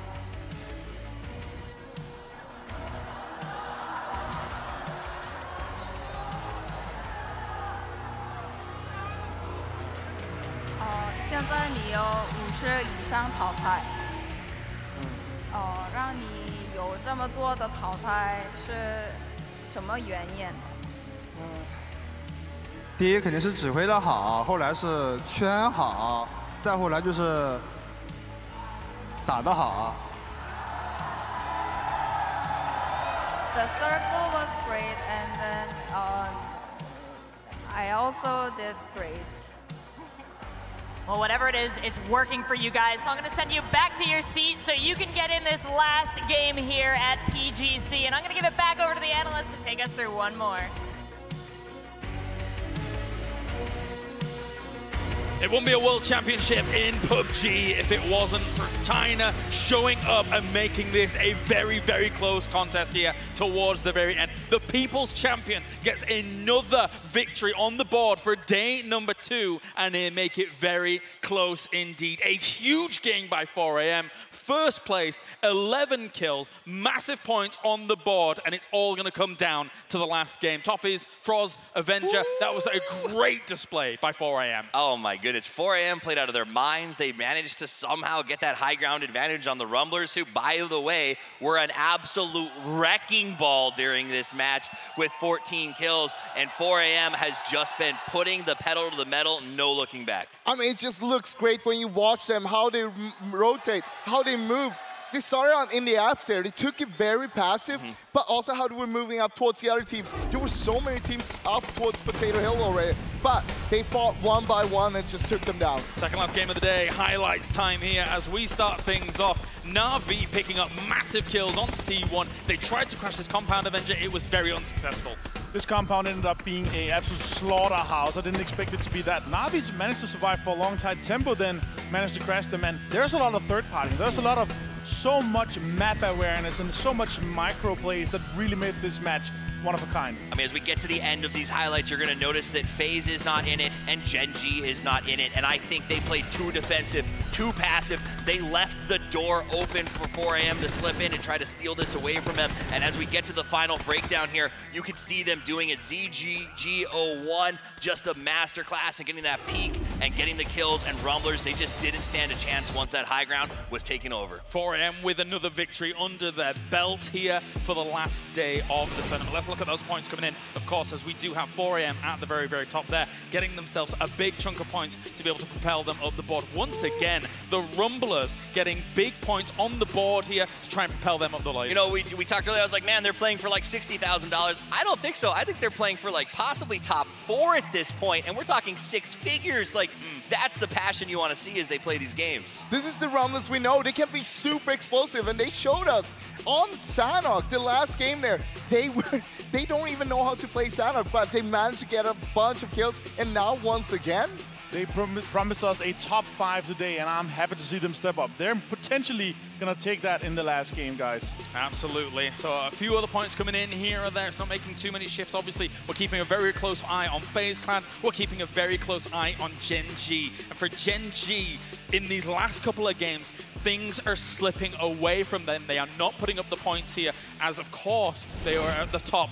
Ladies and gentlemen, in case you are unaware, the People's Champions 4AM have now taken the lead as they have found themselves 99 points up at the top. Gen G is no longer in first place. This now makes it a 3-horse race. This now makes it a 3-region race up towards the top. I mean, it took 5 games to take the lead away from them, but finally it falls. It is anybody's game with like 7 points in the differentiation and 3 teams who have all fireworks waiting to go off in the last round. China, Korea, EU, who's gonna bring it home? I mean, this is gonna be down to the last game, and it's gonna be super close here.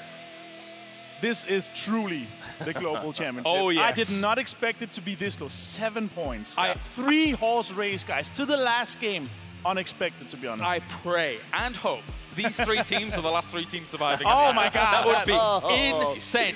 But also, ladies and gentlemen, we should announce that because of everybody's contributions out there, because of everybody purchasing in-game to be able to contribute to the prize pool, not only is the prize pool at $4 million plus for the entirety of the tournament, there is also $2 million going to all of the players here across the board via the Pick'em Challenge as well. So congratulations to everybody for contributing here to PGC. It has been a momentous occasion already, and we have 1 game remaining between these 3 titans of PUBG Esports at the very top. Say that again. 3 titans, 1 game, $2 million.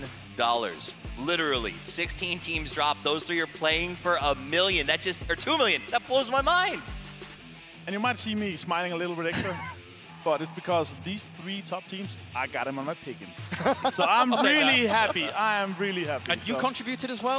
You contributed. We all contributed. 7 times. Fantastic. 7 times. Absolutely fantastic stuff. Guys, I don't even know what to say about the last potential match coming up here. What are your thoughts, Roz? I mean, it's going to come down to where we're going to see them drop and stuff. There is so much that is going on in my mind right now. I don't know where to even start, but let's be honest. 4AM, Gen G, and FaZe, all 3 of them have put up enormous amount. And, I mean, the game they've been playing, it's just phenomenal. They've left blood, they've left sweat on the battlefield, but there's a big difference in these 3 teams for me. FaZe and Gen G both tend to default to these long, outside, meandering rotations very defensively. 4AM doesn't care. They smash into the middle, they take out whoever they have to. So if 4AM plays their game and doesn't get knocked out in those first 2 or 3 circles, then I think FaZe and Gen G have to be very stressed out. Let's take a look at how things did develop when it came to rotations and the drops. One thing that really did stick out, whilst probably not shown here, is that Gen G's rotation was very, very wide. They were once again trying to find a way in where it was very difficult. Actually, is that Gen G there? No, they went up on Everest. They had PO scouting on Everest as per usual. Then they went on the north side going towards the east, but PO, he ran out of gas. That's how long they rotated, and it didn't work out because they had to go for a close entry into the circle after that. Oh, they managed to find a gas can last game because I want to see them fully gassed up for this match, guys. Absolutely. Hopefully, these 3 teams, as you said, if we get a dream scenario, a 3v8, 4v4 fight, that would be absolutely fantastic for me. I'll tell you this, so far in the finals, we have 3 teams that have won 2 games each. Those teams are 4AM, Gen G, and FaZe. No, I mean, like I said, if they're not gassed up for the 2 million potential, I don't know what else to say. Gen G, though, like I said, they've been playing too passive. They won those early games. They started strong just like yesterday, and it's like they put on cruise control and then never accelerated back up to full speed, and that's why I'm frustrated with them. I need to see them turn off that speed restrictor, go all out and say, this is for everything, because even if you don't win, you're still walking home with, what, almost $1 million? So come on, let's go. It sounds like you're describing 4AM to me. Never putting the feet out of the gas. They just keep on going, keep on rumbling everyone. You got to go fast, man. From VC in 5th all the way down to Na'Vi in 9th as well, there's only 15 points. If any of these teams have a great game, they could potentially take home an additional 6 figures because our prize pool is now that big. Yeah, it's very, very tense for a lot of these teams across the board here to try and find themselves the placement that they need. Toughies? I mean, I think it comes down to the stories of these 3 teams, right? We've got FAZE, who they didn't make it to PGI. They missed it by 1 shot. Depressing for me. We got 4AM, who, you saw the pick'ems. I mean, I don't care how this goes for them. They're still taking home a crazy amount of cash. Oh, yes. And then, of course, we've got the last team in there, Gen G, who is just great. They're coming out of the PKL. They're a dream come true. I can't wait to see which one comes out on top. For both days, though, they have been sprinters, not marathon runners. And now, at this final hurdle here, Gen G is going to have to be able to try and jump it. And when it's a lobby quite like this Avenger, sometimes those hurdles can be very, very difficult to get over. It's going to be extremely hard. And also because we have other teams that are kind of playing without any fear now. They have nothing to lose. They can be very dangerous because they will literally just run at you full force. And if we have a team like FaZe, like Gen G, that are playing a bit more passive, they will most likely lose a fight with 4 guys just running at you. You can't go passive now. I mean, now's the time to go aggressive, super aggressive, to be honest. You don't want to be passive. If you go passive, you see what happened to Gen G in the last game? That's exactly what's going to happen to you. I mean, Pio's Buggy has been a metaphor for their day, basically, in that context. And they need to step it up. They need to make those plays, and I think that that's what they can do. They've proved last year that they're the best third-person perspective team in the world. Now it's time to prove you're the best first. Let's listen in with 4AM, the People's Champions.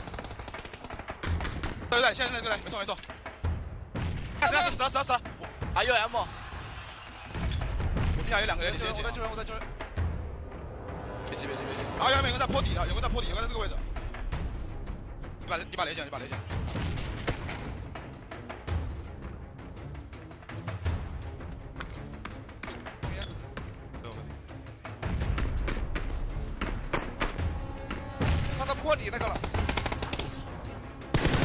倒了，坡底又倒了，又倒了，又倒，最后一个，加别急，10刀，别急，别退啊！ Yet another chicken dinner under their belt. Amazing scenes here, but all of these scenes, everything here at the PGC is not possible without some of our title sponsors. So a big thank you to NVIDIA, GeForce, and Zowie by BenQ. Listen to it. Let it build. An audience here very behind 4AM for sure, and they can hear it. They know exactly how much support is here in the crowd and how much they've been able to garner from that, how much strength they've been able to draw from that is very evident in their last games. Very, very powerful stuff. They also have a very good advantage going into this last game. They drop in the middle of the map. Both FaZe and Gen G are a little bit dependent on hoping that it's not an east or west circle because that one might knock one of them out into a really tough rotation. 4AM, doesn't matter where it goes, they have the same chance of getting there. So I think that's a little bit could go into play. When we see that first circle pop, who has the advantage? I'm excited, guys. This is a culmination for a year play. For me, 2 years I started. This is my first tournament. I was here with you 20 kilos ago. 20 kilos ago. Much less experience. Now 20 kilos more experience, but goosebumps are rising when we hear these guys. When we hear the shouts, 55% or more is currently cheering for 4AM because they have their pick'ems and also, of course, the pride of the People's Champions, guys. No matter who wins, all these teams have given all they got. And I mean, they've made it so close. It's going to be amazing to watch the last game here. Ladies and gentlemen, it is time for the final game of PGC. I want to hear you shake this place to the foundations. Let's head over to the commentary team. It's Erangel. It's game number 12. 4AM managed to step up and move into that first place position. It is so tight up at the top of the leaderboards, and there is 1 round remaining. Paper thin, it's time to go. The pride of EU, the pride of Korea, and the pride of China on the line right now. 4 AM 99 points, Gen G 97, FaZe 92. These are your 3 front runners, and this is going to be an amazing finish, Matrim. This is what you want from a PUBG event, for it to come down to the very tail end of it, for this last round to decide everything. There is so much on the line. It's just like Avenger and the rest of the desk was talking about. We start off over here at IEM Oakland so long ago, and now back in this arena to culminate a full year of esports for PUBG. And a $4 million prize pool now is on the line. And that is a lot in part to the fans, the passionate fans that love this game. We love you guys. You're the best. TSM dropping back off towards the north, as well as Force. These guys are back. They've been back and forth towards the top of the leaderboards, and they're going to be kind of next to each other. It looks like they were potentially going over towards Severny, but instead TSM is going to have to shift away from this. 4 AM, they're getting their comfort pick. They're just landing right around school. They're going to have QM moving off towards the north of them. We've seen that these guys tend to like to hang out around each other, but it's starting to get messy back towards the north. As you can see, TSM now having to move off. There's not a lot of loot around there, and now we're going back down around Quarry. This is incredible. The move here by FaZe to drop on the western side of this could potentially pay off. Now we're getting some early action with Lazarus as Entis Force is trying to control Severny. Entis Force here has a very, very outside shot. I will throw it out there, 79 points. They're 20 points outside of first, but it's going to take some crazy luck for those top 3 teams, and then one of the best rounds I've ever seen from them. I just got really excited. I was hoping that we'd see another VSS kill. I don't know. It only happens in the early game, but whatever happens, it always makes me happy. But we have a lot of teams that are not inside this safe zone, so a couple of dangerous rotations could come into play. We have a lot of water also eating up a ton of space on this, so a lot of these teams are kind of jockeying for different positions, and I do have to point out, we also have Gen G that's just towards the north. They love to drop around South George, and they're going to have a ton of control over that area. All right, I'm really curious to see how 4 AM is going to maneuver in this. Are they going to make an early aggressive rotation? Are they going to play it a little bit more patient, wait and try to play some edge? Because FaZe and Gen G already in the circle a bit, but both of them are kind of on the outskirts of where it potentially could end up. You hit on a very interesting note. Whenever you move into that top position, sometimes this thought happens in your head where you're like, okay, we just need to keep it now.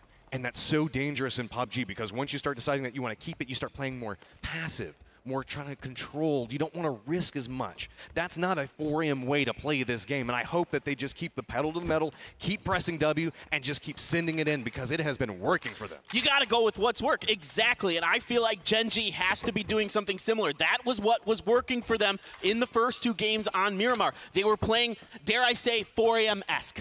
Oh, 100%. And let's also talk about the fact that we got to see Rumblers and 4 AM in a fight at the end. I've been wanting to see that for a while now. I just love to see both those teams the way they scrap. But Gen G, again, right on the edge of this circle. They're towards the north of it, but might see a couple of rotations. This tends to be a very popular spot whenever you see a circle like this. A couple of teams will opt into playing around Everest. We know that Gen G is very prone to move into that position, but there's also Hospital, a lot of buildings around those locations, and you can see FaZe, due to plane path, way over towards the other side of the map than where they normally drop that. Yeah, and I don't think any other team is going to potentially know exactly that this is FaZe. Maybe there was a scrim result where they had to drop here one time. Not exactly sure, but for now, they're just going to be looting up on that western edge. VC is making their way down. Tempo Storm is collecting on the east side of FaZe, north of Quarry here. Gen G moved up to the mountain like we've been talking about. They love to do that. Now they're making their way down, making an early rotation for themselves as well. So much on the line inside of this, and we just want to do a quick thank you to everybody that is watching. You guys have put in so much in watching this and participating through PGC Pick'ems and the skins and everything that's involved inside this. We are just so happy you guys are enjoying this and tuning in for this last round, as it's going to start getting intense here in just a little while. Circles starting to move here in just a moment. So now it's about how is everybody going to start their rotations. I still have my eye back over towards TSM that had to move way back over next to Kameshki, and a couple of shots already coming back over towards the center as it looks like Genesis does catch W-Click in rotation. Yep, Genesis moving southwest of Pachinki are finding W-Click, making their way across the southern part. Now we got a battle breaking up between Entis Ace. Rang is down. Sharpshot was already down as well. Rang with that micro Uzi.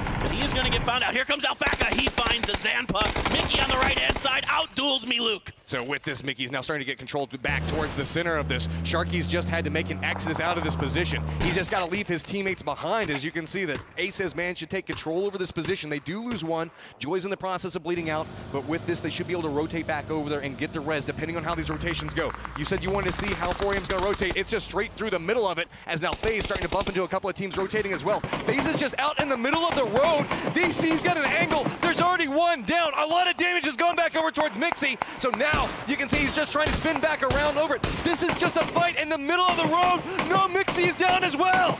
VC surrounds FAZE and gets two of them out the gate.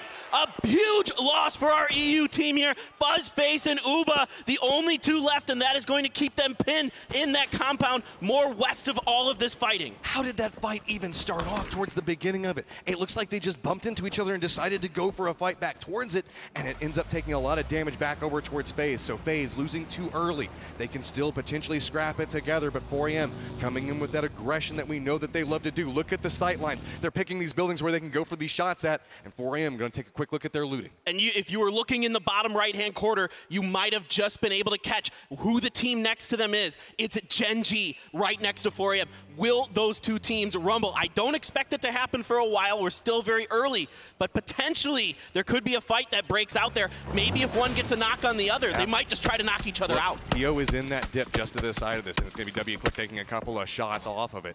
So that's going to potentially pin them back over. PO's just trying to get a little bit more information back over towards it. Now it's just a matter of playing with information, paying attention to the kill feed, knowing who's around you is very important. And woo, ZGG just hops in the UAZ, pushing it back over, and we've seen that back over on this angle is where that Ace fight was happening just a second ago.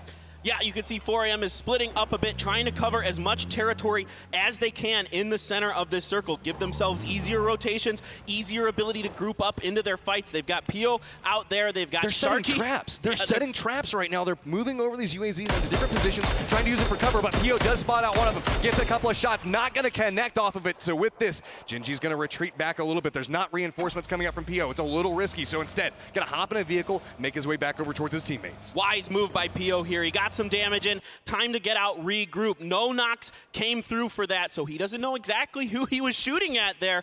But now it's going to go back with Esther, and they're going to do a 2-2 split. Look at the cover angles back. ZGG is looking back up that hillside, protecting his team that's at the top of the hill, and they can look back down towards him. Really, it's got this kind of kill box that they have set up for themselves, depending on how teams path through this. Looks like Forever is going to kind of make their way back down on this angle as well. This is a very interesting play coming out from 4AM. We were kind of curious. Do they get in their own heads, or do they play aggression?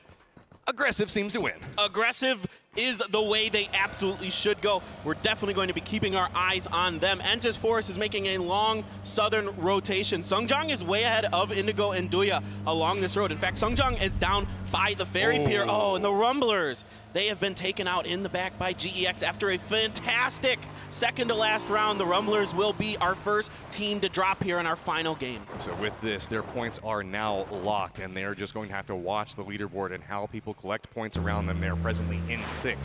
So now, rotation still coming in play. Force is kind of the outlier inside of this. Back behind them, they do have TSM, and in front of them as well, as it's going to be a little mixed up in rotation as these guys are just kind of riding along next to each other. They're both moving over to different points, but in the direct time, they're just kind of like honking the horn at each other, kind of saying hello, you know, being friendly. Well, both of them had to make very, very long rotations because of where they dropped in the north.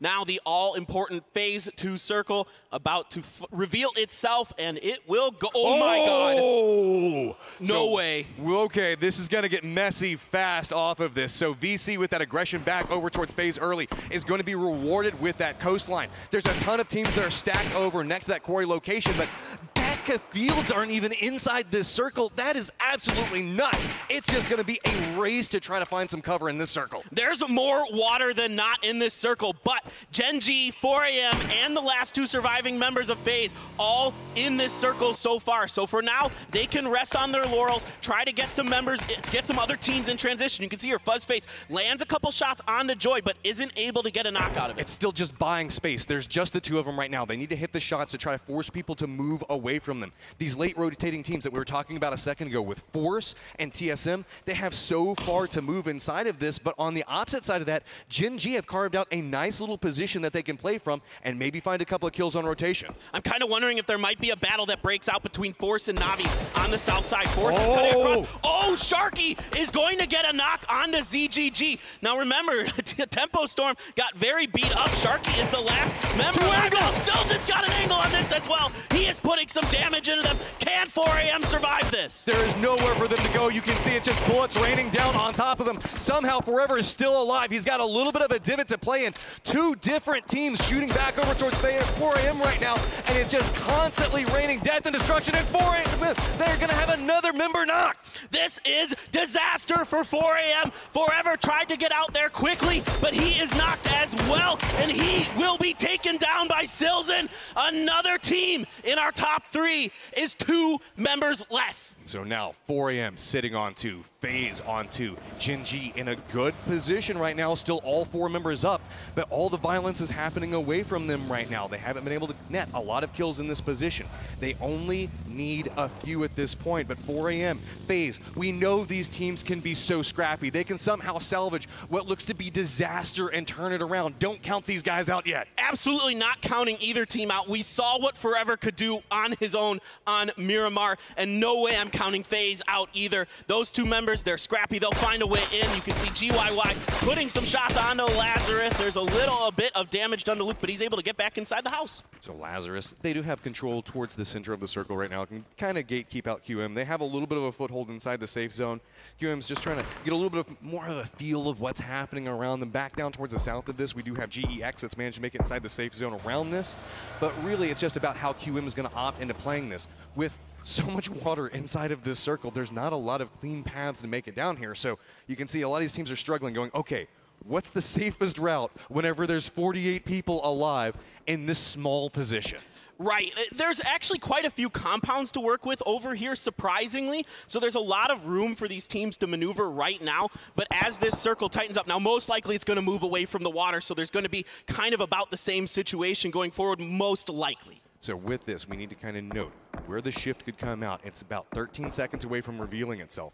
It's going to move away from the coastline here in just a bit. It's going to be QM and Lazarus just taking a couple of shots back towards each other, but the position that FaZe is playing right now could be extremely powerful depending on how we see these circles shift away. And there you go. It's just going to move up a little bit closer towards the coast. Nothing crazy right now, but a lot of these teams already firmly cemented as QM does have one of their members get knocked. All right, the battle rages on between Lazarus and QM. There is a grenade coming over. You can see these are the 2 members. The tire is out on that Dacia for 4AM on the very eastern part of the circle. So this makes it even more difficult for them to get where they want to go. They still have a UAZ and a buggy, it looks like, but like we saw in the last round, the buggy's not the ideal vehicle. Oh, well, it looks like they just decide, let's just do up inside of this, both of us, so that way we've got one guy on the back taking the shots. It is going to be very hazardous to make this push back over. It feels like they just want to send it back towards the center. Live how you die right now. These guys are just charging in. They know exactly where they want to go, and they're going to commit towards it. They have their buggy slip off to the side. It's fine. It's righted up, but it's going to slow them down. The shots are going to come through from Tempo Storm, but not connect. The push continues from 4AM. They're going to run back over next to FaZe Clan. A couple of shots going to go through, and I think 4AM is just going to find this little bit of a dip up towards the top and try to sell it. Oh! That's one more down off of this. Wayless is the last one alive. Mickey has the angle for it. The shots are coming through, but somehow Wayless manages to dodge the first one. His angle's a bird. 4AM is out. 4AM is done. They're only 2 points ahead of Gen G, 6 ahead of FaZe as they pick up another point, killing that member of 4AM. Tragedy is struck here for the Chinese team. The wreckage rolls down the hillside. 2 points back behind them is going to be Gen G. Still, all of their members alive, but it's been so quiet around them. Like, they're just kind of posted up over here. All the violence is happening in different parts of the map. That could lead to be a little bit of a problem, as there's still 14 teams alive. If something bad happens to them, there's still a chance that 4AM could hold this, as FaZe has already lost 2 as well. Yeah, Gen G, I think right now, knows full well that we've lost 4AM out of this lobby. So Loki sees that drop, potentially going to look and go for it. Sungjang pushing ahead for Entis Force as they're going to try to regroup and get a little bit more center circle for themselves. This is a really nice situation for Gen G right now. Can they hold on? They've still got 4 strong. They've got a decent position inside of the circle. It's going to come down to their teamwork and their aggressiveness at the end. So with this, you can see Gen G, let's just stack up more things in their favor as they're going to walk over and get a crate to play with as well. But no team's really next to them. It's just Lazarus who looks like they're making a push back over towards GEX right now. They have a lot of control over this situation, but they're also kind of down in a dip. They can play along these little bit of ridges, take a couple of pot shots at what goes on around them, but also not a lot of information that they can gather off of this position. Right, exactly correct. Because of all the hills here, there isn't a lot of sight lines for them to utilize. This is a team that likes to get up high, find the angles, get the information, but right now they're going to be playing without it for a bit, relying on their visual and sound cues that they have, which isn't going to be a ton. Now, yeah, there's a flat field out there, but nobody's really going to be going on it. As you can see, Lazarus just bypassing it. Circle heads directly south. So with this, Gen G not inside the circle. They're going to have to figure out how they want to make their push back over towards it. Navi, TSM, Force, all back down towards the south of the circle right now. It's all about how Gen G tries to move this. If they go a little bit too risky, we could see already 4 AM has felt that detriment on what can happen to you, but Gen G tends to be a little bit more controlled. Here comes the start of the rotation, starting to send one of the members out. You can see a couple on foot, trying to gather a little bit more information right now off of it, but so much of the circle already kind of controlled at this point and becomes very, very hazardous.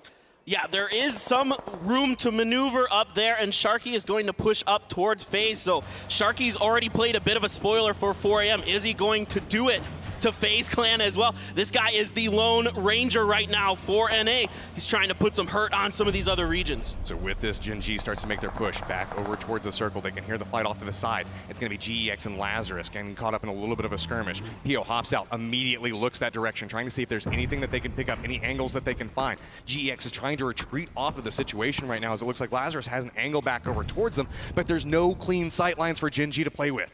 Well, right now, they're just going to try to set up a contain. That battle is going to have to resolve itself one way or another between Lazarus and GEX. Now moving over to T1, they're pretty well and out of it, but there is a potential big battle between Entis Force and them that could erupt here. Entis Force needs all the kills in the world and a chicken dinner. Now 4 AM is already out, and neither FaZe nor Gen G has done anything, so the door is open for them, Matchroom. See the point that Lazarus is playing off right now, taking a couple of shots back over towards GEX. Meanwhile, Gen G is just praying that the fight starts to move over to a different side, seeing if they can try to get anything out of this. This is a very aggressive position coming out of them. They've got their vehicles along the slope of this, just trying to see if they can get any shots, connect with anything to get any downs. FaZe also still on the hunt. Remember, they're right up there towards the top of this. There is still a chance for FaZe to come away. If they manage to walk away with some kills or a first place position, they can make their way up towards the top of the leaderboard. 4 AM already locked in position, and it looks like Lazarus on the motorcycle starting to send it. Might have a side flank off to the side of Gen G.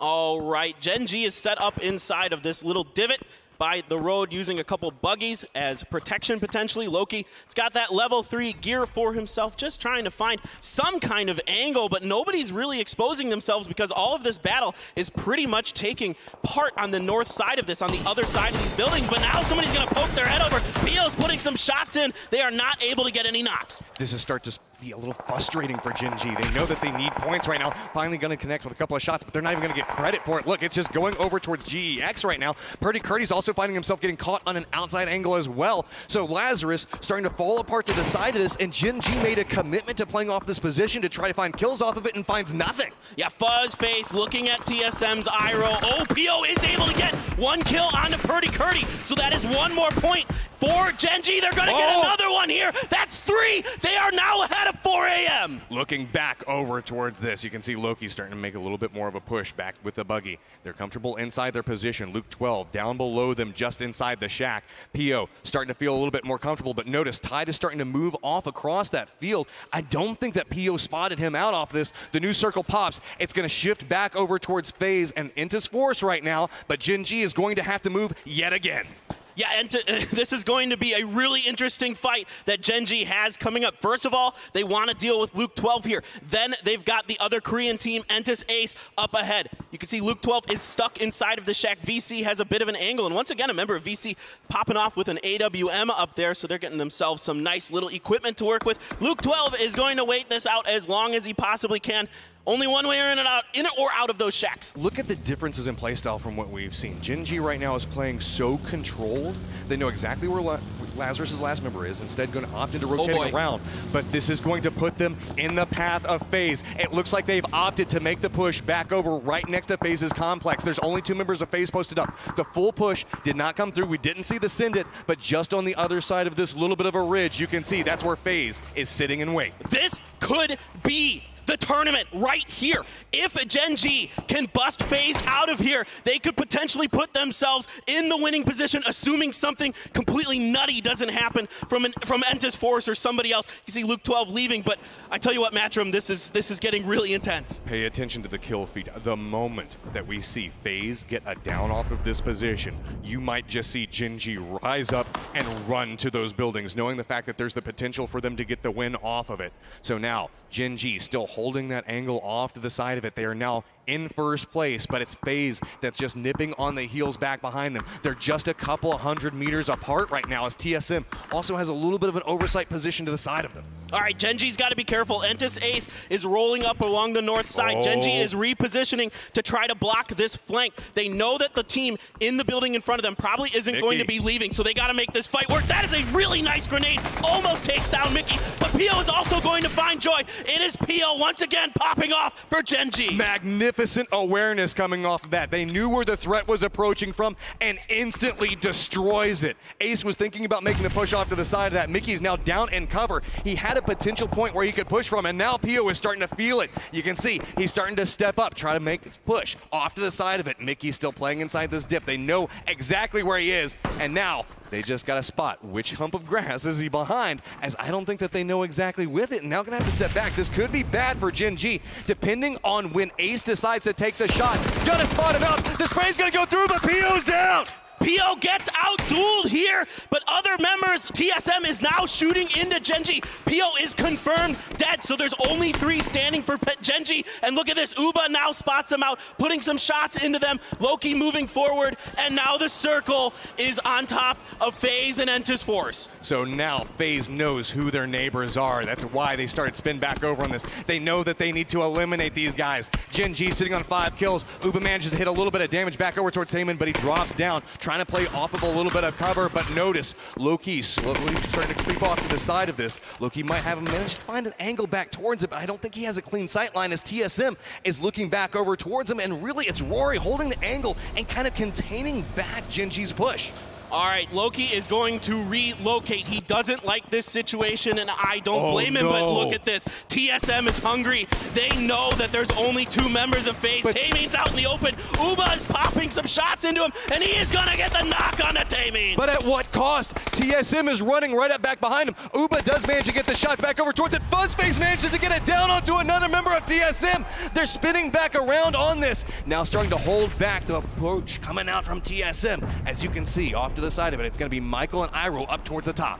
Can the heroics come through here for Fuzzface and Uba? Back over to Gen G. Some grenades are bouncing past them. Taemin is still knocked from that earlier Uba knock. Loki and Esther trying to bounce Alpaca outside of this shack. Grenades up and over for them, but right now Alpaca is taking damage from another angle. I believe that is tied from VC. We have so many small fights that are stacking up right now and stalling so many pushes from these teams that want them so bad. Fuzzface has a sight line back over toward Esther. Doesn't want to take the shots yet, but starting to connect with a couple of them off. It's going to be his teammate that's going to force Esther back around the other side. Just trying to find some clean sight line, but notice Loki is moving yet again, trying to move up on an angle, get this res off, and maybe move their team back into a decent position to be able to fight everything that's happening around them. That's going to be a huge res if they can get it. Meanwhile, a big fight popping off here. Entis Force. Indigo gets at her first. Helen up on the hill. Now VC is popping some shots into this as well. There are other teams getting in on this action. Entis Force not really thrilled with this positioning, so Indigo is just going to move that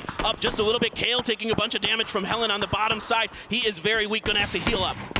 Oh, but he gets found out. You can see the shots coming out from FaZe Clan. They're committed in one specific direction right now. Meanwhile, Gen G is just trying to clear up these other angles. They're just trying to find anything else around them that moves. They want to secure more and more points off of this. Meanwhile, you can see FaZe is just kind of trapped in the position. Force looking back over towards Adder, can't quite connect with the shots through the smoke, knows exactly where he is, and has to play so cautious, tries to go for the shots, but it's going to be Jeff Flocka.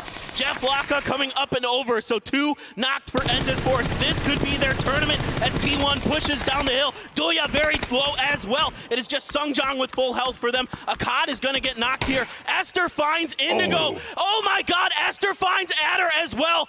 8 kills for Gen G. Starting to get a little bit more space on the leaderboard. They managed to control inside this dip. The circle has shifted away from both Gen G and FaZe. All these guys are going to have to move, and it's actually going to be Na'Vi and Intus Force that are in a decent position. This is huge. FaZe needs to get some points, and they need to start getting them because Gen G continues to tear through everyone in their path. Sungjong is knocked by Taemin. He is looking over towards FaZe. Fuzzface is down. Fuzzface is down and out, and now there's just one member of FaZe. It's a Herculean task ahead of him. As you can see, Gen G is just accumulating more and more points. He has no angle that he can really work with, and Gen G is just taking more and more control over this game. All right, Uba has finally abandoned this compound and is going to try to get something done. 5 kills for Esther, your veteran for Gen G. But he's coming making up a huge. push off of it. This is exactly what you need your superstars to do at this moment. Uba knows where they are. He's trying to creep up back behind him. Gen G's going to feel like they have this area under control. They're not going to be expecting somebody to just pop off on this angle. If Uba can manage to get behind him, he could just absolutely destroy Gen G and maybe buy them a shot at getting that first place position. All right, they are completely in control of the western edge. Somehow, some way, Sungjong is back up. Doya does find him, but Loki, I believe Solomon is going to get the knock. Now can he get the finish onto Doya and get 2 more points for Gen G, separating themselves even farther. But ooh, Esther is going to get found by that SLR from Doya. Gen G just feels so strong off of it, and look, the hunt is still on from Uba. He's paying attention. He knows they've lost one. Looks back over. He could have the angle. Connects with a couple of shots. That's one of the members from Gen G down. Can he connect over with another one? He has to be careful as TSM is still back behind him. And now he's given away his position. So now we have a 1v1 with the guys that are all in the top 4. It's going to take a miracle from Uba to get this done. He does find another kill. So you can see there on the left-hand side. 99 for FaZe. Oh, Loki! Gen G is down. So it is going to take Uba with a win and at least 1 more kill to get this done. Can he do it? Oh no, he's done! FaZe goes down, and it's gonna be from Na'Vi off to the side of it. Now it is just Force. Doya hiding down off of this angle. There's no way that he can get any more off of this, is there? He's got to have the angle off of this. 3 different people all seem to know exactly where he is. He's gonna opt. They're thinking about the grenade, gonna bounce it back up. Na'Vi steps away from it. Doya still just trying to hold the angle, trying to see if maybe he can sneak around, find some different position. The grenade's gonna bounce right next to him, but Doya is now gonna get a little bit more information. Grenade goes off to the side, not gonna connect with anyone now, and it's just about trying to figure out exactly where Doya is. The step up comes through, and it's gonna be Na'Vi taking the round. But the real story here is your 2019 PGC champions, Gen G! These guys have stepped up when it mattered. That was one hell of a game to close us out, as it was just so back and forth towards the tail end of it. It was, you could see so many teams just trying their hearts out, but at the end, it's gonna be Gen G that stands on top. PO kicking things off for Gen G. He gets found out, then the other 3 members get it going. Loki with that huge pickup on that crate, taking advantage of that MK14, picking up some big kills. Esther as well with a ton for himself. What a final performance for this Korean team. Gen G, these guys fought their way up through this. They had a little bit of a rough start at different points, but now they stand here full, content, glorious as they've managed to win this, and they are the PGC champions!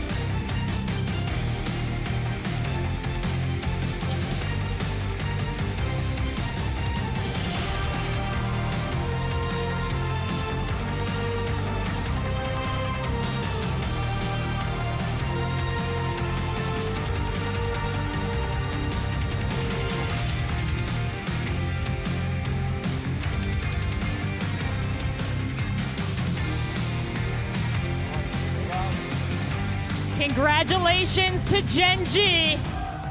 They are your winners from South Korea, and they are taking home more than $2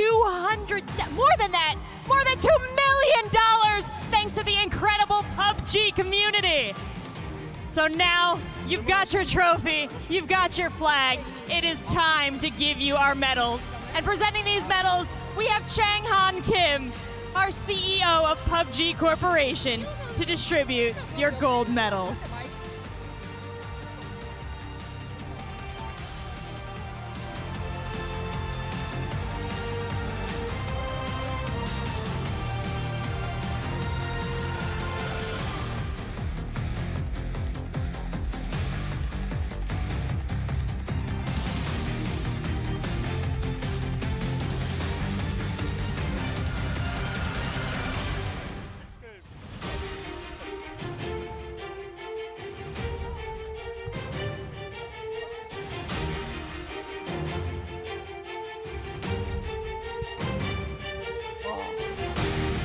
And now we're going to take a quick moment for our press and media to grab some photos of our champions. So players, please hold your trophy and flag high. I invite you all to take your photos.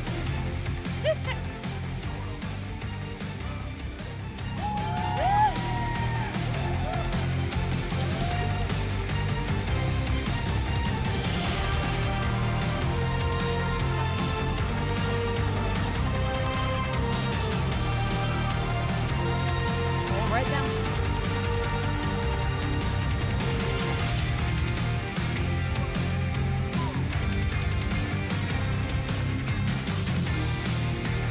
All right, thank you so much. Congratulations to our team, and thank you once again to Chang-Han Kim. I appreciate it.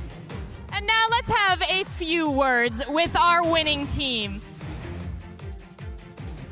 First and foremost, I would love to know what your experience has been like in the PGC as part of Genji. 젠지로서 그 PGC에서의 경험이 어떠했는지 한번 말씀해 주실 수 있나요? 팀 젠지로서 PGC에서의 경험이 어땠는지 한번 말씀해 주실 수 있나요? 일단 지금 많이 믿기지가 않네요. 많이 믿기지가 않아요. It's an unbelievable moment right now. Well, how much does this mean to your team? It was a huge accomplishment, and you are standing here now on the global stage. 지금 현재 can you just repeat that again once again? 안 들려서 이쪽으로 오셔야 될 것 같아요. 이쪽으로 오셔야 될 것 같아요. Come on down. 자, 이거 Yeah, sure. How much does this mean to him? 아 그래? 지금 이게 PGC에서 우승을 한 것이 본인과 본인 팀에게 어떠한 의미가 있는 것인지 한번 말씀해 주실 수 있나요? 세계 최고의 팀이라 생각하고 저희보다 잘하는 팀은 없다 생각합니다. I think your team is the best of the best, and I'm really proud of it. You guys have earned over $2 million by claiming first place at this tournament. Will this change anyone's life on the team? 지금 현재 1등을 하심으로써 약 200만 달러 정도의 상금을 받게 됐는데 이것이 혹시 팀원 분들에게 각각 뭐 어떤 변화를 줄까요? 저희가 상금을 생각하고 이렇게 게임한 것이 아니라 그냥 한 판 한 판 열심히 해서 최선을 다해보자 했는데 그게 1등이 된 것 같아가지고 좋고 행복합니다. We didn't actually aim to play for the final prize. We actually tried to put our best effort for each round, and I think that has become the momentum to what has become like the winner of this PGC. Fantastic. I love to hear. It's not about money. It's about pride and showing that you are the best. Now you stand here as our champions of the PUBG Global Championship. So how would you like to address the greater PUBG community as their champions? 그럼 현재 이제 PGC의 챔피언이 되셨는데 챔피언으로서 여기 보고 계신 관람객들에게 한마디 해주실 수 있다면은 여기 오클랜드에 지금 저희 팬분이 뭐 몇 분이나 있는지는 잘 모르겠거든요. 몇 분이나 있는지 잘 모르겠는데 저희가 이제 젠지로 또는 계속 꾸준히 이어가서 여기 관객수 전부가 저희 젠지 팬이 될 수 있도록 열심히 노력하도록 하겠습니다. We're not actually sure how many are fans around here in the Oakland Arena, but we will try our best to fill all of this audience as our Gen G fans in future. After a victory like that, I think you can count us all as fans. So congratulations once again, gentlemen. And now to close out the day for the very last time, I'm going to send you back to our wonderful analysts.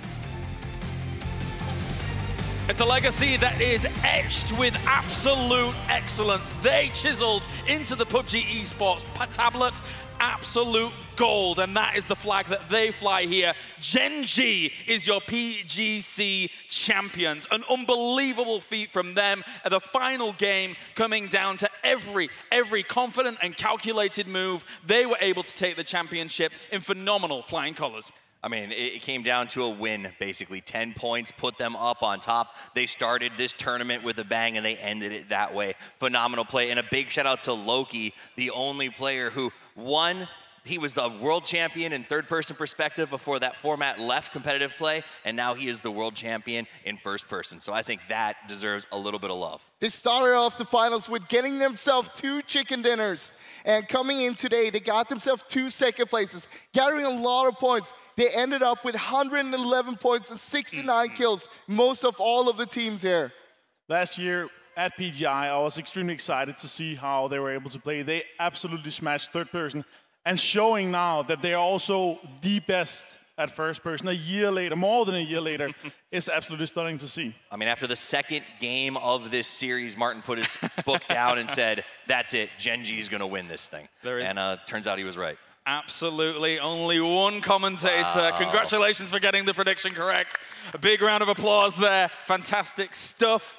Gen G, a name in esports, in Korean esports as well, that is even a newer name in Korean esports, but has already completely been able to dominate a scene after a scene. And here for PUBG Esports for 2019, who can deliberate with them getting the victory here after effectively 4 massive games, 2 at the start of the first day, 2 at the start of the second day, and some great consistent performances throughout. And also how they played this last game. They were so aware, their map awareness, their positional awareness.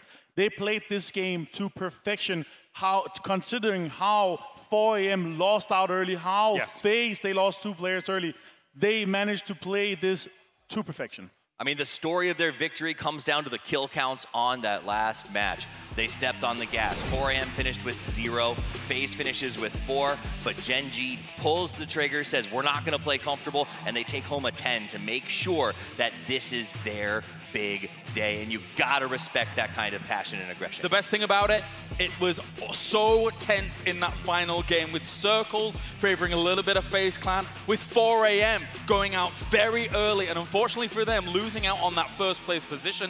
But FaZe Clan getting themselves the kills. We'll talk about that in a moment. We're still on Gen G here for a second. 111 points. Fantastic stuff by them. Fully deserving of the championship. Esther got himself 16 kills in total during the finals. 5 of those during the last game here. He's the support, but he shows that even a support player can do a lot of impact here. Absolutely so. An amazing trophy, an amazing result here for Gen G, an amazing result for PKL as well, as they're able to attain this trophy. And it does make you wonder with how competitive things were with the top 3 regions here being able to take that 1, 2, 3 spot. 2020 presents a fantastic opportunity for all of these teams. Of course, Uber with those final kills as well, got himself an extra $300,000 effectively. But ladies and gentlemen, thank you very much around the world. That is it here for PGC. Thank you to everyone tuning in everywhere. Thank you to everybody here in the audience as well. You've been fantastic. That is PGC 2019 concluded. A big congratulations to Gen G, our PGC Global Champions.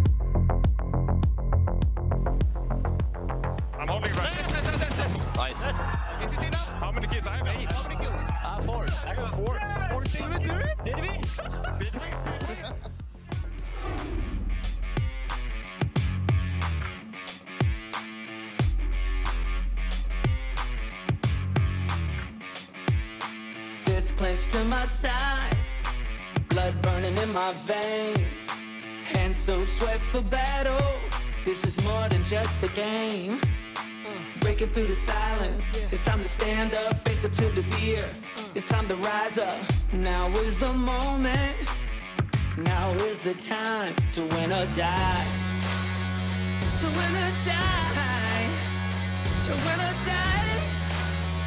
To win or die. This is the moment you want, so stand up.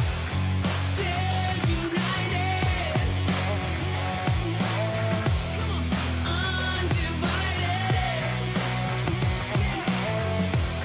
Stand united. Undivided.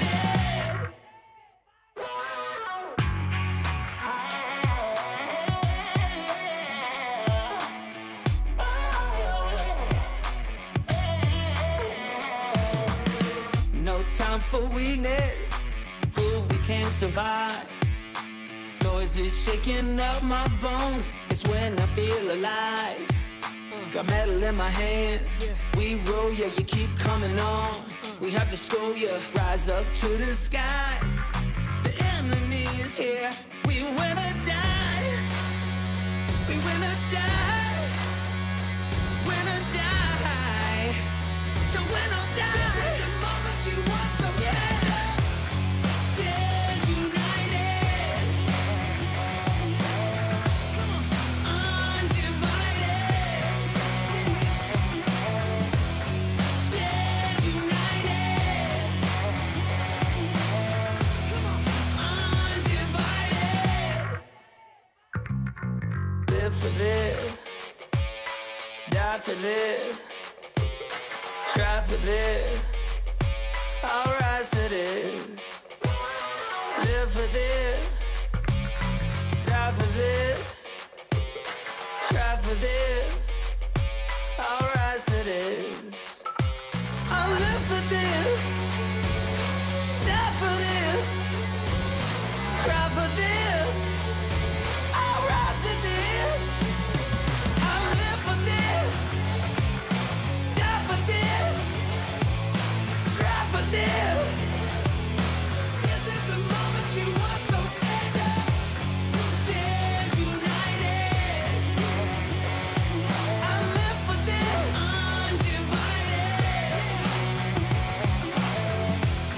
Stand united.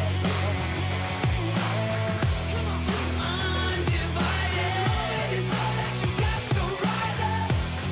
Stand united. The time is now. Undivided.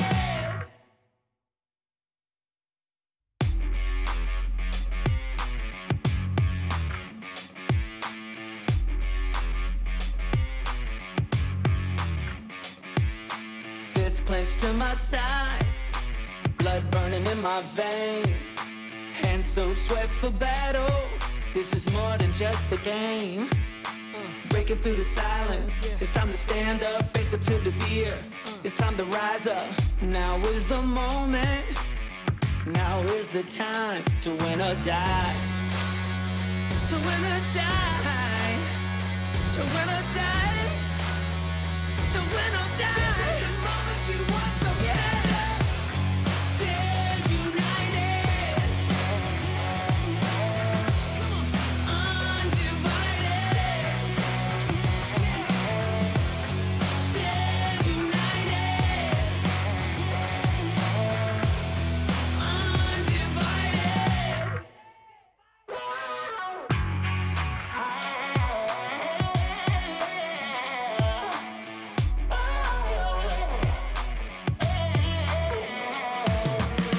No time for weakness.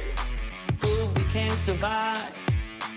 Noise is shaking up my bones. It's when I feel alive. Got metal in my hands. We roll ya, you keep coming on. We have to school ya. Rise up to the sky. The enemy is here. We win or die. win or die, win or die, to win or die. This is the moment you want, so stand united, undivided.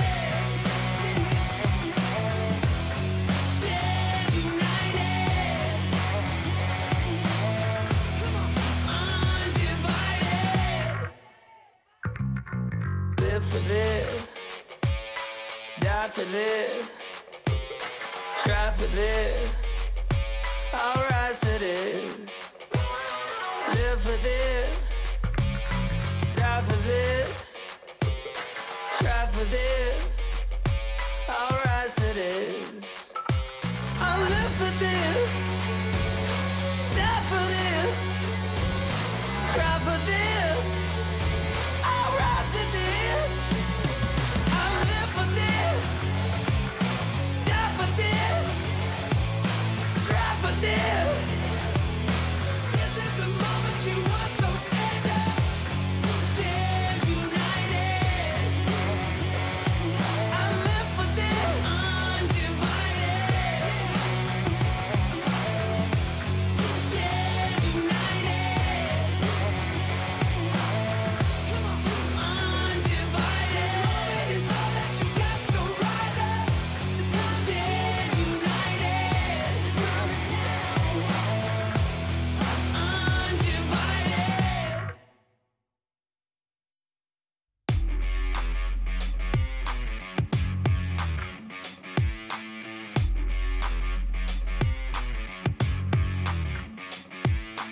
Fist clenched to my side, blood burning in my veins, hands so sweat for battle.